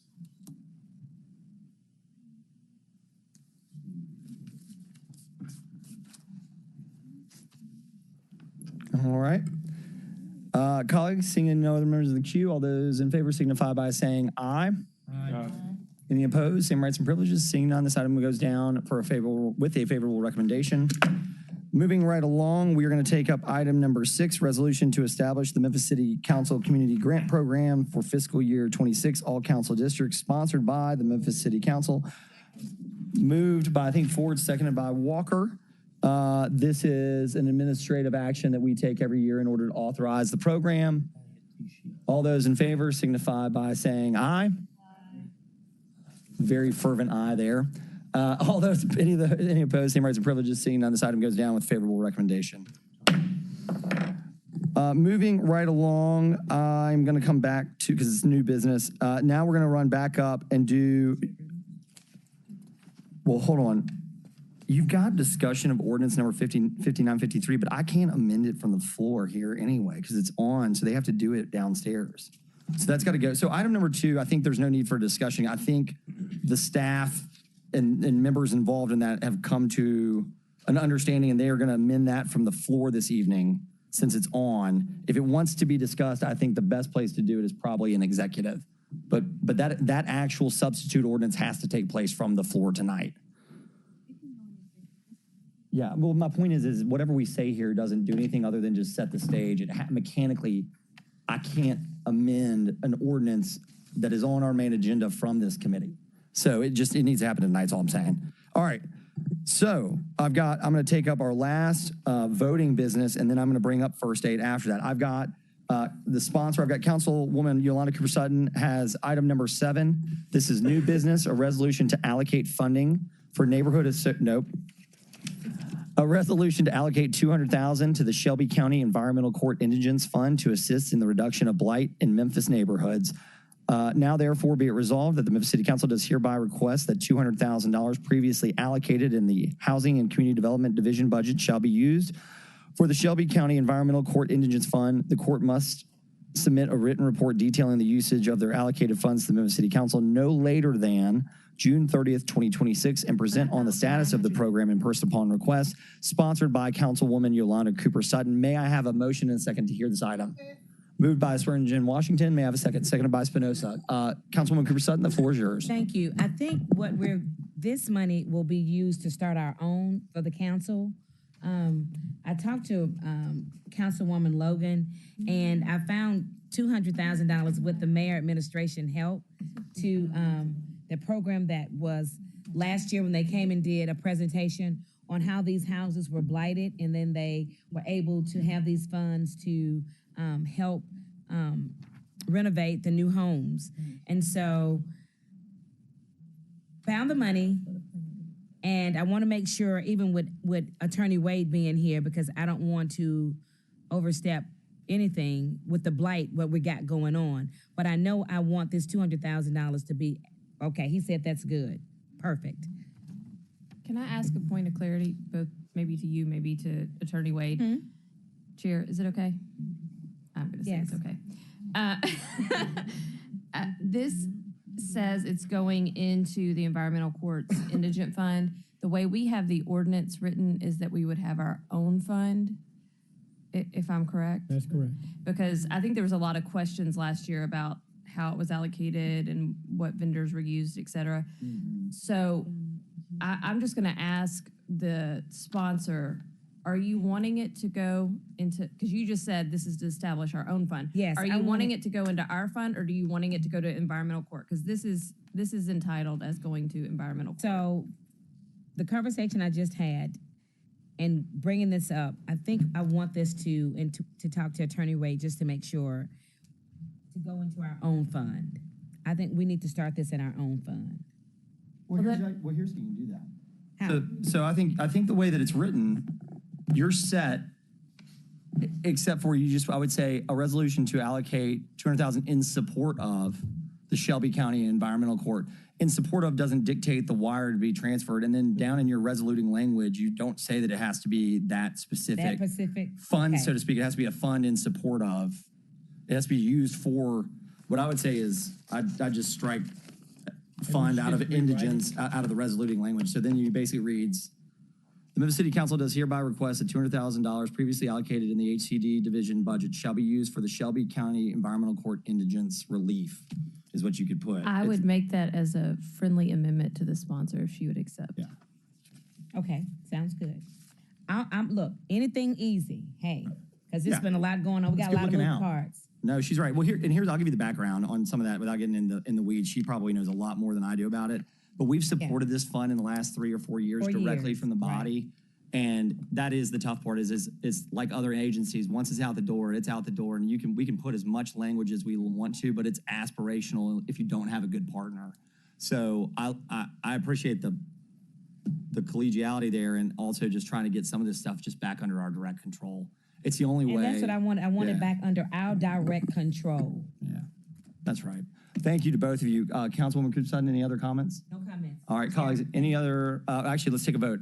All those in favor of sending this down with a favorable recommendation signify by saying aye. Aye. As amended.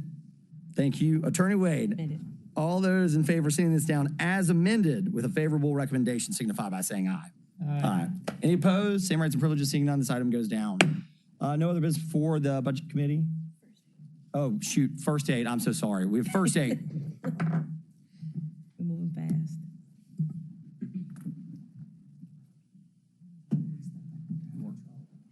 Getting resolutions going. That's what we're here to do. Yeah, that's good. I agree.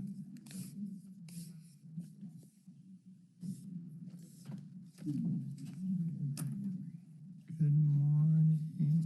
Okay, good afternoon. Thank you so much for squeezing us in this afternoon.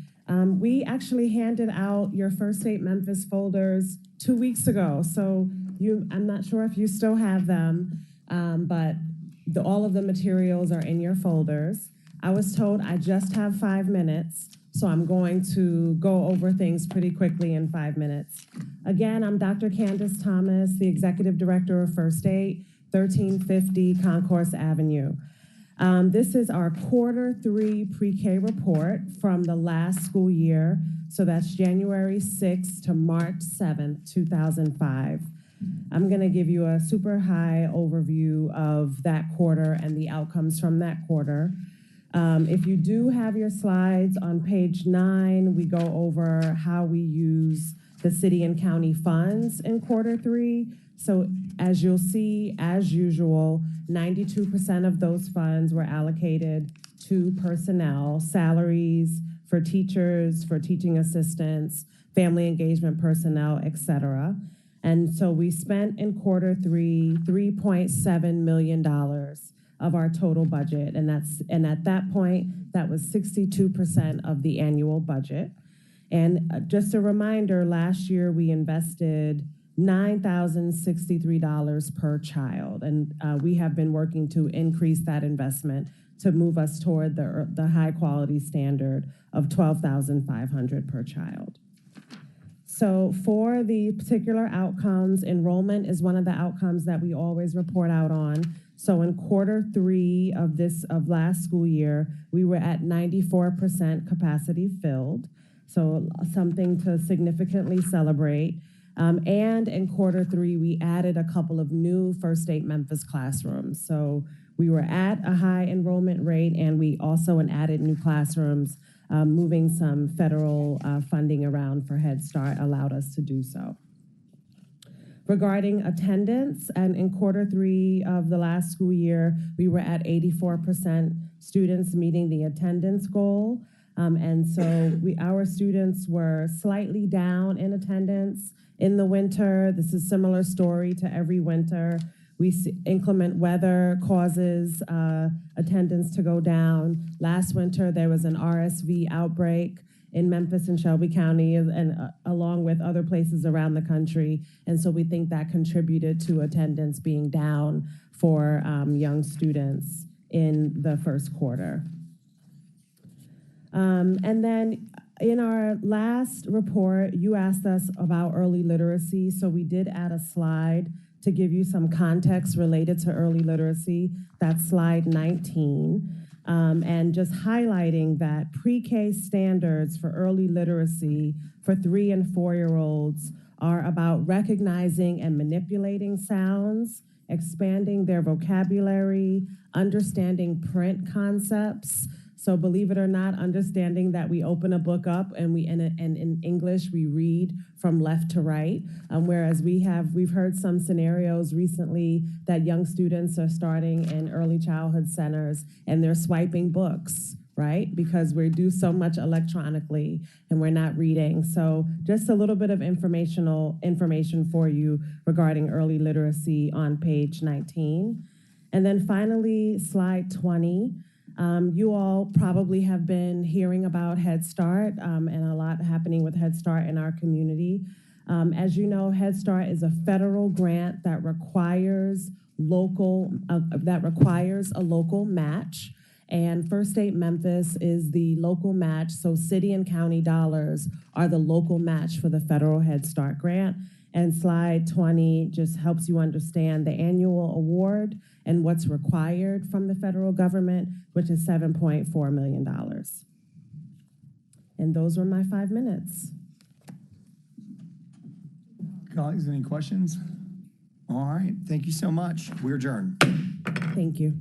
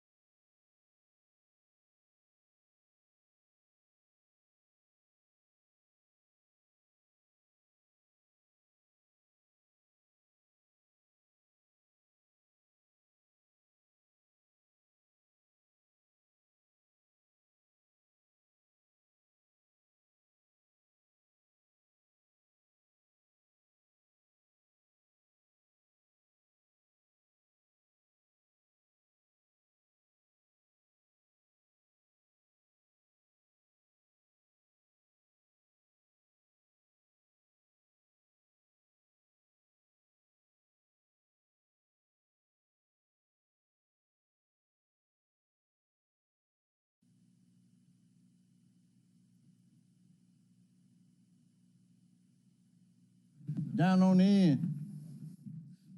We ready to start? Okay. It's 2:31. We're gonna start the Transportation Committee. Will you please call the roll? Yes, sir, thank you. Councilman Chair Canali. Councilman Spinoza. Councilwoman Green. Councilwoman Walker. Present. Councilwoman Swearingen Washington. Present. Councilman Warren. Present. Councilman Smiley. You know I'm here. Chair Ford. Present. We have one item. That's the monthly report related to transit. All council districts requested by Transportation Committee. Today, we're not gonna have a meeting. Gonna recess until y'all get with us later, okay? I need to talk with you one thing, okay? And that's all for today with the Transit Committee until further notice, okay? Appreciate you all for coming today, and I will be talking with you all. If there's no further questions, this committee is adjourned.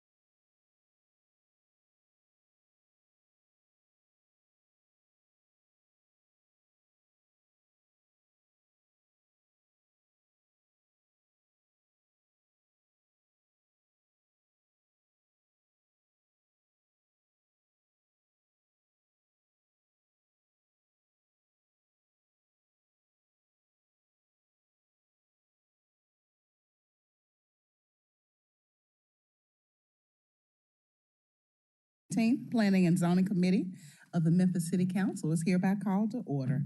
Ms. Hayes, would you please call the roll? Councilman Canali. Councilman Spinoza. Councilwoman Green. Councilwoman Walker. Dr. Warren. Councilman Dr. Warren.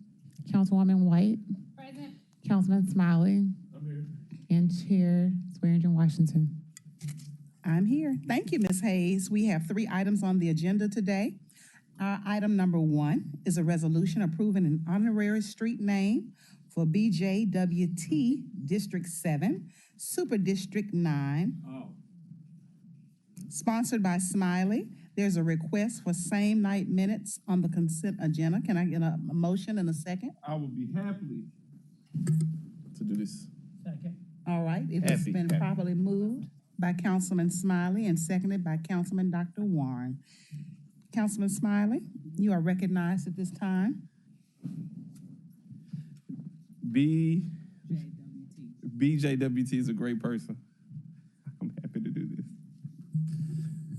You want me to talk about it further? Oh, we're honoring a person in our community who's done a lot of great work, but we don't want the person to know they're being honored. So therefore, that's why I was trying to figure out what the initials are. That's why the initials are in their way. But we all know this person. This person's been to this body many a times, and we've all attended this person's various celebrations. Yeah. So I hope you all support this. All right.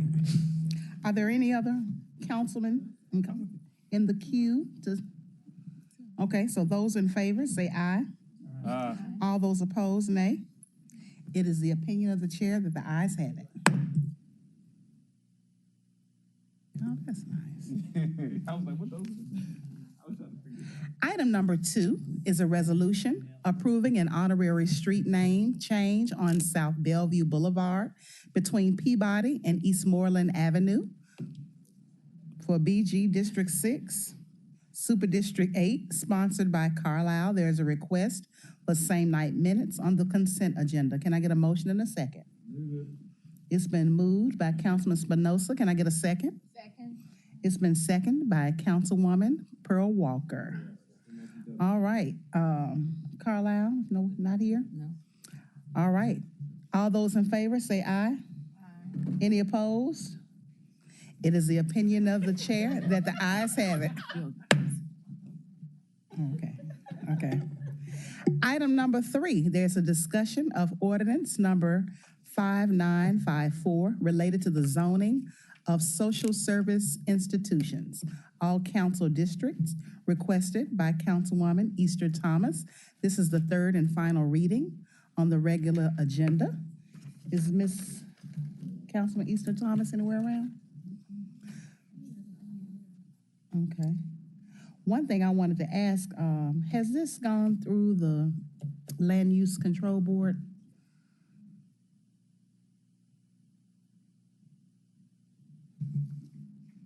Thank you, Madam Chair. Brett Ragsdale with DPD. This has not, and it will be docketed for the next agenda. There were a couple of procedural things in the UDC that required the application to be submitted at a certain time frame, and so the first reading was after that, and then also newspaper notice. So it will be docketed and on the agenda for the September 11th. Okay, so it will be held? Yes. Okay, all right. I'm gonna make sure we're in order. All right. Do any other members have any other concerns that needs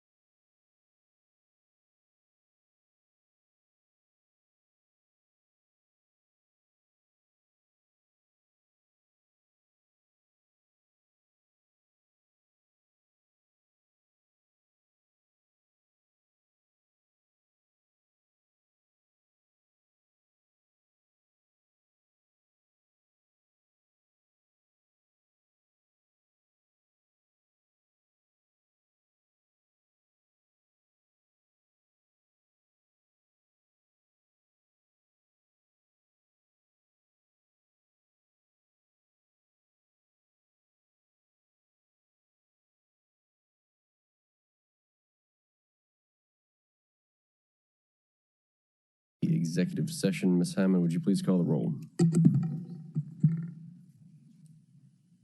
Councilman Carlisle. Councilwoman Cooper Sutton. Councilwoman Easter Thomas. Councilman Ford Sr. Councilwoman Green. Councilwoman Logan. Councilman Smiley. Councilman Spinoza. Here. Vice Chairwoman Swearingen Washington. Present. Councilman Walker.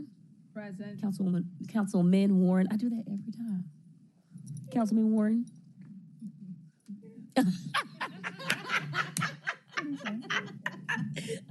Councilwoman White. And Chairman Ford. And Councilman Carlisle has joined us as well. Chair observes a quorum. Colleagues, before we begin, we have someone to celebrate today and mourn at the same time.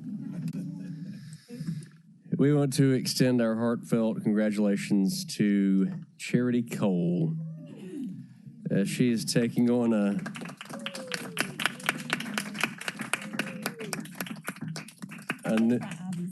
new and exciting professional journey. I'm pleased to share that she has accepted the position of manager for Memphis City Beautiful.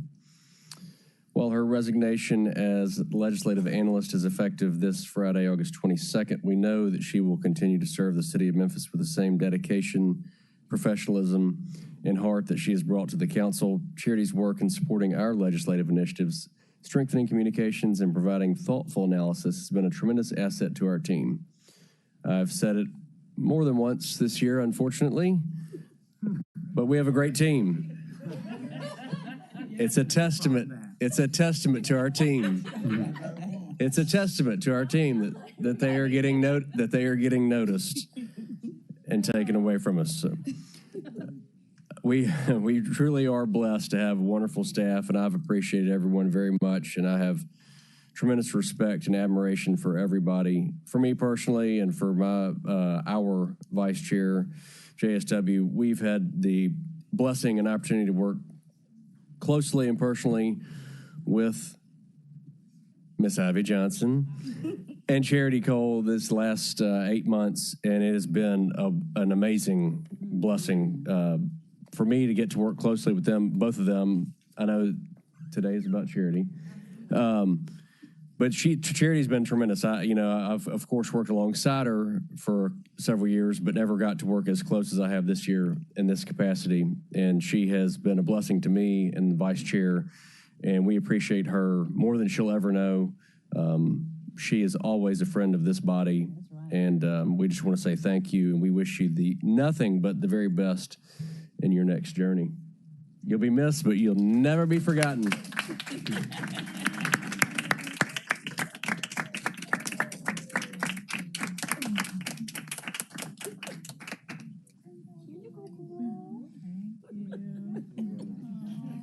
Hold on. The social media, got the social media for us still. I know. Can you text somebody so we can put it in the chairman recap? Councilman Walker wants to join. Group picture. 1, 2. Councilwoman Smile. Hey. Okay. 1, 2. Got it. Perfect. Yay. Charity, was that your first member? Was that your first member? Yes. You and Robinson, yeah. I got a lot of rookies. Maybe it's me. Yeah, you Walker, do you want to say something? Get her tissues. Councilwoman Walker, you're recognized.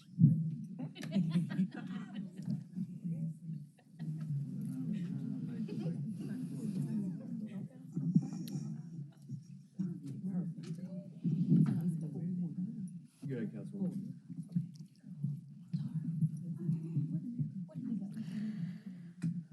Charity, you get me, you understand me, and I really thank you so much.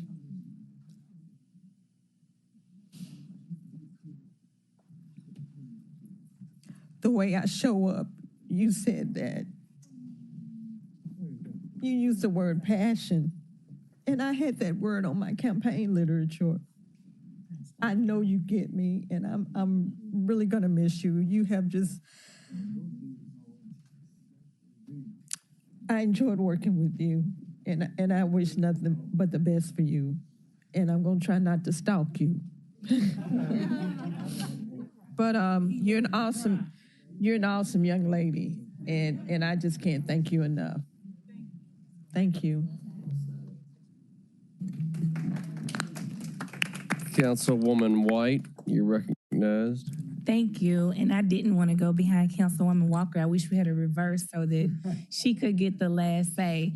But I just have to say that I worked with Charity, and I see how Charity works and moves in this space right now. And the growth just from the time that I've been on the council to now has just been astounding.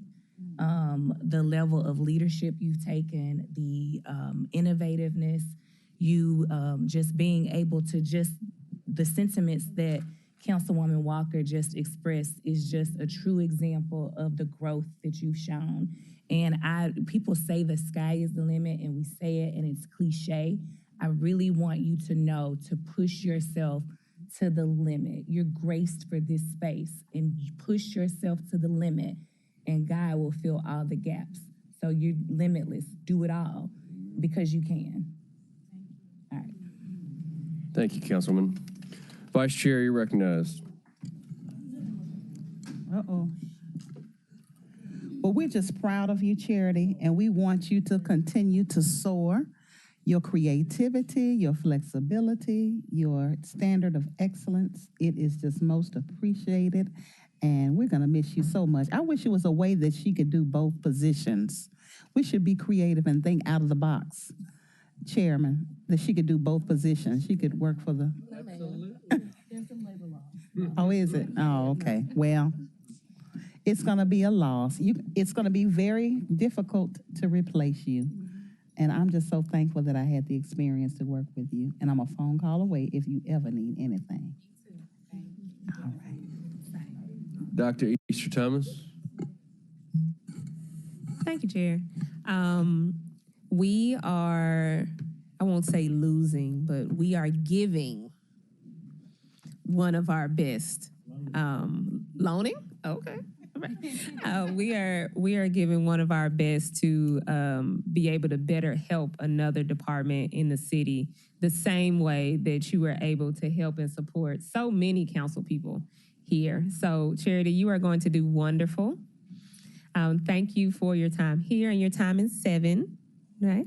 You definitely made your mark and your impact, and I'm glad that I had the ability to have your support and work ethic in our district office too. So go be great.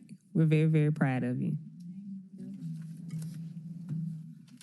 Okay. Oh, you want some? Oh, come Didn't on. you say? Did I dream that? You imagine that one. But I really want to thank you all so much. I have gotten the opportunity to work with almost all of you all in a good way. You know, I've had a great opportunity with working with you all, and I really appreciate this office for just helping me become who I am today, really giving me the experience. I don't take it for granted at all, and I appreciate every single last one of you. I mean, I've had some really good experience with the members and with the staff. So it's like I'm leaving my family to go build another family, and I just really do appreciate that. And walking in right now, I am just so appreciative for the best attorney Wade, my favorite co-worker. I love my favorite co-worker. So I really do appreciate it. Thank you, Charity. Alan wore his suit for it today, too. He did. He was ready. Thank you, colleagues. We have 2 items on our agenda today. Item 1 is a discussion of the fiscal consent. All council districts requested by myself. MLGW, anyone here to speak on it? Chief Adams, you want to speak? No. Oh, we're going to move on. Yep. Item 2 is a discussion of Ordinance 5953, all council districts requested by the Budget Committee. I believe Councilwoman Walker and Councilman Ford Sr. would like to share an amendment for discussion. Yeah, can we do it downstairs because I'm having a little issue right now, and y'all please forgive me if y'all heard me. Yes. Yes. Okay? All right. We can do it downstairs because I Yes, don't sir. want to have to call some god dog about it out today. Okay. All right, moving on. I'm my best to be nice today. Yes, sir. Item 3, a resolution requesting the Memphis and Shelby County Division of Planning and Development request reservation of plus or minus 181 properties owned by Shelby County Land Bank to be disposed of exclusively through the Building Home Program. All council districts sponsored by Councilwoman Easter Thomas. There's a request for same night minutes. Dr. Easter Thomas, you have the floor. Thank you, Chair. So this is just, I don't want to say, it's a procedural request from the county attorney to be able to receive these Shelby County Land Bank properties in the Hyde Park neighborhood to be able to go forth with our planning process. And so, yeah. Same 9 minutes. If Chief Zena needs to speak to anything, he can. And if anyone wants to support this effort, I would love to have as many co-sponsors as possible as we look to pilot this effort along with Chief Zena in the Hyde Park neighborhood, which is all of Memphis's neighborhood. Thank you, Chair. First, I need to get a motion in a second. Moved by Easter Thomas, seconded by Spinoza. Mr. Zena, you have the floor. Thank you, John Zena, Chief of Development and Infrastructure. As Councilwoman Easter Thomas said, this is procedurally a resolution where the council would essentially ask the Planning and Development Division to ask the Land Bank to put these properties on hold. This was something that was part of the implementation program of the Building Home Ordinance that you adopted recently, where essentially if properties owned by the city and county would be exclusively disposed of through Building Home, that a resolution would need to be passed. I'm emphasizing exclusively disposed of because otherwise they would be still eligible for disposal through Building Home. They also could be purchased through the Land Bank. So this would allow those properties to come essentially on hold in the Land Bank so that they could only be disposed of through Building Home, which would allow Dr. Easter Thomas, as well as the council, a little bit more control over how they get disposed to new builders to build housing in Hyde Park for this particular program. I'm available if you have any questions. Questions, colleagues? Councilor Carlisle. I'll join as a co-sponsor. It's a mechanics thing, but it's also important. It's a very critical step. The simplest way I had to say it to myself in the back is every time we accept a donation, so to speak, we have to have a resoluting language to accept and then to dictate, right? So this is that. It's a critical step. A good question was just asked, which is like, what about the ready, willing, and able people that are out there, and will this disrupt the marketplace, et cetera, et cetera, et cetera? And Zena can go into it if he really wants to, but we can then save you the time with the kind of the anecdotal, which is, if that were the case, we wouldn't be having this conversation. There's a great term that Steve Barlow uses called land bank recidivism. And what happens is you get people that have just enough cash to go and get it out of the land bank, and then they don't have a clue what they're going to do with it. It's a real problem. Anyway, I'm fully supportive of this initiative. Again, it's just the small chopping of the wood because this just falls underneath the guiding ordinance. I think that's the other thing is like we've already voted or we're voting on the main ordinance. So next week, next time. Already done, yeah. Councilwoman White and then Councilwoman Walker. Thank you so much. I'll be recusing from this matter as it involves the Shelby County Land Bank, and I'm special counsel for the Shelby County Commission. Noted. Councilwoman Walker. Thank you, Mr. Chair. I would like to support. I yield the floor.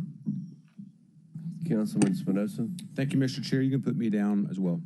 You want to be a co-sponsor? Be honored to be a co-sponsor. Okay. You might not want to be a co-sponsor. All right, very good.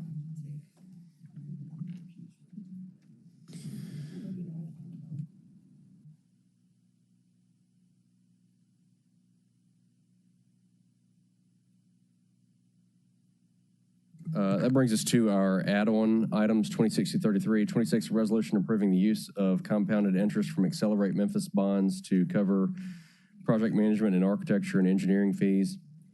District 4, Super District 8, sponsored by the administration. There's a request for same night minutes. Yep, we sure do. I thought about that one. Time out. We're reverse back. We're going to vote on Councilwoman Easter Thomas's item. All those in favor signify by saying aye. This does have same night minutes. I'm also an aye. Any opposed? That item passes. Thank you very much. And one recusal. 26, the resolution approving use of compounded interest from Accelerate Memphis bonds to cover project management, architecture, and engineering fees. District 4, Super District 8, sponsored by the administration. There's a request for same night minutes. 27, a resolution approving proposed consolidated plan FY25 and or fiscal year 25 and fiscal year 26 annual action plan and appropriating federal entitlement funds to the PY25 FY26 housing and community development budget. All council districts sponsored by the administration. There's a request for same night minutes. 28, a resolution authorizing the execution, delivery, and performance of a financing lease in an amount not exceeding $5.1 million relating to the acquisition of various solid waste vehicles and equipment to approve certain other matters relating thereto. All council districts sponsored by the administration. There is a request for same night minutes. 29, a resolution to transfer and appropriate construction funds in the amount of $987,940.67 from Drainage ST Coverline Project number ST03205 to Whitehaven Gardens CCL Phase 1, project number ST03244 for construction funds for placement and upgrade of the concrete channel lighting in the Whitehaven Gardens neighborhood. District 3, Super District 8, sponsored by the administration. Request for same night minutes. Item 30, a resolution amending the FY26 CIP budget by accepting additional federal grant funding from the Tennessee Department of Transportation and appropriating $2,761,321.14 to initiate construction on the Democrat Road Signal System Project EN01095, District 3, Super District 8, sponsored by the administration. There's a request for same night minutes. 31, a resolution to transfer and appropriate funds in the amount of $77,353.87 from project number PW01136 to fund structural engineering services costs for Knight Arnold Johns Creek Bridge repair. Project number PW02039, District 4, Super District 8, sponsored by the administration. There is a request for same night minutes. 32, resolution to allocate and appropriate ARPA interest revenue. All council districts sponsored by Councilman Logan. There's a request to add on to the fiscal consent agenda with same night minutes. And 33, a resolution to allocate and appropriate $1.9 million in interest revenue from the ARPA allocation of 2021. All council districts sponsored by Councilwoman White. There's a request for same night minutes. So our same night minute items are 7, 8, 9, 10, 26, 27, 28, 29, 30, 31, 32, 33, and 34. 34 being Councilwoman Easter Thomas's item. Item 1, 22, and 24 are being withdrawn. Items 6 and 21 will be held till September 9th. Anybody have anything else for executive? Very good. You have 4 minutes to get downstairs. We are adjourned.